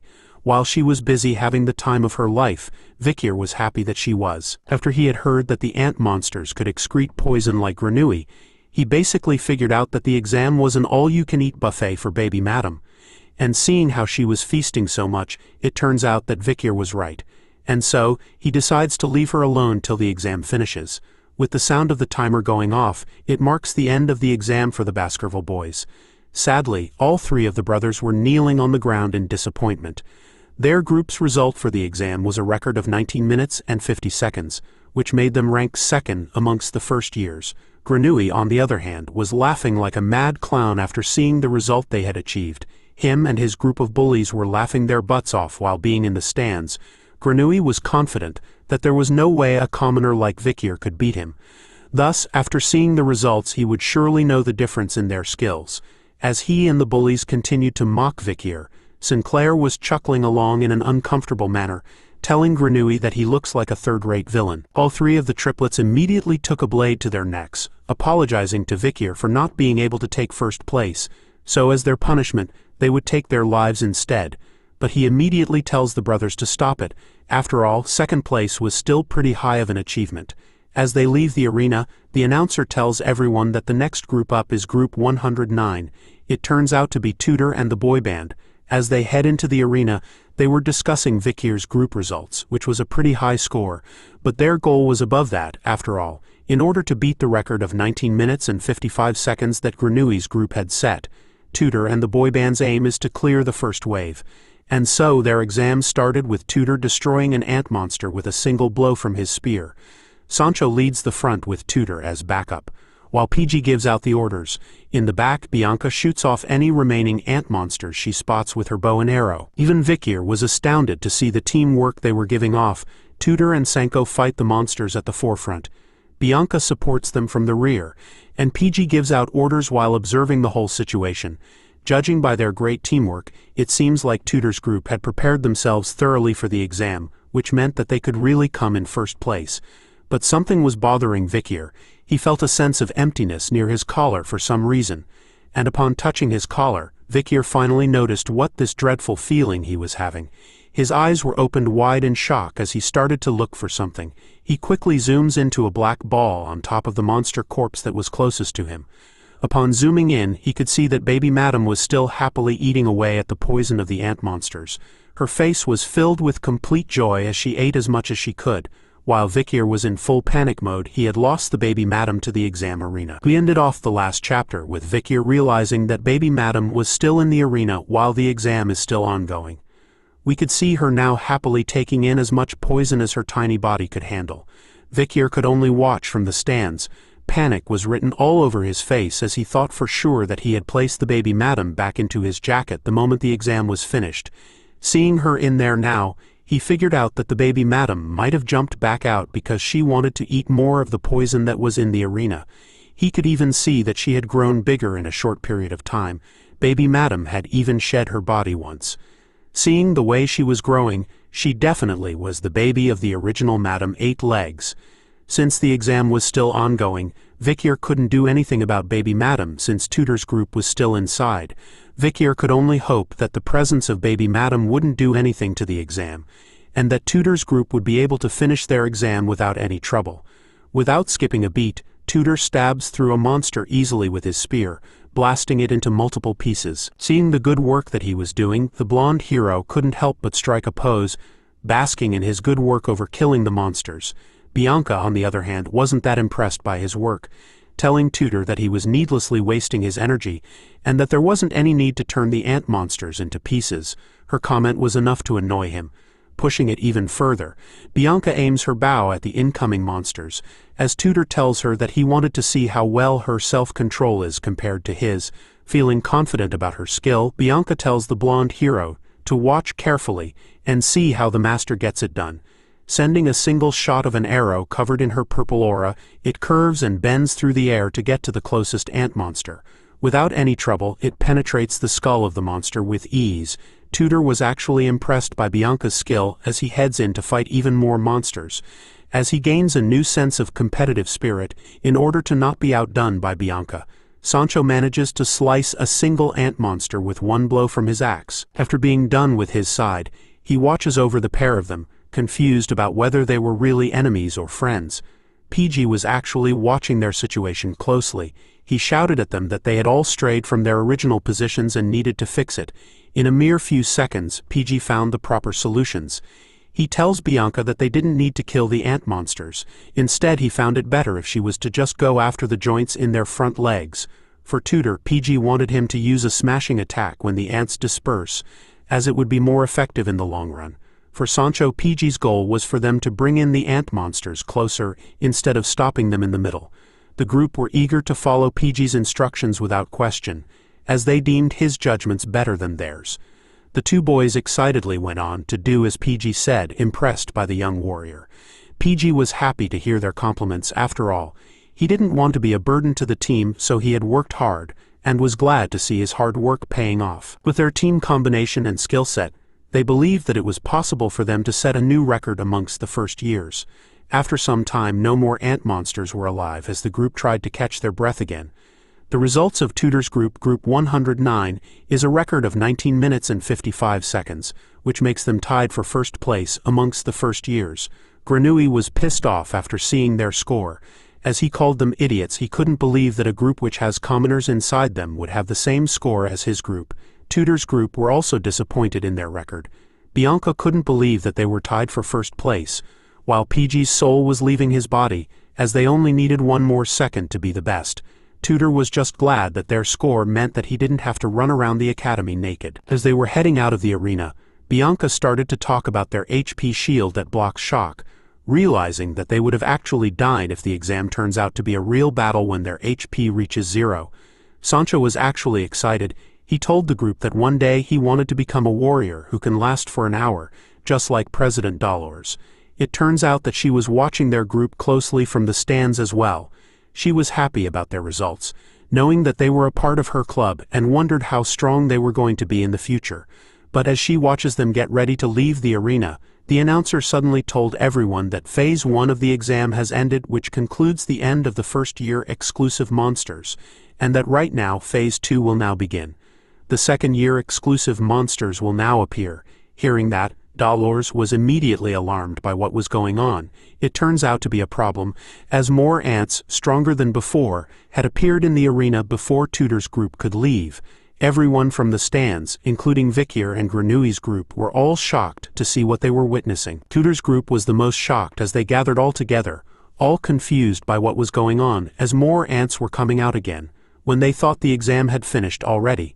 Tudor, seeing that the situation was getting worse, orders his group to be careful, as the physical damage they received from this moment on was going to be real. Their chances of seeing God was more than 0%.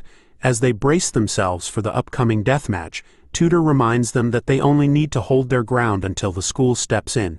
In the magic control room where the exam was being controlled from, the professors were all in a state of panic after realizing what was going on. The students in the arena had their HP reduced to 0, but the exam was still going on. Seeing that the students were first years, the professors demanded to know who allowed Phase 2. Analyzing the situation, one of the professors could see that aside from the students trapped in the arena, the system could detect a strong life force with them, which may have led to an error. The professor was monitoring the situation closely. Knowing that all signs of life should have been gone, the normal suit's HP the students were wearing reached 0. But for some reason, in their system, it was showing them that there was a presence overflowing with life who is still able to fight. As the professors were trying to get a grasp of the situation, Dolores barges into the room, informing them of the problem in the exam.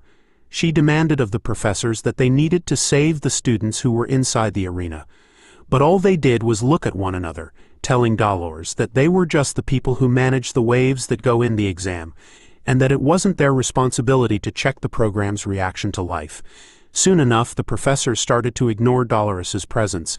Instead, they were discussing amongst themselves about the fastest way to save the formation. But all of them weren't taking action, as they needed permission from the higher-ups first to do anything. So instead, they argued to break the magic wall down quickly, but then they would need a key in order to do so. One of the professors had a key, but it was impossible to break the magic wall with just one key. It turns out that another professor had an additional key, but in the midst of the chaos, she had gone to the bathroom, and now they couldn't contact her at all. Dolores finally bites her lower lip in anger as she could see that the professors were incapable of doing anything to save the students who were facing death in the arena. Just outside the magic control room, Vicier was seen sitting near the window. He was listening closely to what was going on amongst the professors. It turns out to be an error in the magic equipment used in the exam. He thought about how during his own test, the system couldn't detect any reaction to life, which means that the magic stones used could only sense life after Baby Madam had eaten the poison and grew. Looking back at the arena, Vicier wasn't sure if it was because of the error, but the poison fog from within was spreading at an alarming rate. If they didn't hurry up, Tudor's group would be unsavable. Looking for a way to help, Vicier was quick to spot something with his sharp eyes. There were holes that were created for air circulation, but the hole was too small for a human to fit in. But now he had another trick up his sleeve. Back at the stands, the students were moving around in a mess. Sinclair was clueless about what was going on, and thought that some group had set a better record than her team. As she wandered around, she suddenly screamed as something fast and small bumped into her. Falling onto the group, the nearby students that were around her noticed something fast moving on the ground. Turning back to see what it was, Sinclair was left confused, as she saw a puppy carrying a pair of pants.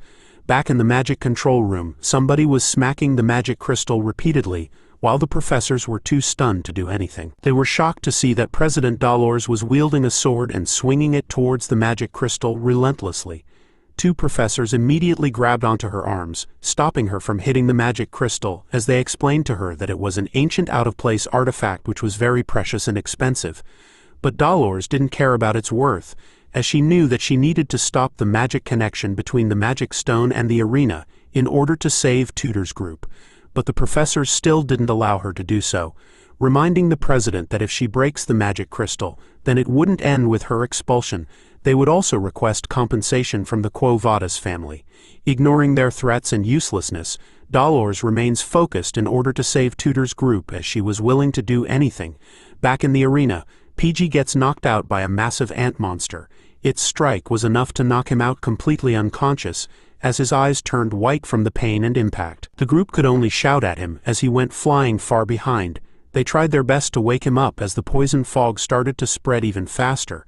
The remaining members of the group were soon faced with a massive shadow that towered before them, as a horde of huge ant monsters were right in front of them.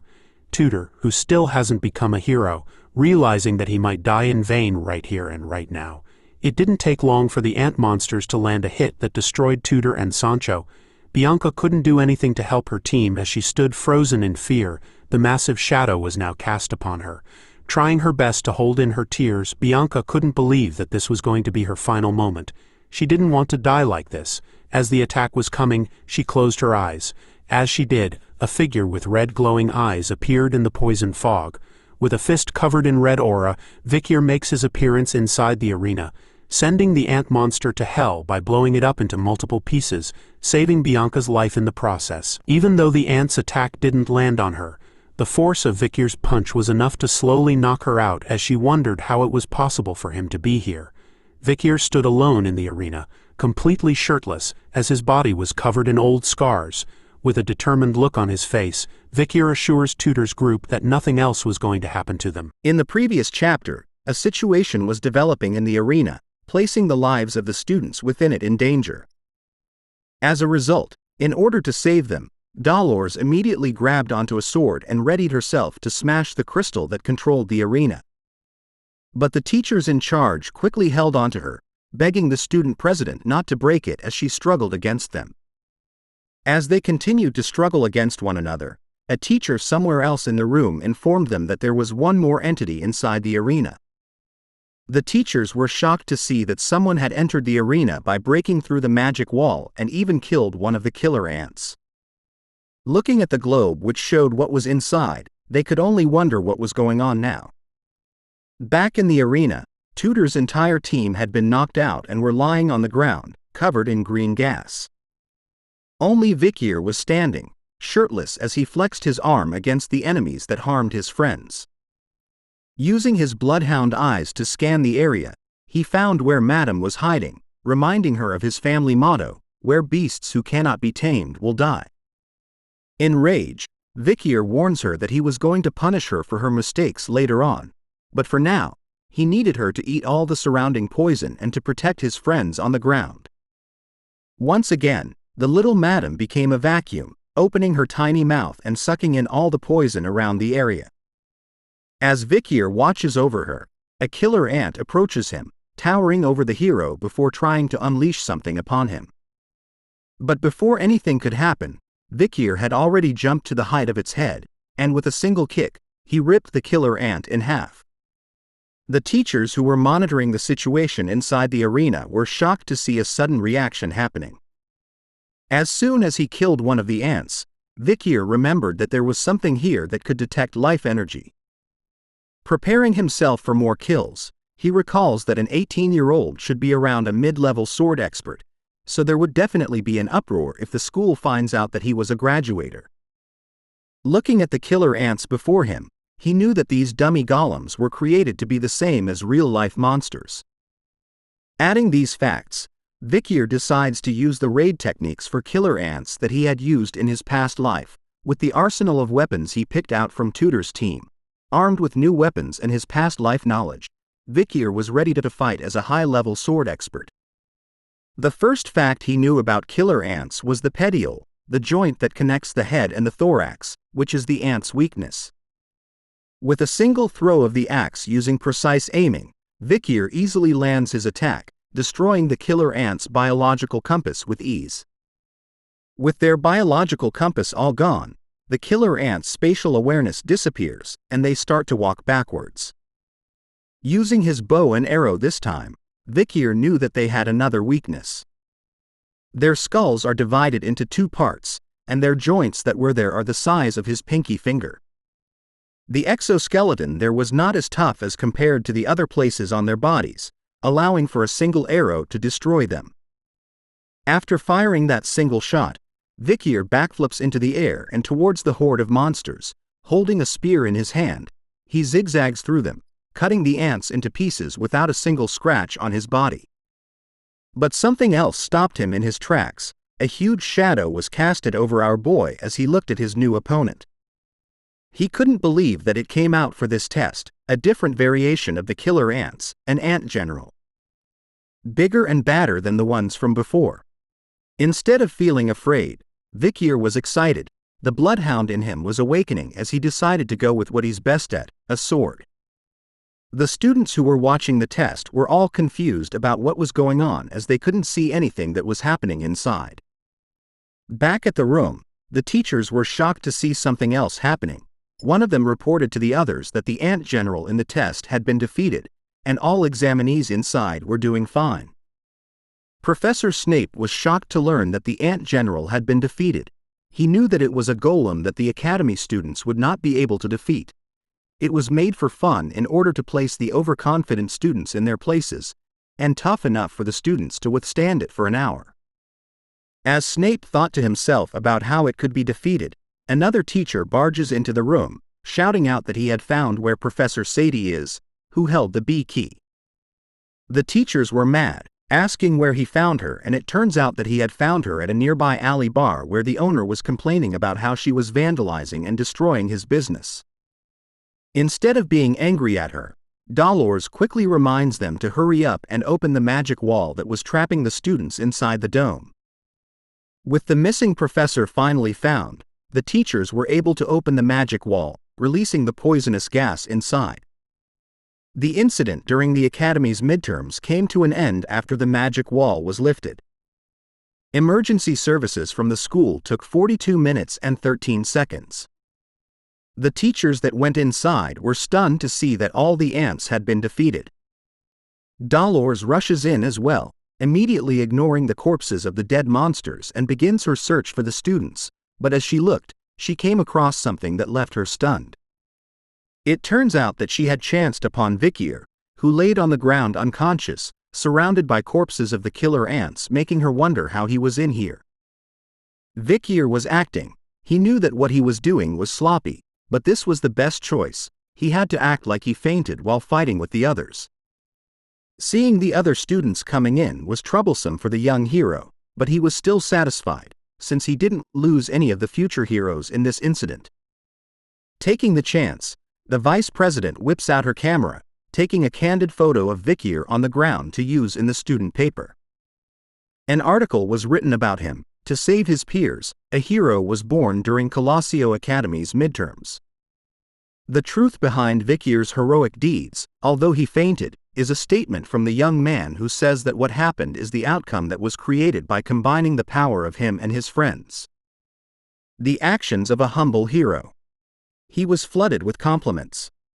Vicier, who became a hot topic for being handsome, got his mana rank re-evaluated as a high-level sword expert.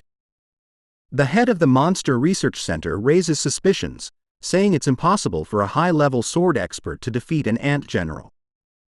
But Vicier explained that he knew the killer ants possessed a vital point on their skulls. Due to Vicier exposing the secret behind the killer ants, it was predicted that the mortality rate of Imperial soldiers would decrease. As a result, the Crown Prince awarded Vicier with a certificate. With all these stories about him, the people of the Academy could only wonder, who is Vicier, this year's hot star? As the titles come to an end, Vicier rips up the newspaper in his hand. Sitting on the roof of the building, he lets out a deep sigh. He couldn't believe that the quiet student life he planned to have was ruined now and was becoming more troublesome. Baby Madam was celebrating on his behalf, happily jumping on his shoulder as Vicier reminded her that this wasn't something to celebrate.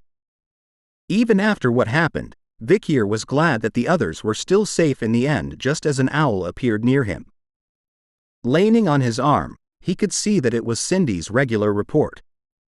The small piece of paper wrote, 10 elite corpses, information acquired, need about 1 month's time to analyze. Night hounds, copycats have appeared. One is doing it out of glorification, the other's intentions are unknown. The Baskerville family's Osiris is currently away from the estate, assumed to be heading to the imperial capital where you are. Last point is that the Academy's first-year students are hiding their royal bloodline.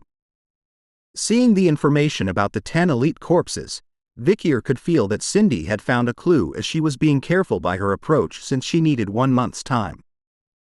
Thinking about his fight with one of the 10 elite corpses previously, Vicier knew that he had only defeated him easily with the help of the saintist's power. But he needed to hunt them down on his own, so he decided that for the next month, Vicier was going to upskill himself diligently. Thinking about the copycats. He was worried about them before, but now there were 2 of them. It will be bad if they catch the palace's attention or if their actions overlap. Vicier needs to look into this issue more.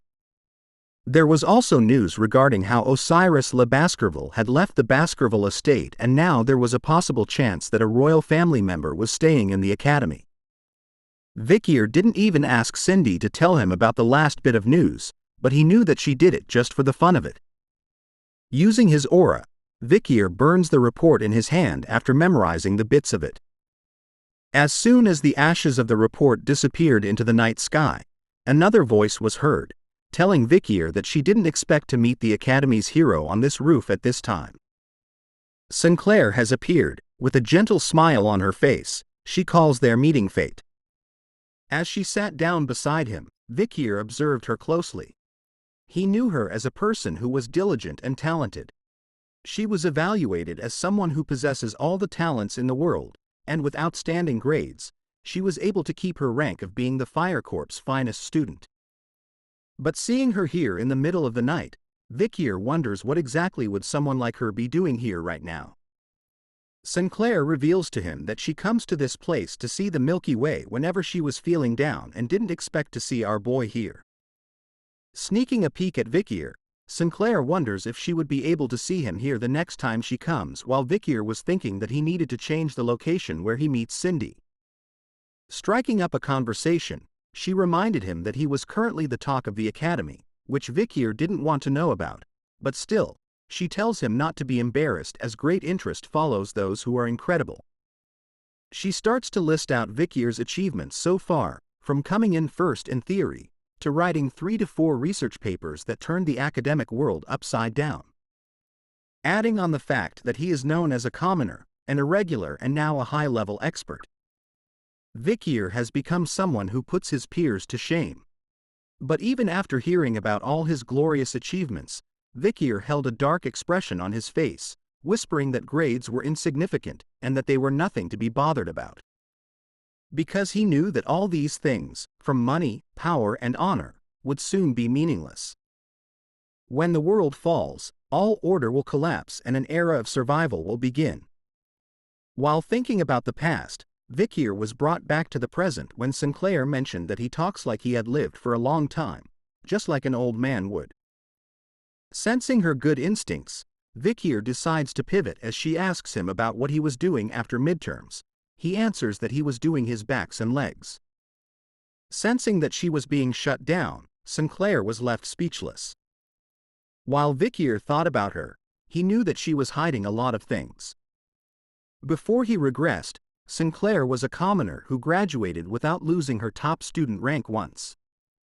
After that, she cut off all contact with the world and disappeared from history. It was as if she disguised herself as a commoner like him. Which made him think that the royal who was hiding their identity, as per what was written in Cindy's letter, must be her. The next day, we see Tutor stretching his body as he complains about how long the exam period has been, but he was glad that if they finish their attack exam today, then their midterms are done. Because of the accident during the defense exam, they gave them special considerations for sustaining injuries, so the exam schedule was delayed, which is why it felt so long. Tutor was still upset over his bet with Granui as it ended up in a stalemate. Instead, Tutor had found out who he needed to set as his new rival, which meant he gained a lot from the exam. Hearing that, the rest of the boys started to tease Vicier about how he hid his skills from them, but were grateful that he saved them from being injured too much, and that he was a high-level expert. He turns around to remind them that he didn't deal with the monsters by himself, but all the boys could hear was his modesty. Changing the topic, the boys brought up the news that the Night Hound had committed another terrorist attack. PG pulls out a paper from his bag, telling them that the students at Varangian Drill Hall were hurt by the Night Hound. He continues to read the paper about how the students found the Night Hound, and while they were trying to restrain him, the students were harmed. As the boys tried to make sense of the problems caused by the Night Hound, Vicier stood by himself at the back, thinking that this was the doing of the copycat again. Now that he has 2 copycats, he knows that one of them hasn't committed any crimes recently, but the number of crimes the other one has committed is gradually increasing. The problem is, safety precautions against the Night Hound may become stricter. If that happens, it could affect his future assassinations. Vicier decided that after he had finished his exams, he was going to get rid of the copycats. We changed the venue to the Colosseo Academy's attack exam area.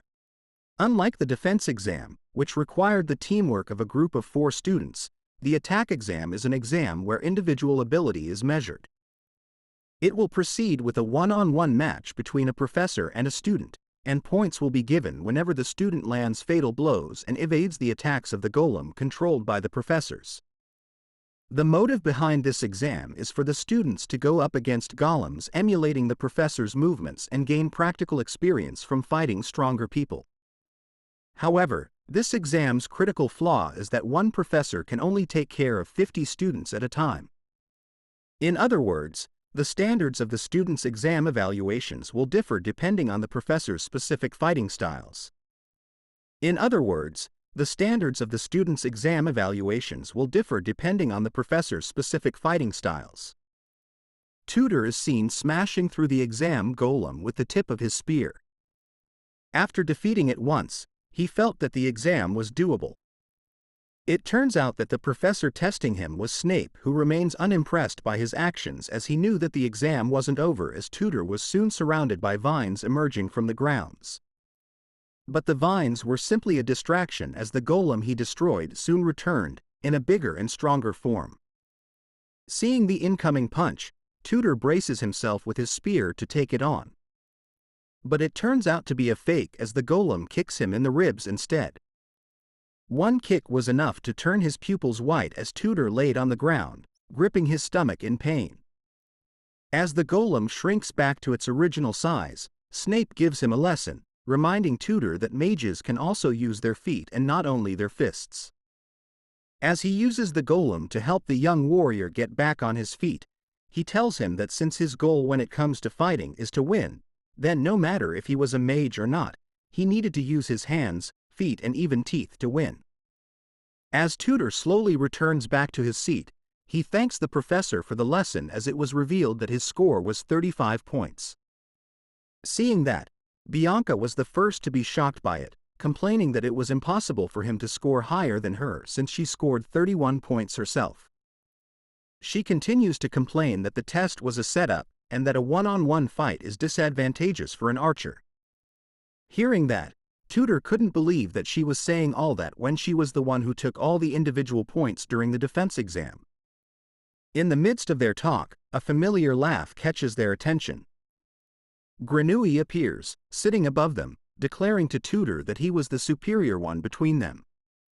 Tutor reminds him that they both have 35 points when it comes to defense and attack exams. But Grenouille points out his single flaw, that was because his theory grade was higher than his. Dealing a deadly blow to the young warrior. Feeling hurt over how he lost to Grenouille, Bianca comforts him, since their theory professor was Vicier, who was still lucky. Thinking about it, she knew that the others have Professor Sadie, who was known as a pathetic, drunkard professor who disappeared with the magic wall's B key. Their seniors have even described her as weird and unprofessional. The number one professor that all students should avoid. Hearing about all that, Tutor wonders how such a person was able to become an academy professor.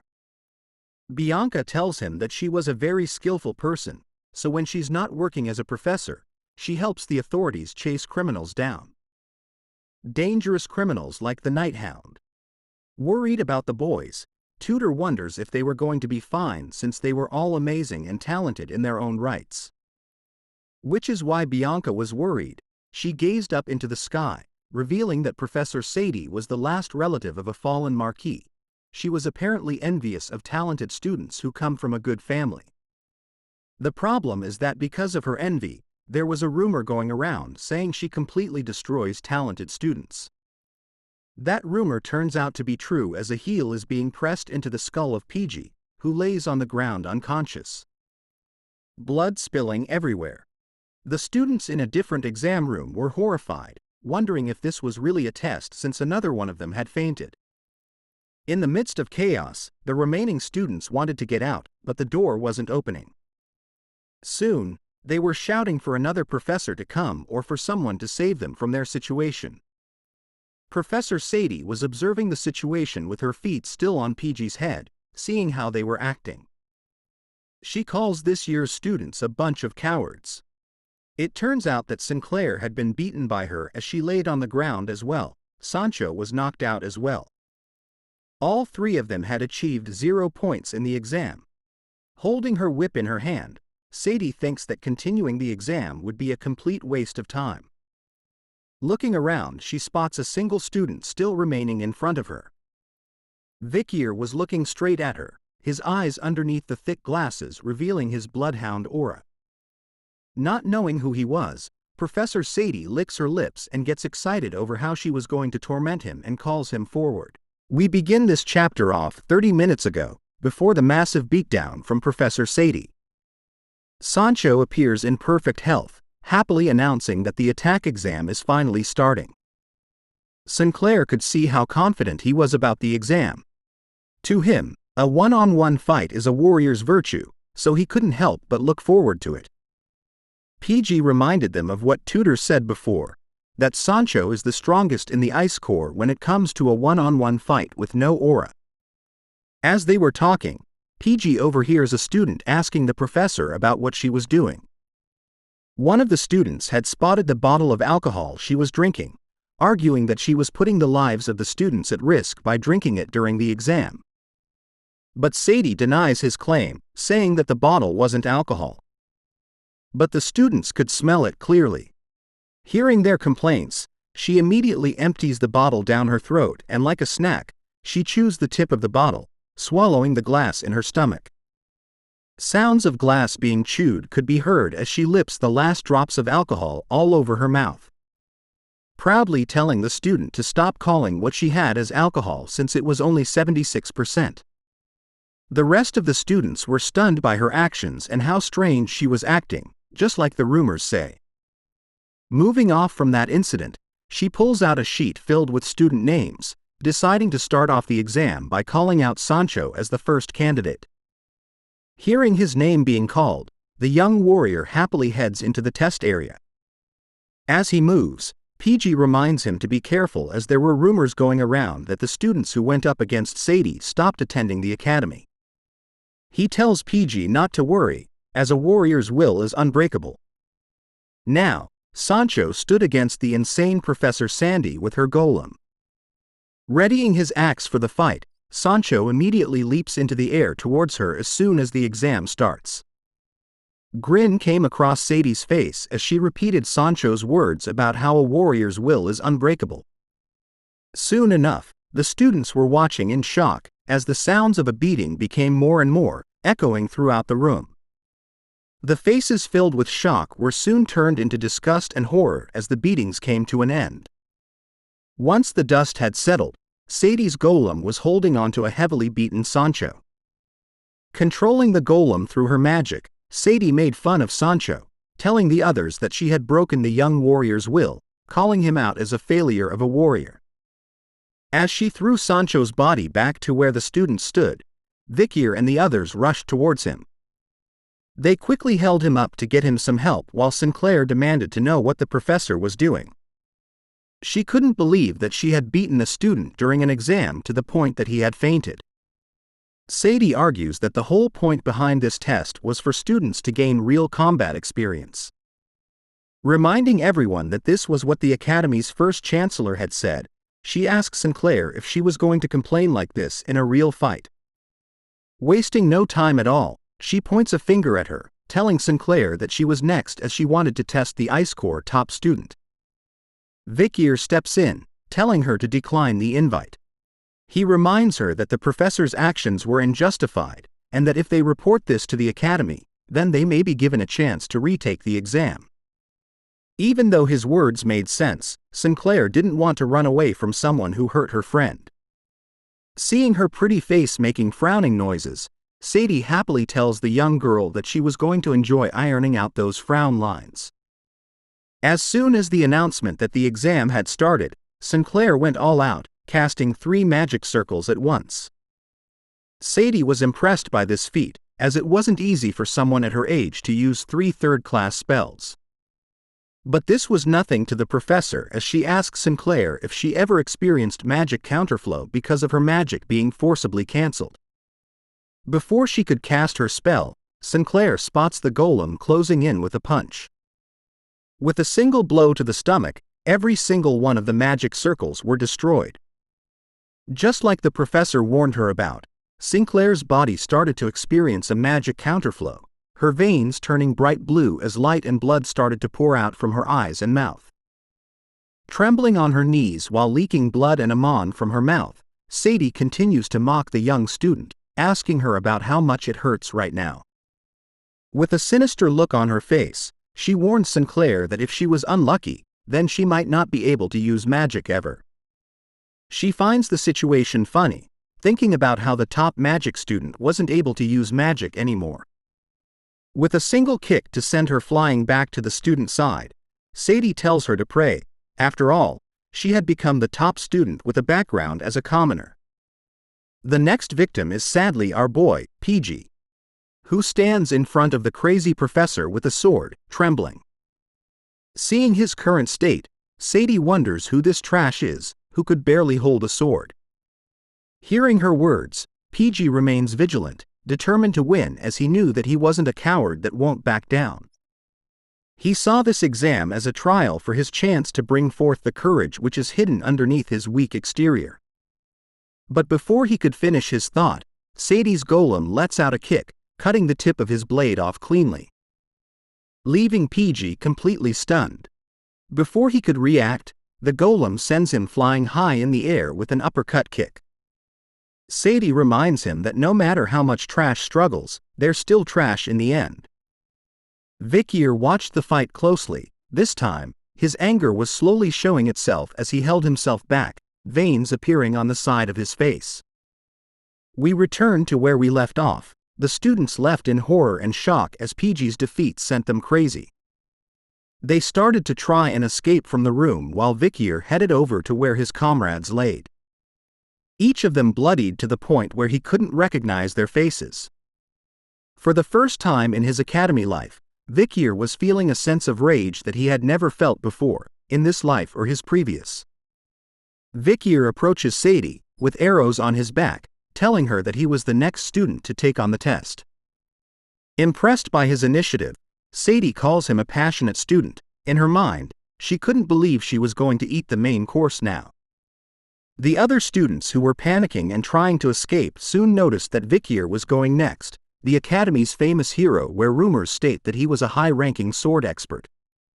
Even still, they were worried, as Sadie was at least a graduator, which meant that there was no way a high-ranking sword expert could defeat her. And using the bow and arrow is the worst weapon in a one-on-one fight. As soon as the exam began, Sadie's head was filled with thoughts about how crushing talented students was fun for her. As she sent out her golem to face Vicier, she knew him as the currently highest-ranking student of the academy, making her wonder how much pleasure she would get from beating the top student. Using the arm to reach out for him, Sadie wanted to enjoy the cries of pain he screams after breaking one of his arms. But before the golem could reach Vicier, he had already pulled out an arrow and drawn his bow. Faster than the speed of sound, Vicier unleashes a single arrow, which bounces off the shoulder of the golem, as though he had missed. Only a tiny scratch was left following his attack, but his eyes remained calm. But for some reason, everything stood still. The golem stopped just inches away from reaching Vicier. The students watching couldn't believe that he had managed to stop the professor's golem, while others wondered when exactly he had fired off his shot. In the midst of the speculation, Sadie lets out a horrifying scream as she holds onto the arrow that Vicier had fired. It turns out that he didn't miss, and actually shot her straight in the eye. Sadie was screaming in pain over her eye as she kneels onto the ground, causing the golem to stop moving. Vicier appears from the side of it, clarifying to the professor that he was trying to shoot the golem and instead, his arrow went towards her. With a deep chilling aura, Vicier looks at her with bloodhound eyes, asking the sadistic professor if she was all right as blood continues to spill out from where her eye was. The bleeding lady could not answer back at all. She lets out a horrifying scream, catching the attention of Professor Snape, who was far away doing something else. He turns around in shock over the loud noise. Hearing the scream and where it came from, he thinks that Professor Sadie, the crazy woman, was beating up the students again.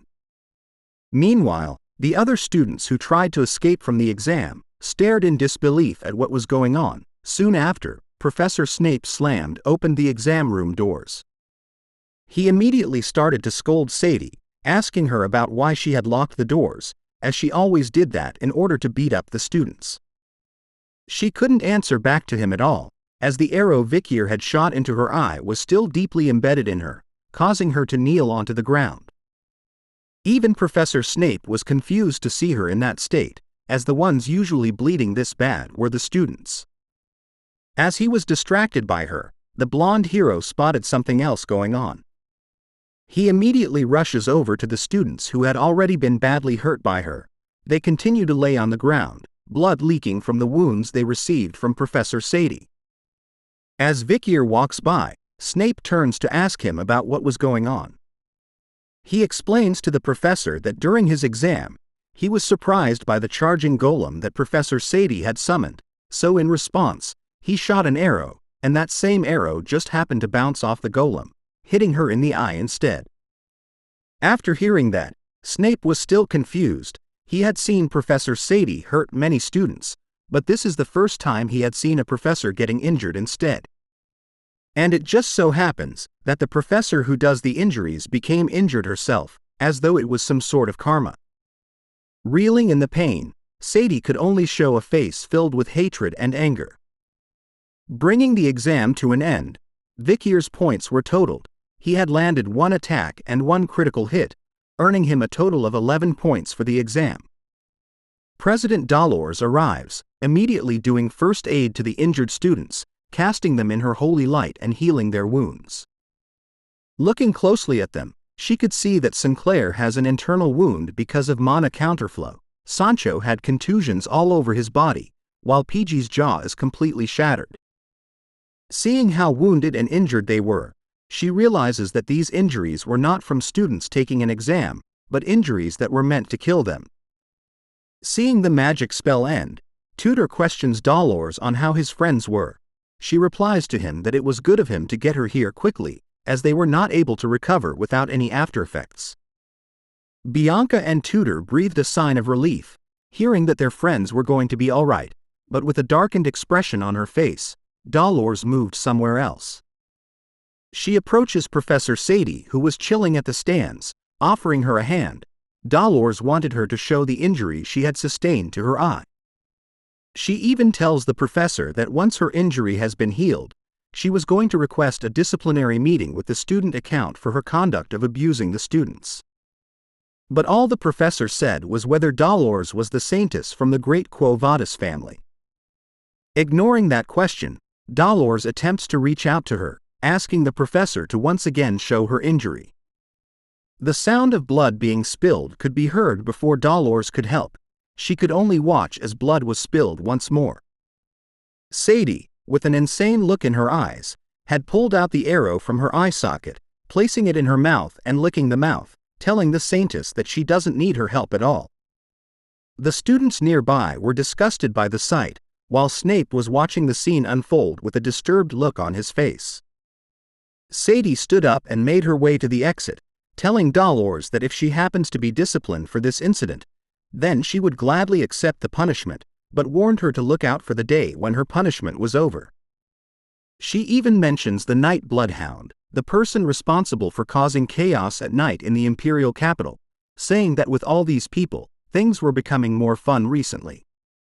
Walking past our boy, she turns to look at him once more, remembering his name as Vicier. She left him with the words, "I'll remember your name, I'll see you again," before leaving the exam room. With that, the midterms, which took forever, finally came to an end. The students gathered before a large board to check on their exam results. Ranked first was Sinclair, second Granui, third Tutor, fourth High, fifth Bianca, sixth Middle, seventh Sancho, eighth Low, 21st Vicier, 199th was PG.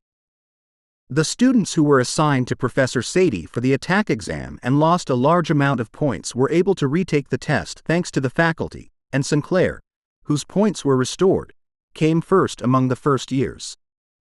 But the attention of the students that was supposed to be focused on her was redirected to someone we know very well.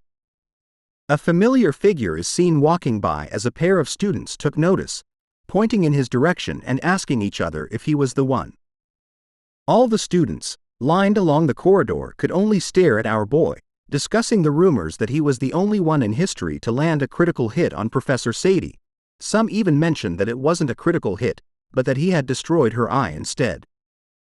The students believed that Sadie had gotten what she had deserved after all the trauma she had given to the students.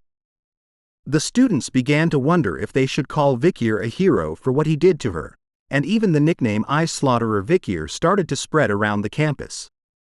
Hero Vicier whispered to the students as they believed that the nickname had a nice ring to it.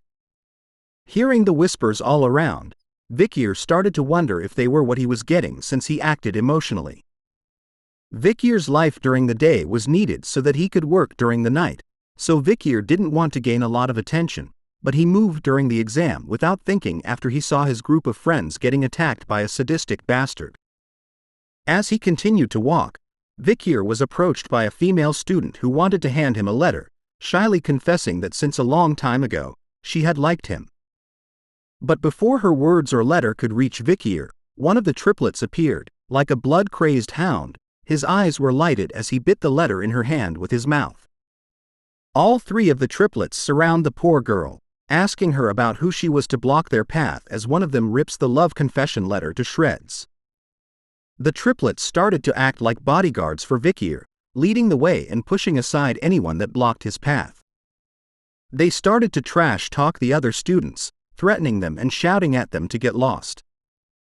Using their hairs, the triplets happily signaled to Vicier that they had gotten rid of the students blocking his path. Seeing the job get done, Vicier praises the boys for their good work. Finally arriving at the newspaper club, Vicier enters the room, thinking that he needs to be more careful so as to not let his day life affect his night life too much. Upon entering the room, he spots something. President Dolores was focused, reading a newspaper in her hand closely. Sitting beside her, Vicier asks about what she was reading that was causing her to frown so much. Dolores was caught off guard by his sudden appearance, asking him about when he had entered the room as she couldn't even feel his presence when he entered. Seeing the way she acted after reading the newspaper, Vicier asked if there was any new article on the Hound. Setting it down, Dolores reveals that the paper had written that the destruction of the landmark of the imperial capital, the central clock tower, and even damaging the royal memorial was all the doing of the Hound. The paper didn't even have any physical evidence, but they stated that all of those cases were committed by the Hound. Their current perception of him was strange to her. Vicier takes notes of this, thinking about the fact that there was someone like her who believed in him, which was more comforting than he thought. Taking the time to read the article himself, Vicier read that the clock tower is a building that symbolizes peace and order, and those who live in the imperial capital take a look at it at least once a day. Seeing as they destroyed a city's landmark, maybe they have a lot of grudges against society. This bloodhound might not be following what the others are doing, including the royal memorial. Based on the information he received from Cindy yesterday, it said that contact between her informants was cut off, which is suspicious. Thinking about it deeply, Vicier wonders if he should clean up the copycats, prompting him to go investigate. As soon as night arrived, so did the real Hound. Vicier stood in front of the royal memorial, which is a shared cemetery where the Empire's heroes lie. Thinking about it, he realized that the 9th demon corpse, Dantalion, was hiding near the Indulgentia orphanage, so in order to confirm whether that was a coincidence or not, Vicier decided to check it. Sneaking around the memorial, Vicier hid behind a tombstone, deciding that he could find out right away about why Cindy's informants had disappeared. Zombies roamed the area, groaning slowly as they walked around aimlessly. Zombies had a risk rating of C. They are common corpses who can be seen in places such as graves, battlefields, abandoned houses, sewage systems, etc. Looking at their faces, Vicier was not sure what these people did when they were alive for them to become zombies, but he knew that some of them were Cindy's informants. Using both of his hands, Vicier reaches his back, thinking that it's been a while since he had used Anubis, which made him think that he should use it tonight. Screwing the bow together, he thinks of the weapon as good since it was portable and easy to carry. Vicier couldn't believe that Ayin had given him a weapon like this. Once the weapon was ready, Vicier immediately drew its string, aiming an arrow glowing bright red, covered in bloodhound aura towards the area with zombies. Within seconds, he lands multiple headshots, killing each of the zombies before they could react. Seeing that there was nothing left, Vicier walked past the now officially dead bodies. He talked about how the arrows he used was on a different level compared to the arrow he was supplied with during the midterms. He found out that it was a lie when people say that masters aren't picky with their weapon of choice. As he moved around the memorial, a familiar scent reached out to Vicier as he took a whiff of it. His bloodhound eyes were alerted to it as he quickly turned to face where the smell had come from. The strange colored air was definitely the scent of a demon, but compared to normal demons, the smell was very light. It was as if their uniquely terrible stench was being diluted by something. Quickly analyzing where it was coming from, Vicier chases after it, believing that the smell was coming from the direction of the Indulgentia orphanage. Something was definitely over there. It turns out to be true as a masked figure with red and white hair was seen standing near a black magic circle, casting over it. Soon enough, another figure emerges from the magic circle, a lady whose hair was fully red. Looking at her face, the masked figure was annoyed over the fact that Dantalion had stolen this person from her. Embracing the corpse, the masked figure apologized, calling it Rose, and promising that she will no longer let her loved ones get taken away. She was one of the demon's 10 elite corpses, the 8th corpse known as Ser. The masked figure continued to hold on to Rose, telling her about Ser's ability to locate who she wants to find, a useful skill to have. Even though she had finally found her, sadness lay in her eyes, as the demon's ability was not able to find the other person she wanted, no matter what she did. In order to control all the power that she acquired from the demon contract, the masked figure wondered if she really needed to walk through death's door completely, but the problem was, she is only a half-blood. And so, she decided that she needed to hurry and be able to control all of Ser's power.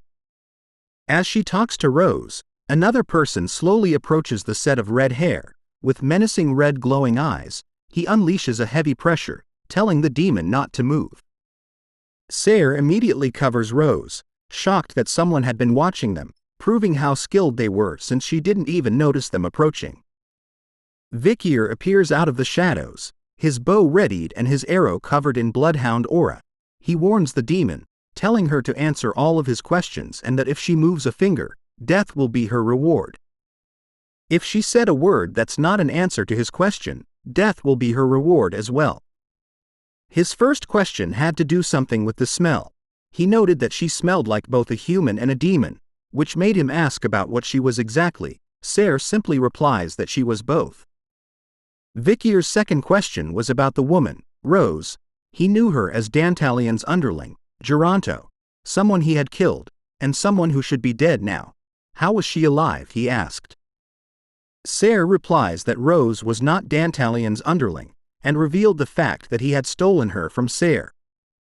Upon answering that, Vicier had reached his final question. He simply asked if the demon she was contracted with was named Ser. With a similar glow in her eyes, the masked figure replied, "What if I say yes?" That was enough of an answer as the arrow reached close to her eye. Narrowly dodging the fast attack by tilting her head, Vicier's arrow simply gave her a haircut, before blowing everything away from behind her. With that answer, Vicier proclaimed that he was going to kill the demon known as Ser. Seeing that this was turning into a battle, the masked figure tells Vicier to try it if he can, before summoning numerous skeletons from the ground with her magic circles. Amongst them, the skeletons of the children buried in the orphanage ground started to appear. The masked figure looked at them with concern, slowly regretting her decision to summon them as she didn't want to turn the children's corpses into skeletons. Vicier spots the smaller-sized skeletons, realizing what they were. He apologizes to them before firing a shot, blasting both the building and skeletons into pieces with the mere impact of his arrow.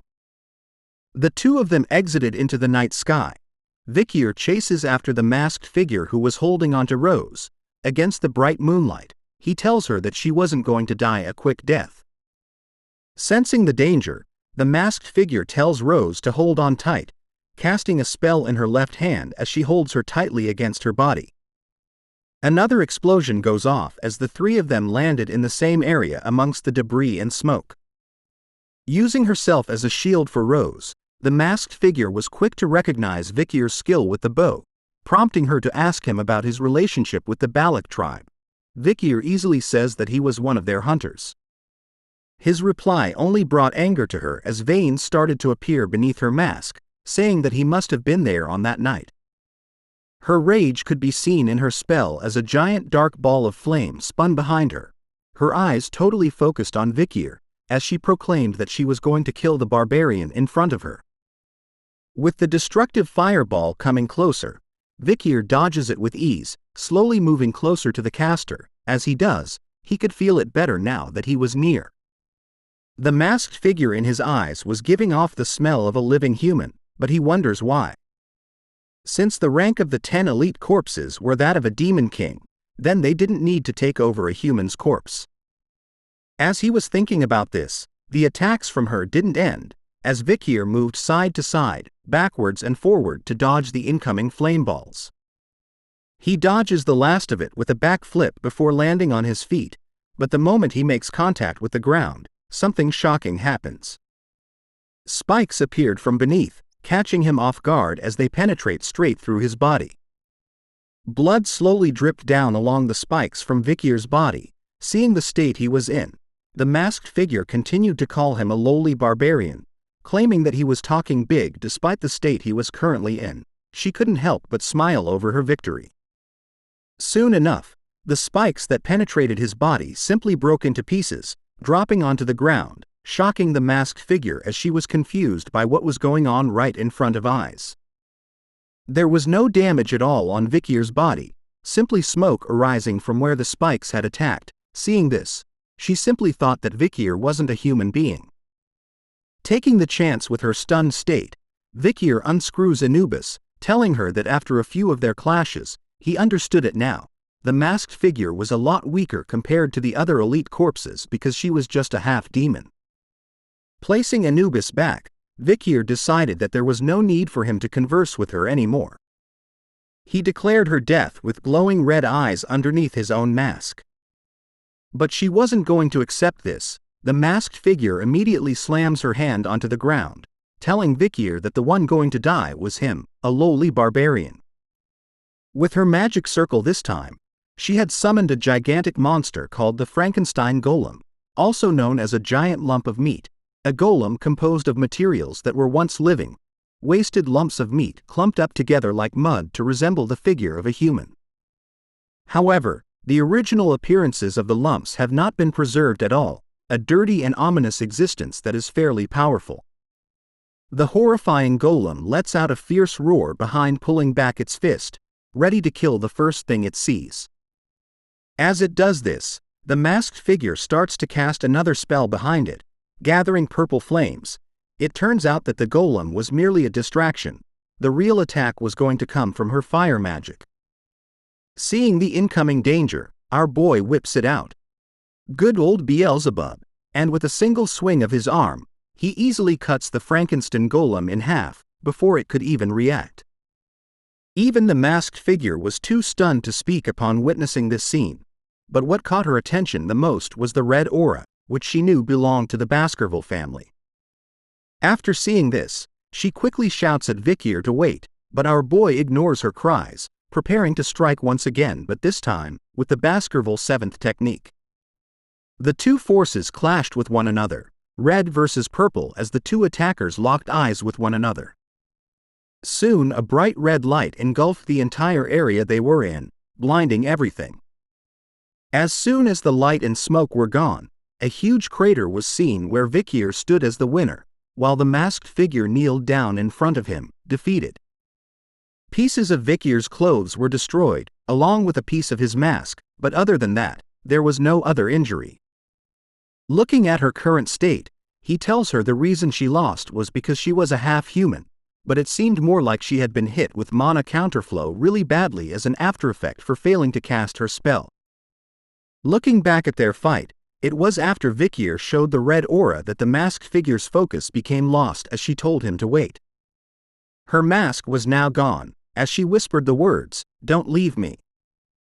Vicier couldn't understand it, so he asked her about the reason why she had struck a deal with a demon. As he raises Beelzebub into the air, ready to execute, he tells the half-human that all deaths have a story behind them. And so, Vicier executes his mission, his blade disappearing as he swings down. Before Vicier could deal the final blow, Rose jumps in to save Serre, using her own body as shield against the young bloodhound's devastating blow that's meant to kill. This was quite an unusual sight. Normally, the undead possess a strong jealousy for what they didn't have, giving them a temperament that makes them blindly bite and extort from the living. Though this doesn't apply if their master has a strong will and absolute control over them. If their master loses consciousness, the dead soldiers cannot be controlled, but Vicier could sense that something was different about Rose and her connection to the masked figure before him. Even without a hint of life in her eyes, Vicier could see that she was different. He wonders why she doesn't have the will to fight, like the corpse queen who was kneeling on the ground. As he was thinking about it, his lack of decision to end the fight with the Demon King was disrupted by a bright light in the background. Sounds of people were coming closer to where they were. Shouts could be heard as they spotted Vicier and the corpse queen. Amongst the voices of the guards, Vicier immediately turned around as he noticed Professor Sadie's voice among them. As soon as he turned around, Rose summoned a magic circle, surrounding herself and the corpse queen in a bright blue light. Sensing that, Vicier immediately turns back, ready to strike and end this once again. He aimed Beelzebub directly at the corpse queen's body, but before his blade could reach her, Rose saved the day once again, using her body a second time to absorb the attack from Vicier. She could only spit out blood as a result before disappearing in an instant, leaving Vicier alone and annoyed by what just happened. Just as he heard, Professor Sadie arrives in front of the guards, shouting at the Night Hound to reveal himself. But as soon as she surrounded the area where Vicier and the corpse queen were, no one could be seen, leaving everyone confused. Annoyed by the situation, Professor Sadie blamed it on the guard next to her, calling him a pig and kicking the poor soul into the crater, telling him that because he was so freaking slow, they had arrived too late to capture the Night Hound. After kicking him, her remaining eye catches something inside the crater. It was the mask that Vicier had worn as the Night Hound just a few seconds ago. Seeing the mask here, she realized that she had completely lost the chance to capture the Night Hound tonight. Not so far from the scene of the crime, a familiar red-eye puppy could be seen hurriedly dashing away and into the late night. Back at the newspaper club, the vice president shouts at the club members, informing them of the academy's big event that comes after the exams. The festive season is about to begin, ladies and gentlemen. And so, to build suspense, she slowly introduces this year's theme for the festive season, which is going to the haunted house. Dolores' eyes and face started to sparkle over her excitement, thinking that a haunted house sounded really fun. Sinclair was excited as well, knowing that it was going to be Halloween, and since it was after the exams, the students were finally free from any hardships, guaranteeing that the event was going to gain a lot of attention. Aside from the festive season itself, Tudor and Bianca were concerned about something that came along with it, and that was the Academy's festival tradition. PG knew what they were talking about, reminding everyone that the tradition was something that even the professors couldn't escape from. Sancho, the young warrior, was glad to hear about the tradition, as traditions were something he viewed as important. Seeing everyone's excitement gave the vice president even more hype as she brought out a blue and red box, telling the club members that they were going to draw lots right now to see who would dress up as what type of ghost. As everyone began discussing amongst themselves about the festive season, Vicier stood alone at the back, his mind in deep thought about last night's event. He knew that not killing the 8-corpse demon when she couldn't even use half her powers was a very big mistake. When he was fighting Andromalius, Vicier needed to receive the aid of the Baskerville family's knights in order to kill the demon, and when he was with the saintist during the time he fought against Dantalion, he needed her help as well. Right now, Vicier doesn't know if he, a top-ranking graduator, can fight the 8th corpse by himself when she reaches full power.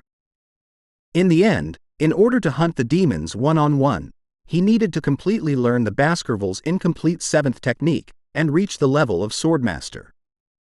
The 10th technique, called Lurking Ambush, calls the 6th Fang and the 7th Fang ambush horizontal twin wisdom teeth. Weird, I know, but that's how it is. These techniques, one must understand the odd principle between the 6th and 7th techniques and be able to use the ultimate killing technique. The theory behind the 6th and 7th techniques is written in the Swordsmanship book. In order to overcome the wall of the 6th technique, one must abandon all human emotions, and in order to learn the 7th technique, one must gain one's human emotions back. Vicier still didn't understand why one needs to recover the emotions they just abandoned. This needs a completely different approach compared to the entry-level graduator core training methods, where one learns how to kill their emotions and turn into bloodhounds.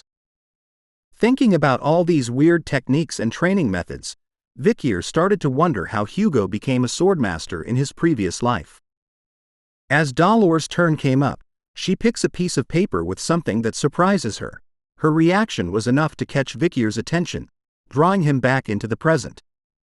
She looks at the paper in her hand closely, reading what it wrote, which was, Hound.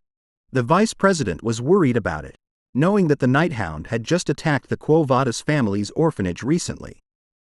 So she immediately apologizes to the president. But to her surprise, Dolores replies that everything was fine, and that she was going to dress up as the Hound for the festive season. She even blushes at the thought of it, holding the paper tightly on her chest to prevent anyone from taking her outfit. Soon after, the vice president excitedly goes over to Vicier, telling him that it was his turn to pick, especially since he was the center of attention. As he places his hand into the box, Vicier was glad to see everyone having fun with this activity, reminding him that they were still young kids. But upon reading the costume he had selected, a sense of dread overcame the young bloodhound regressor. He couldn't believe that he had actually picked this result. Seeing the shocking look on his face, the other members quickly wanted to know what it was Vicier had gotten, even pushing and pulling one another just to see his result. There was one thing Vicier completely forgot about in his past: the tradition during the Academy's festival. And now, we turn to the day of the festival itself. Everyone in the Academy were outside, on the streets filled with orange lights, tents and stalls as far as the eye could see. The crowd of citizens cheer loudly as they stood outside a certain pub stall. Tudor appears with long blonde hair while wearing an undead's armor. He happily swipes his long hair, flexing his hard abs while holding a rose in his mouth, asking a beautiful lady on whether she wanted to share poems and alcohol with him at Lucion's bar. Sancho appears with a hearty laugh dressed as a samurai. Holding a plate of food, he excitedly tells everyone to come to Lucion's bar. If they do, they would get one free serving of hot blood stew, a stew that can make a warrior's blood boil. Sinclair appears as a noble vampire, her sharp fangs visible as she compliments the crowd, telling them that they brighten up the bar, hoping for them to come as she'll be waiting for them. PG was dressed as a fairy. With an embarrassed look on his face, he nervously handed over a flyer, telling them to please take it. The students he was giving the flyer to were amazed. They couldn't believe that there was such a cute girl at their academy. Without realizing it, they wanted to get to know PG's name. But Bianca appears, dressed as Frankenstein's monster, and grabs a hold of both of them, reminding the students that they couldn't hit on their members, which prompts them to give an apology right away. As she held onto them, someone in a red dress walked by, catching her attention. That figure slowly approached the bar where a blonde character was serving dishes inside to the customers. It turns out to be President Dolores dressed as the Hound. Turning around to see who was calling her, the president's eyes seemed disappointed as she nervously looked down. It turns out that Professor Snape had arrived in their pub, dressed in a sexy red Chinese outfit. He remained unbothered by his current appearance, only asking Dolores about what she was wearing. He reminded her that even though it was a festival right now, she wondered how her costume would impact society, as he couldn't believe that she would actually impersonate the uncontrollable heinous criminal known as the Hound. But Dolores remains confident in her choice, telling the professor directly that she likes her costumes. Seeing no hesitation in her choice of words, Professor Snape lets it go, reminding her that she would have to bear the consequences of her actions before heading into the pub himself. He also reminded her that as her academic advisor, he had no authority to tell her what she can and can't wear, so she was free to do as she pleased. The other members of the club started to gather. They couldn't believe that Professor Snape was actually at their pub. PG adds on that during the festival, the professors would dress up and go to the stalls of their class and club to increase their profits. Seeing the students gathered outside, Snape was kind of upset, because if it weren't for the custom of the academy, then he wouldn't have come to the pub, as he thought that the prices of the dishes they serve weren't even that great. After waiting for a couple of minutes, Dolores appears by his side, bringing him his order of fries and fried chicken.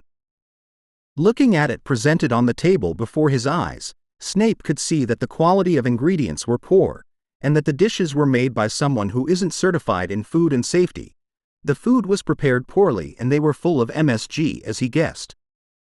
Taking a bite of the blood stew, Snape had zero expectations, believing that he was going to taste trash. After eating and swallowing the first bite, the professor was in complete shock. His lipstick was even smudged all over his mouth. He couldn't believe that something this delicious would come from his own students. He savored each bite, describing each taste in his mouth. The exquisite smoky flavor and savory taste comes out from the meat when it's torn. The potatoes that come from the Morgue family's region releases a savory taste as they softly break apart. Snape was in complete bewilderment over how good the food was. He instantly stood up, demanding to know who it was that cooked the dishes before him, even accusing Dolores of recruiting an outside chef to help them. Despite his hard allegations and attitude, the president assures the professor that no outside help was present and that it was one of their members who was doing all the cooking. That person was someone Snape knew very well. As she pointed in a certain direction, we were brought to see somebody dressed like a witch, standing in front of a stove, cooking intensely with high heat. Wearing bright red lipstick, Vicier finally appears, dressed as a beautiful witch. He captures the heart and soul of everyone with his looks and cooking skills during the festive season. It was revealed in the previous chapter about the Academy's long-standing tradition, which was that men would wear women's clothing, and women would wear men's clothing as seen from the streets where the students proudly wore their costumes. In other words, the identity of the male student dressed in an alluring witch costume in the kitchen is Vicier van Baskerville, the main character of this story. PG appears in a panic, reading out loud the next order, 3 plates of Vicier's special fried chicken. The orders kept coming in. Next was 2 plates of sausages, as well as 6 portions of Vicier's special sausages and stir-fried vegetables and 5 portions of Vicier's special rice balls. Despite the large volume of orders, Vicier remained cool in the intensely warm kitchen, turning back to assure the others that he got this. Tudor appears with his face smashed between numerous biceps. He noted that ever since word had gotten out about their kitchen, male customers have been pouring in. Sinclair was in the same situation. Despite her noble appearance, her face was smashed between arms as well, informing the others that they had a huge influx of female guests too, and that they needed to get their orders. Despite all the shouting and noise, Vicier remained focused on cooking out the dishes. He thought about these memories. He couldn't believe that he would get the chance to make the dishes that he ate a lot when he was on the field. When the time of the fall dragged on, it was hard for the people of that time to find proper food. So, in order for the warriors on the front lines to survive, there was a need to make anything taste good.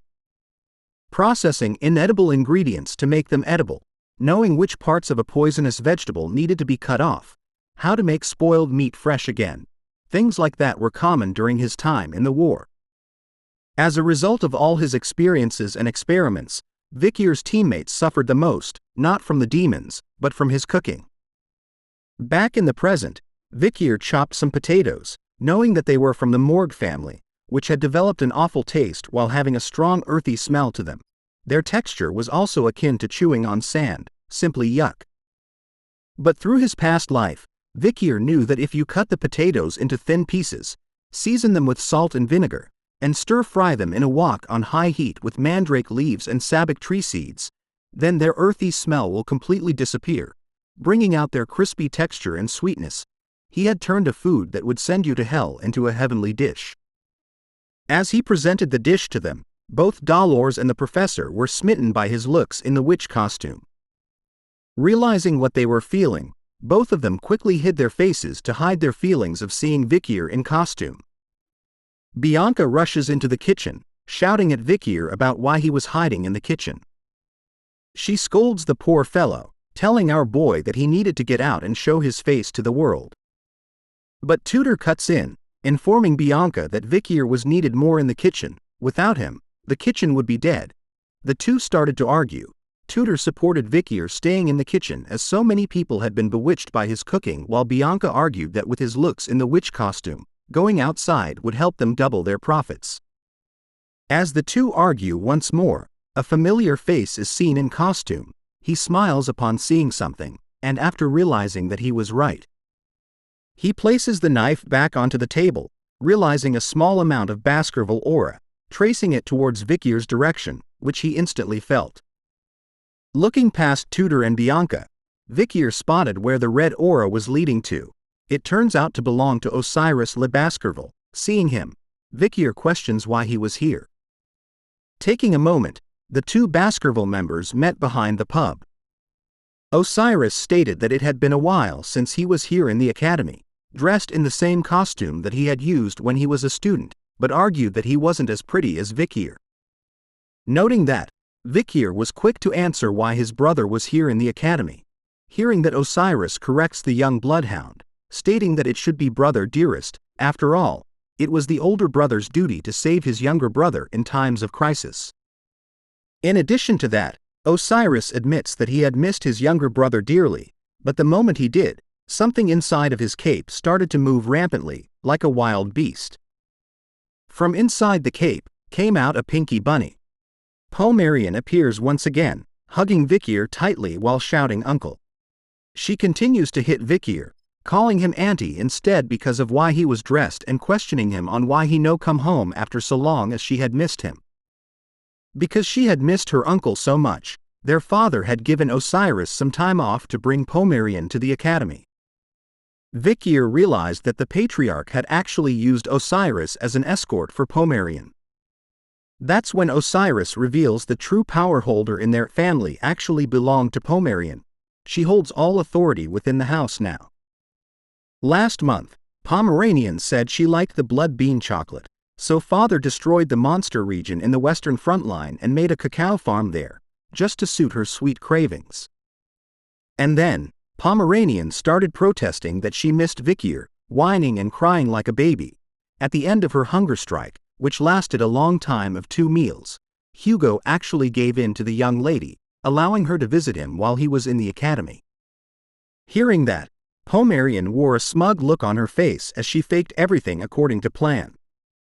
Osiris wanted Vicier to know that after he left, Pomerian had become depressed, and that it has been such a long time since they last saw a smile on their princess's face. What shocked Vicier was the fact that Osiris could smile the way he was smiling right now. He couldn't believe the face he had on. One stage of becoming a swordmaster is regaining one's emotions. Vicier thought to himself that Osiris may not know it himself, but these feelings were really good for him. Soon after talking, Pomerian was fast asleep on Osiris' shoulder, completely knocked out. He tells Vicier to spend time with her while they are at the academy. He also informs him that the trade he had set up was progressing well with their alliance with Mesamadonero's merchants. Vicier had already heard about it. The commissions of the past affairs investigation were created before he had entered the academy. Osiris Le Baskerville was exclusively taking charge of it, and has revealed the wrongdoings between the Baskerville and Mesamadonero families. Because of that, the Baskerville family officially apologized to the Mesamadonero family. Vicier had also heard that in the process, the old Baskerville members who participated in the wicked scheme were beheaded. Due to this event, Cindy also vented some of her anger and joined forces with the Baskerville family. although only she herself will know if she has truly forgiven the Baskerville family or not. As they headed out, Osiris recalled something, taking out an item from within his cape, telling Vicier that their visit wasn't just for Pomerian. He hands over an envelope sealed with the Baskerville logo and a ring. Taking it, he questions his brother over what it was. Osiris reveals that the ring was found near the place where Set, the demon who stole Set's body, died. He believes that the ring possesses a unique skill, and that their father had told him to give it to Vicier since he contributed the most during the execution of the demon. Looking at the ring in his hand, Vicier wondered if it would allow him to use the barrier that Andromales had used before. The ring was called the Divine Immortal's Ring. It has an ability to call forth a barrier, which was currently turned off, and an inscription written with the words, "God's domain ends here." To add on, Osiris reveals that the letter in Vicier's hand was a letter written by their father with words he wanted to tell his son. Shivers immediately went down Vicier's spine as he felt cold all of a sudden. He couldn't believe that the letter was actually from their father. Osiris assures him that feeling surprised was all right and that he had received a letter as well. Since their chat has come to an end, Osiris bids Vicier farewell, reminding him to take his time while reading the letter. Vicier stood alone, waving his brother goodbye, while passers-by were immediately attracted to his looks as they couldn't stop staring at the witch. Opening the letter, Vicier wondered what it was that Hugo wanted to tell him. Standing in the midst of the festival, Vicier began to read the letter, to Hugo Le Baskerville's son. "Son, by the time you are reading this letter, you must be thinking about becoming a swordmaster like Osiris, my first." Those few sentences were enough to shock Vicier, but he continued to read on. Shocked that Hugo had actually realized that Vicier's level was that of a top-ranking graduator. Hugo letter continues on. "You must be stuck at the 7th Fang right now since you are still a top-ranking graduator. In order to execute the 7th technique perfectly, you need to reach the level of swordmaster, so I have written down the process I went through in my journey to reach that level." Vicier was shocked to learn that Hugo was actually telling him the secrets to becoming a swordmaster. As soon as he finished reading about the process needed to become a swordmaster, Vicier crushes the letter in his hand. His face filled with disgust and anger over the process that Hugo had revealed to him. Back at the pub, Bianca was chilling and wondering if she needed to market herself in order to get more customers, but as she sat there, a familiar red-haired individual walked past, catching her attention instantly. She watches the duo with red hair, noting that even with the mask on their faces, she knew that they were a pair of beautiful girls. The Corpse Queen and Rose have joined the festival. Thanks to the Halloween celebration, the Corpse Queen and Rose were able to blend into the crowd easily.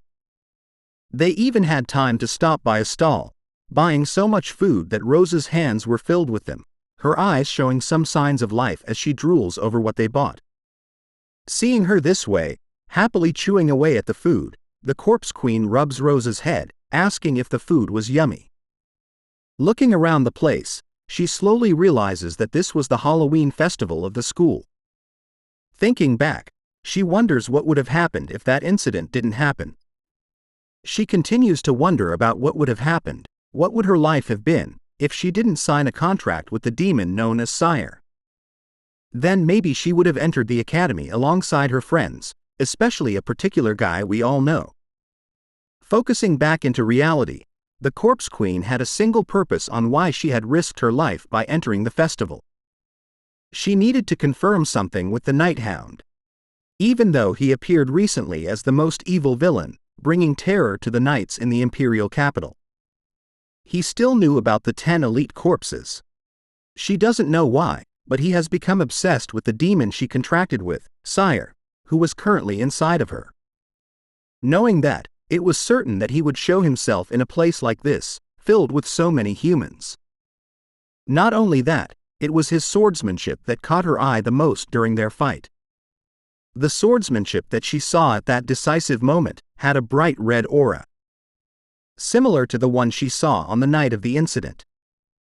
Combining all these facts and her instincts, the Corpse Queen wanted to know if they were right by taking off the mask belonging to the Hound.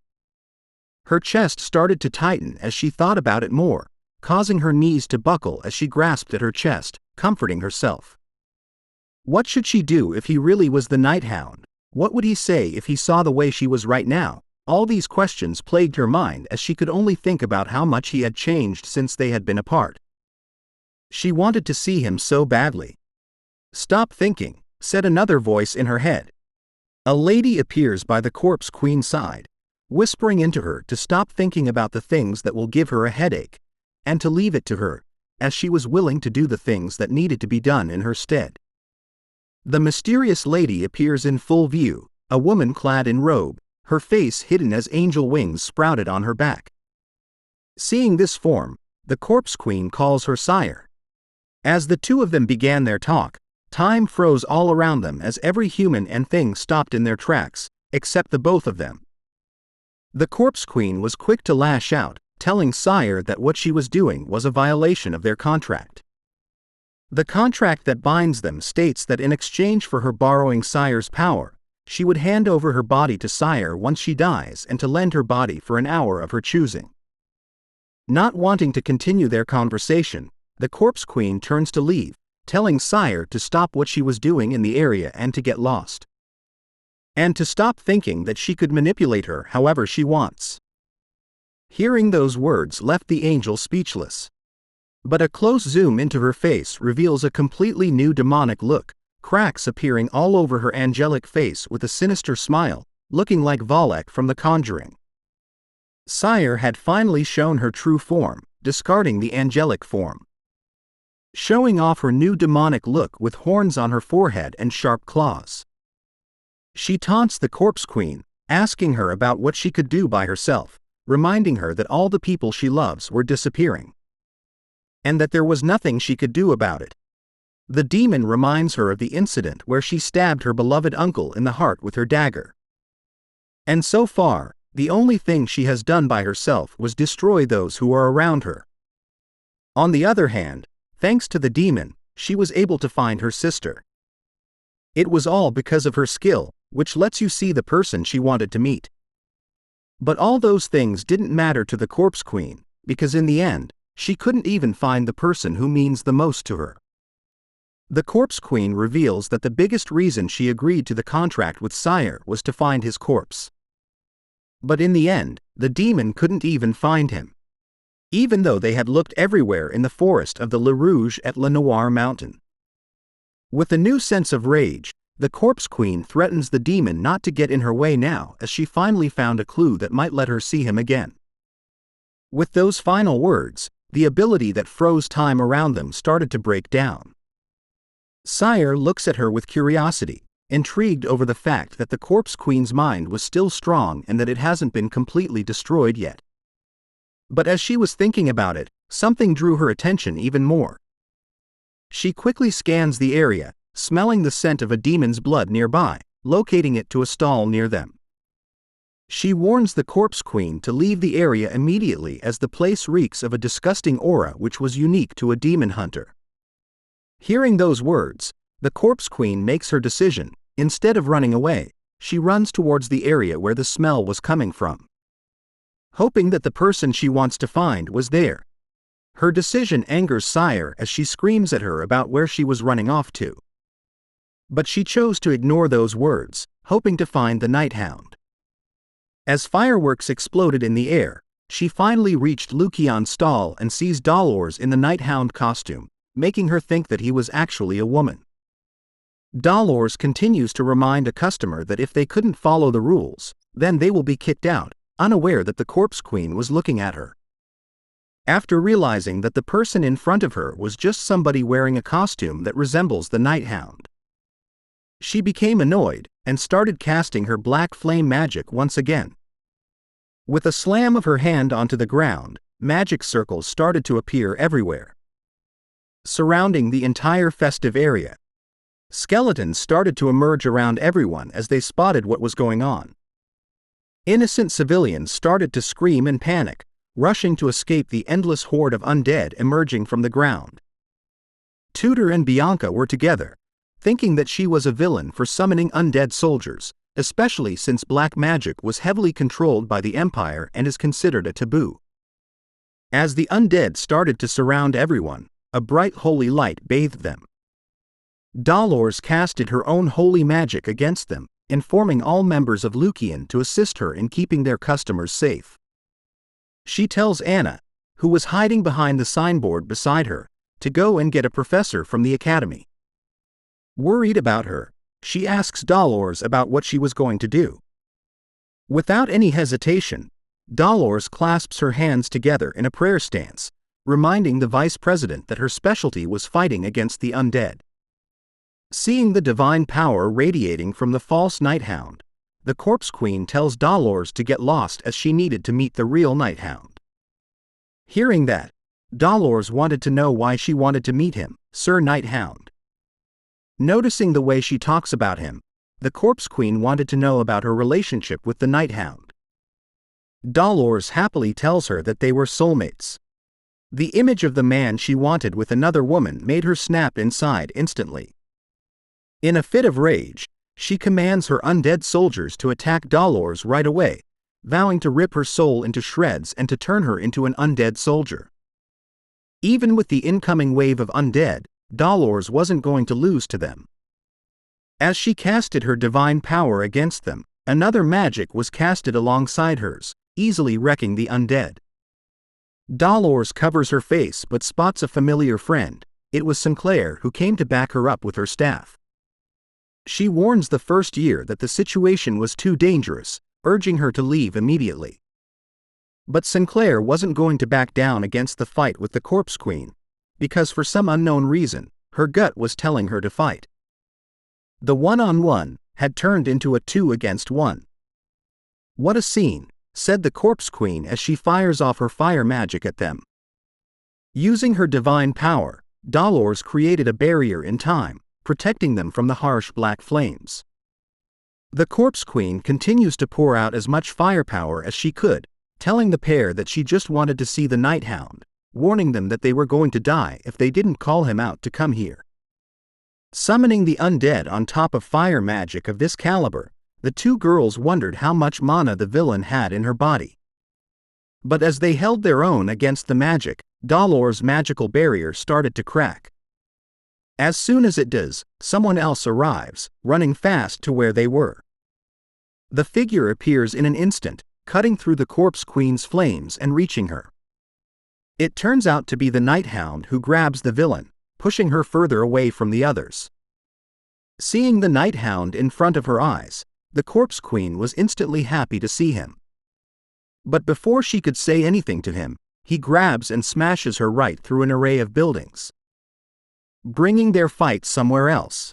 After arriving to fight the Corpse Queen, the Nighthound leaves behind a messy scene, as everyone nearby gathers to where they were.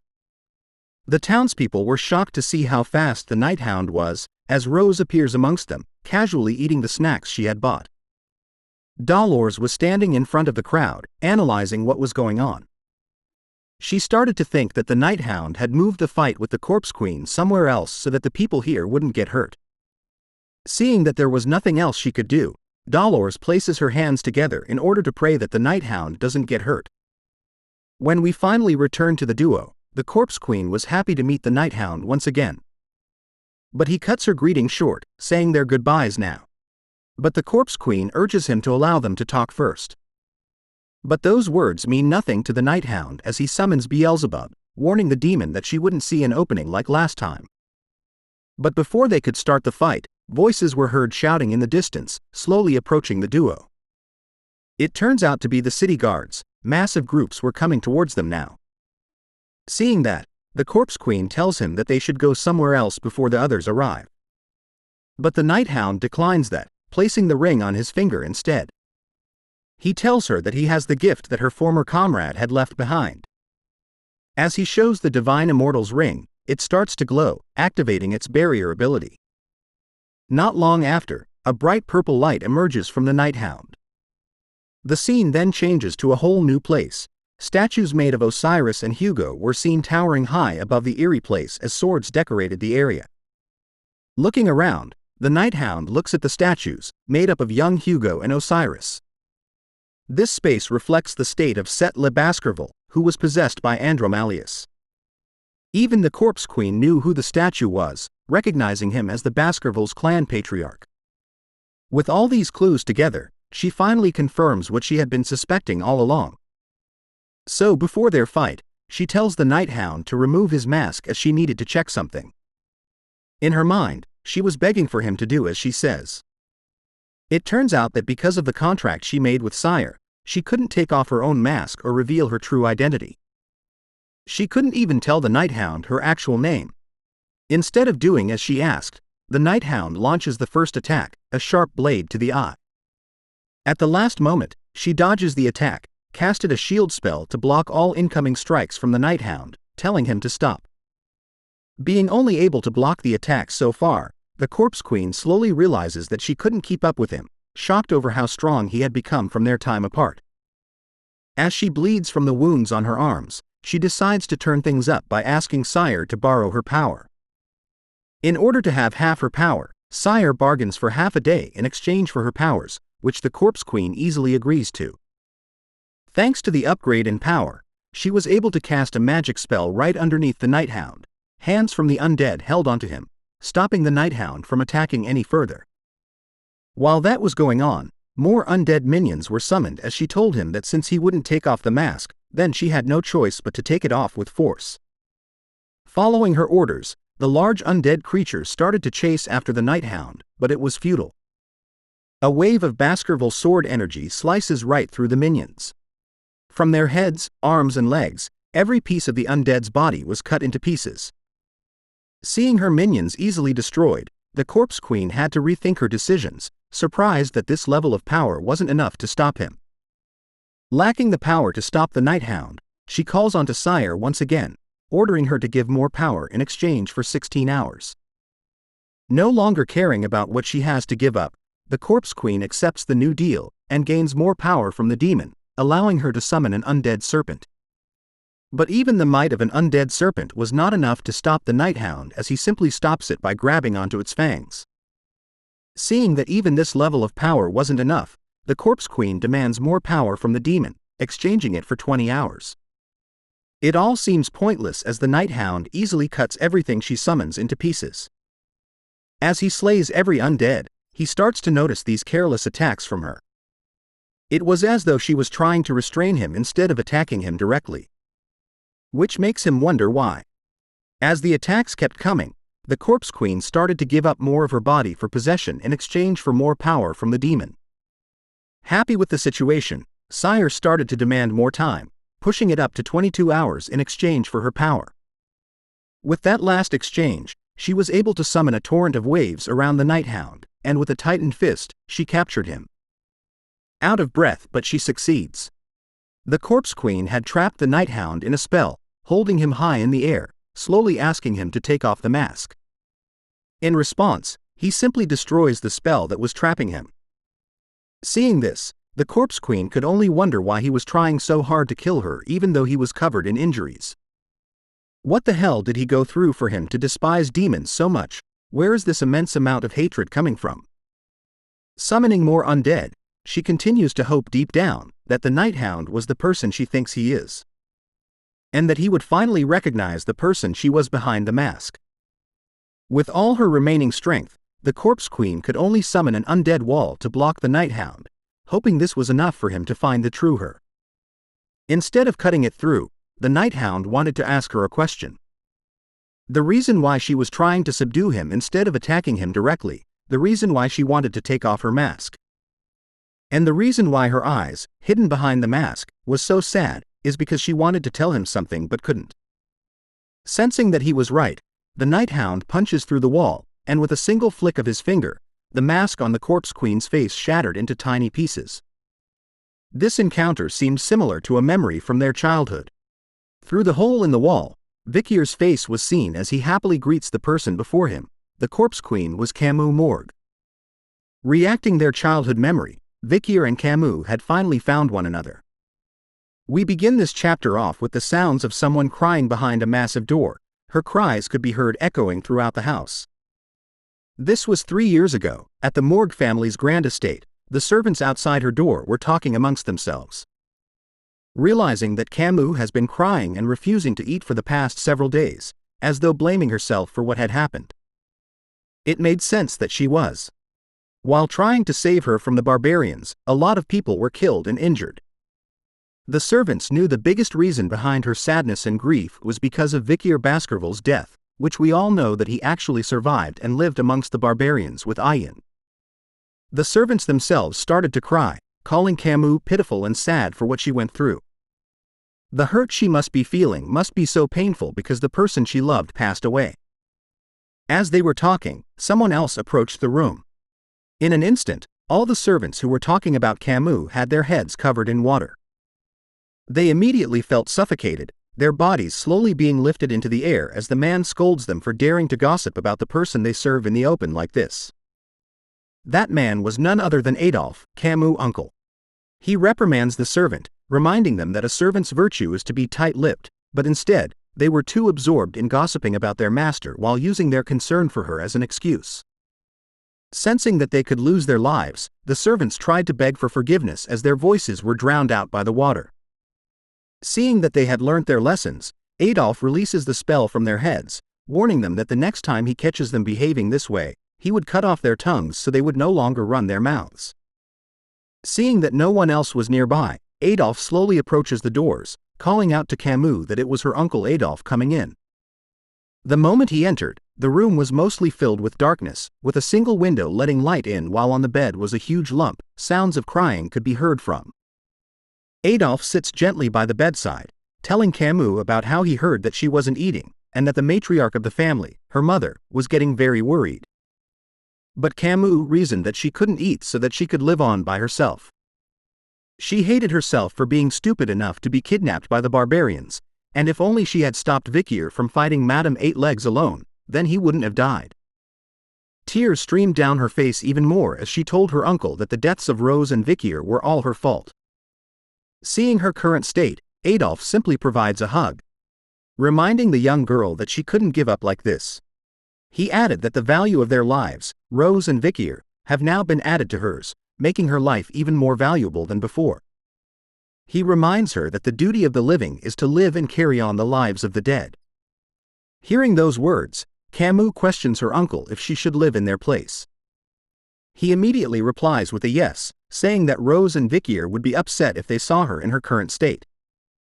Something snapped within the young maiden as she immediately leaps off the bed, rushing to open a drawer after realizing she has an option to play.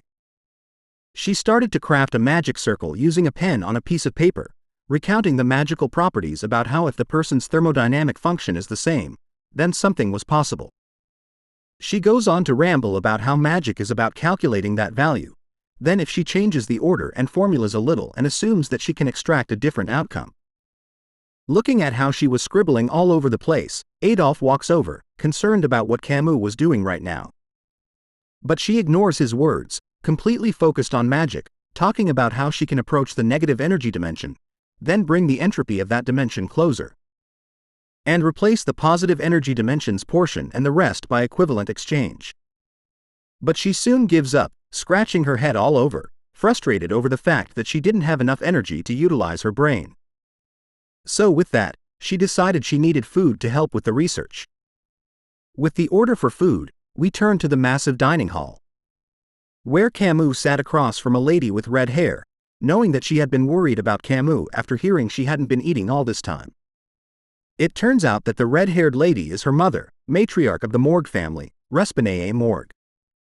Knowing that her own daughter, the vice-matriarch, hadn't held a spoon for several days was a cause for worry. Camus assures her that she would no longer need to worry if she listens to her personal request. Camus wanted her mother's permission to mobilize the Morgue family, military to search the forest. Her mother and uncle were surprised to hear about that, after knowing how dangerous the forest is. Taking a moment to think, Respinae agrees to Camus' request, much to the shock of Adolphe. He tries to change her mind, but Respinae stands firm with her decision, knowing that Camus still has something that she can do, meaning that she isn't going to give up that easily. Leaving her own mother with no choice but to let Camus give up on her own accord. Happy with her mother's choice, Camus started to eat, chewing away as fast as possible. But then the urge of vomiting took over. Her body was rejecting the food. Soon enough, she started puking all over the floor. Adolphe immediately stood up, realizing what he thought was true. Camus couldn't eat the food because it's been too long since she ate something. So he orders the servants to take the plates away, and to instead prepare food suitable for the sick. But as the servants came to take the food away, Camus urged them to back off. Her face filled with determination and a side of vomit, she stumbles back onto the dining table, vowing to everyone present that she was going to eat all of the food. With a new profound sense of purpose, Camus started to chow down, ignoring the spoons and forks, using her bare hands to eat everything. Her mind was only filled with Vicier, knowing that she wouldn't have lost him if she hadn't been kidnapped by the barbarians back then. She wouldn't have lost him if she had stopped him from fighting the huge ass spider by himself. All of those are karma stemming from her. Death is something that was unfairly given to him, when it should have been her. Wiping off her drool, Camus was determined to restore that unfairness. That day, news spread throughout the Morgue family that the vice matriarch, who was engulfed in despair, had started to move again. However, people were not expecting her to move the way that she did. We now turn to the Morgue family's Hall of Darkness. A man with white hair sat on a throne, his gaze filled with intent. This man is the head sorcerer of the Morgue family, representing the Hall of Darkness, Snake Morgue. He questions the robed figure standing before him, asking what brought the vice matriarch of the Hall of Light to his place of darkness. Camus removes her hood, telling Snake that she would like to defect from the Hall of Light and enter the Hall of Darkness. Snake was startled by her sudden request, reminding her that the Hall of Light was the visible symbol of the Morgue family, while the Hall of Darkness is its shadow, where research and experiments on black sorcery are conducted, far away from the people's eyes. Answering her request, Snakes questions the Lady of Light if she knew what it means to join the dark side. Camus replies that she had prepared to live her life hiding in the shadows and abandon her mother, her uncle, and her rights to the vice matriarch. Snake knew about her request to mobilize the military, which is currently searching through the forest, leading him to ask if her intentions were to resurrect Vicier with black magic. Camus proudly reveals that she was. She intends to use the spell of perfect revival. Shocked by her proclamation, Snake reminds her that what she was going to use belonged to ancient black magic where one can completely revive the dead. Camus was going to use foreign magic, which is strictly forbidden with the Morgue family and the Empire. With all these facts, Snake harshly declines her entrance into the Hall of Darkness, urging Camus to leave. After being rejected, Camus shows off her own black magic, telling Snake that she has no choice but to learn the ancient black magic by herself. Snake was instantly stunned by her magic, surprised to see that Camus was able to control the spirit in her hand. He couldn't believe that Camus was able to teach herself black magic, which was thought to be impossible. If that was the case, it wouldn't be an exaggeration to say that she has reached a new level by herself. With all that he was seeing, Snake concluded that Camus might be a once-in-a-century genius like her mother, Respinae, the matriarch of the Morgue family. Seeing her abilities with black magic, Snake walks over to her, accepting her choice to join the dark side, while reminding her that his word is absolute in the Hall of Darkness, and whether it was something she could accept. Kneeling before the Master of Darkness, Camus tells him that she doesn't care if she loses everything she has, if it means being able to save the man she loves. Deep inside the Morgue family's Hall of Darkness, there is a place that isn't monitored by the Empire or visible to the Morgue family. A space that only the members of the Hall of Darkness know about. An underground space that spans over 600 floors. Damn, that's a lot of stairs. Just in time, we turn over to the dark support area, conveniently located at floor 666. On that floor, we see Camus practicing her dark magic by summoning a type of monster in front of Snake. She turns to him, asking the man about what he thought of her summon. He was incredibly surprised to see that the young lady was able to create undead soldiers now. Thinking about this, he could see that she was able to achieve this much when it hasn't been that long since she converted to black sorcery, remembering that Camus was originally a fire magic mage. Seeing all this happening in front of his eyes, Snake was having mixed feelings. A combination of pride, jealousy, fear, affection and sadness. Something we all experience. Deep down inside, he thinks about what it was he was searching for in Camus' face, which resembles her mother's. Why did he allow this child to enter the Hall of Darkness? But before he could think even further, Snake snaps back into reality as Camus tells him that she still found her skills lacking. She looks at her hands, upset that she still couldn't completely revive a corpse with her current abilities. Knowing that she was planning to do a complete revival, Snake reminds her that it was not just difficult to learn, but the success rate was also extremely low. Let's say she does revive the love of her life by some miracle. When that happens, there was a possibility that he will either go berserk or become corrupt afterward. To Camus, she didn't need to worry about what happens after she's successful with the spell. She believes that the soul of the person she wants to revive is stronger than anyone else's. We return to the main house where Adolphe was screaming at his sister, shouting that they should have stopped Camus from leaving the Hall of Light and instead enter the Hall of Darkness. Looking at the window, Respinae tells him that she has yet to make her decision. She has told her own daughter to choose carefully and gave her the authority to freely enter both halls as she pleases. Adolphe was still full of concern, revealing that Camus has been spending more and more time with the leader called Snake. Hearing that, Respinae assures him that Snake was not the type to harm her, and in fact, was the best one to help. Even after hearing that, Adolphe still wanted to reject the idea of Camus joining the dark side, but Respinae, with a stern voice, tells him to stop talking and worrying about this matter. Back at the Hall of Darkness, Snake and Camus were moving somewhere else. As they walked together through the corridors, Snake asks if she knew about the origins of the Morgue family, which she didn't. Using the lantern in his hand, Snake brings it up, lighting the room they were in and revealing to Camus that this place was the very beginning of the Morgue family, which started at a morgue. He tells her that the title Morgue comes from a very old bloodline that existed before human clans and empires were established. The Morgue family mostly took in unidentified corpses and found their relatives. It may be because they spent a lot of time with the dead, but after a certain point in time, members of the Morgue family were able to converse with the dead. To this day, there are still members who can. Just like her, Camus Morgue. Hearing about the story, she concluded that the Morgue family had used black sorcery from the very beginning. Snake continues on, guiding Camus through the morgue. He tells her that black sorcerers who sort out knowledge know that the truth lies beyond death's door. With that, Camus decides that she should be familiar with death, but Snake corrects that thinking, telling her that doing so would be nothing more than imitating a black mage by doing that. He instructed that first, she needed to be wary of death. In a serious tone, he tells Camus to keep in mind that black mages are entities who keep death at an arm's length.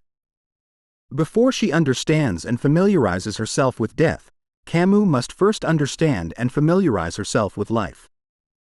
He reminds her that a true black mage loves living beings more than anyone else and pities those who are dying.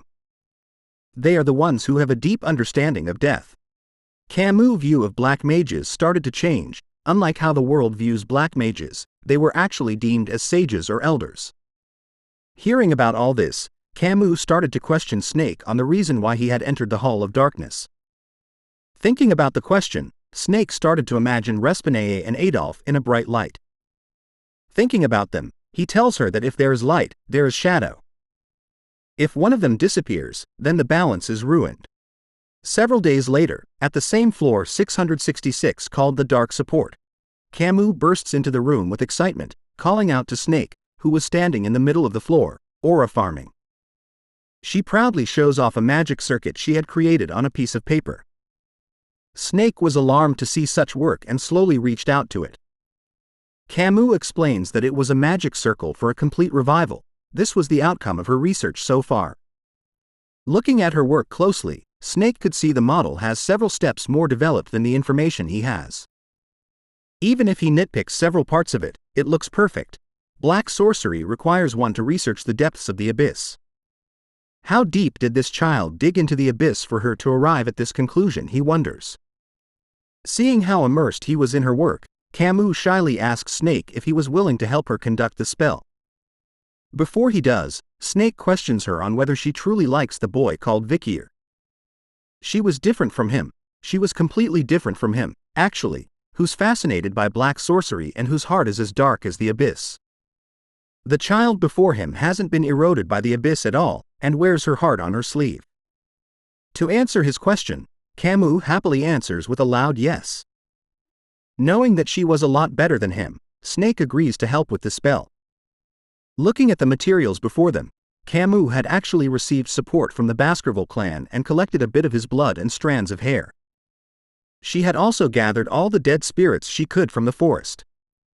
Snake was impressed by this, seeing that if there was a piece of his physical body, then a fragment of his soul would react. If that happens, she could just sort through them. As they wrote the magic circle on the ground, Snake questions Camus about whether she knew of the ship of Theseus paradox. He was concerned that if it was really him, with just his body, memories and personality were back. To Camus, those things didn't matter right now. What's important for her was to succeed first. After some time, the two of them had completely drawn Camus' magic circle in the middle of the room with the materials at the center. Not wasting any time, Camus decided to start the spell right away, saying to Snake that she had waited too long. And so, with the help of her new master Snake, the two of them started to cast the complete revival spell in hopes of getting Vicier back into the land of the living. As they focused their powers, dark spirals of magic began to erupt from the magic circle, surrounding the room. Snake could see that the magic circle itself was flawless, believing that the world of black magic was finally having its first breakthrough. As time went by, a swirl of red aura started to gather at the center of the magic circle, forming the shape of a familiar figure we all know. Seeing the figure of the boy she loves, Camus loses her concentration, rushing towards the center of the magic circle to where he was. She reaches out to what she believes was Vicier. But as she approaches Vicier, the magic circle starts to go haywire, destroying the room they were in. As a result, Camus suffered from mana counterflow, causing her to spill blood from her mouth. Snake could only shout at her to grab Camus' attention. But all she heard was nothing but a blur. Suffering from a rebound caused by mana counterflow, Camus slowly watches everything she wanted fall apart, thinking that she had failed. As she opens her eyes, she sees a white door in front of her, alone in the new space. Camus starts to think that she had died too. All kinds of questions started to pop in her head. Why did the magic fail? She thought it was perfect. Is it because the piece of Vicier's body was too old? Or was his soul not even in the forest? Maybe he's already attained enlightenment and turned his back on this spiteful world. Then what meaning does her struggles hold now? The young lady wonders as she stares into the bright light. Tears started to pool in her eyes, as she started to think that it was better for her to just die. A hand appeared on her face. It was Snake. He crossed over, revealing to Camus that he didn't want to enter the Hall of Darkness. It was because he couldn't be with his sister, because he couldn't stay in the same light, only being able to live in the shadows. However, something came to his mind when he saw how Camus wore her heart on her sleeve. If only he was honest, if only he had the courage to challenge the impossible. Maybe things would have been different for him. Pushing her away, Snake tells her to never lose hope, and that he wishes for her to reunite with the one she loves. With that final push, Camus was swallowed into the waters, slowly watching Snake walk into the door of light instead of her. In a sad turn of events, we return to reality, where Snake laid in a bloodied mess while Camus was completely unharmed. She looked in horror, as the man known as Snake, her master, laid dead in a pool of blood, right in front of her own eyes. Quite some time has passed since Snake crossed over to the other side, his dead body laid on floor 666. Long enough for flies to wander around his corpse. Camus was lying right beside, not moving an inch, as the result of their failure was obvious due to the state of the room they were in. Eyes started to open with a hazy look in them as she wondered how much time had passed as her burnt body wouldn't move as she wanted. She wonders if this is the price one has to pay for using a forbidden spell to bring back the dead. No one will come here to where they were, to this hidden space deep within the Hall of Darkness. Camus felt that it might be better for her to die off like this. Her master, who died for her instead, will probably find her current state ridiculous. But she had already tried everything. Camus no longer has the will to live anymore. But if there is something that she finds unfortunate, it was that she couldn't meet him in the end. As she closed her eyes, believing that it was the last time, Camus thought to herself that she might see him once she dies. But a voice tells her that she looks like she wants to live, awakening the young lady. Camus started to wonder how she was hearing a voice here, thinking it was a hallucination. But the voice states clearly that it was real, that it had appeared because it had felt her intense feelings. Looking back at what she read in the books, Camus figures that the voice belongs to a demon. The voice admits that it was a demon. Seeing that she knew what it was, the voice decides to speed things up. In exchange for the demon saving her with its power, it suggests that they strike a deal together. But Camus responds that she doesn't want to live anymore, so instead, the demon asks her what she wants. Looking at the failed magic circle, the demon figured out that she wanted to resurrect someone. There was a dead person she wanted to see. Seeing the dead happens to be the demon's speciality. The voice reveals part of its form, a grotesque mouth with sharp fangs and blue aura surrounding it. The demon introduces herself as Sire, the demon of the dead and decay. She offers to help the young lady meet the person she wanted to resurrect, in exchange for a deal between them. Hearing the offer, and thinking about how Snake wanted her to reunite with the one she loves, Camus closes her eyes, thinking about her future decision. Since there was nothing else she could do, Camus agrees to the deal with Sire, since this was a method she has not yet tried, a deal with a demon.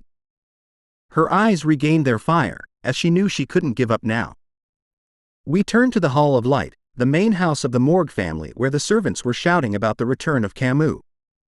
Adolphe rushed to see her, breathing heavily as everyone was stunned to witness what was going on. Camus has returned to the main household. Adolphe wanted to let her know how worried he was about her, even concerned about what happened to her hair and to explain what she has been doing these past 10 days. Believing that it was Snake who did it, Camus silently walked past everyone, her eyes looking down, only telling him that she was tired and sorry. "How sad," said Sire as she appears beside Camus, mocking her for ignoring her uncle that way, especially since it has been a long time since she's seen him. "Be quiet," commanded Camus to the demon, reminding her to prove her competence, or else she was going to break off their contract. And that was how her contract with Sire began. This is the contract written between the two. First, the elite corpse Sire will lend a portion of her power to Camus Morgue, and assist her so she can meet Vicier van Baskerville. As payment, Camus Morgue will hand over all control of her physical body for 1 day to Sire, and fall into a complete slumber. Additionally, Camus Morgue is prohibited from divulging anything concerning Sire or demons to others. With the contract, Camus gained 2 powers from Sire: the ability to find anything she wants, and the ability to bring back the dead.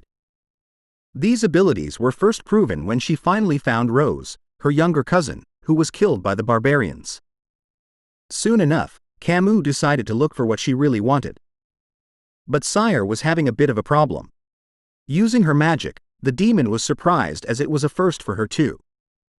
She couldn't feel the soul of the man Camus had been looking for, Vicier van Baskerville. Even with that, Camus still wasn't going to give up. During the day, she used isolation training as an excuse to avoid the Morgue family and looked after Rose, and when night came, she looked for Vicier. The more time had passed, the more she drifted apart from her mother, her uncle, and her family. But she didn't have much time to dwell on that. "I'm going to see Vicier," that was the only thing she could think about. As she was engrossed in her black magic research, she heard a faint noise from the back of the room. A stranger had appeared, making her ask who it was. Dantalion had made his appearance, warning the young lady that he wasn't here to see her, but the demon she was with. And so, he orders her to bring Sire out. After that day, Rose disappeared. Sire reveals to Camus that Dantalion was her comrade, the 9th corpse, who said he needed a slave. So she gave Rose to him. Adding on that once he conceals his presence, it would be hard to locate the demon. Camus was furious over the demon's decision to hand over Rose to Dantalion. Hearing her complaints, Sire assures that she could always resurrect Rose if she dies again by fixing her body once more. The way she talked about Rose made Camus realize that Sire was truly a demon deep down her core. And so, the day Camus left to find Rose once again, a miracle happened. She met the Hound, who was the love of her life, Vicier van Baskerville. With that, we return to the present, with Camus on her knees, tears coming down after Vicier had finally found her. He takes a look at her through the hole he punched through the wall with, teasing the young lady that she looked a lot different from the last time he saw her. Camus was on the verge of blurting out all the things she wanted to ask him. Her mind was filled with all types of questions. Why are you saying things with such composure when it's been so long since they saw each other? Why didn't you come find her if he was alive? Did he know how hard it was for her? Does he know how much she struggled just so she could see her again? But all these questions were left unsaid, as Camus couldn't say them out loud. Walking closer to her, Vicier could see that she had made a deal with the demon. Even though she couldn't speak, Camus wanted him to see her as a cool woman in her final moments. Even without asking, she can feel that the depth of his eyes has never looked this deep before. Vicier had grown to become so handsome. Unlike her, who ruined everything and everyone she came across. Sensing that her time was coming to end soon, when that happened, she knew Vicier would have to fight Sire. So the last thing she could do for him was to not let him fight alone again. But since she was able to see him again, Camus calmly thanks Vicier for recognizing and finding her one last time. Just like when they were kids, she gives him a grade. 100 out of 100. With a sad smile on her face as spikes appear from the ground, pointed straight at her. As the spikes aim to end her life, Camus reminds Vicier to be happy for the both of them. In a stunning turn of events, our boy actually went ahead and gave the young lady a hug, using his own body as a shield to protect her from death. He calmly tells her that he could understand what she couldn't tell him because of the contract with the demon. He knew that she didn't land any critical hits when they fought, and that ending her life was her way of telling him that she couldn't talk about it. Sensing her presence fading away, Vicier leaves her with some final words. "Don't worry about me and leave it to me." His eyes filled with a new sense of rage unlike never before. Assuring his childhood friend that he was never going to lose to a demon. And just like that, Camus disappears from the world while Sire took complete control over her body. Thanks for watching the latest part from the voice of Manhwa. Subscribe for more content and don't forget to comment below what you want to see in the future. Like and share for more.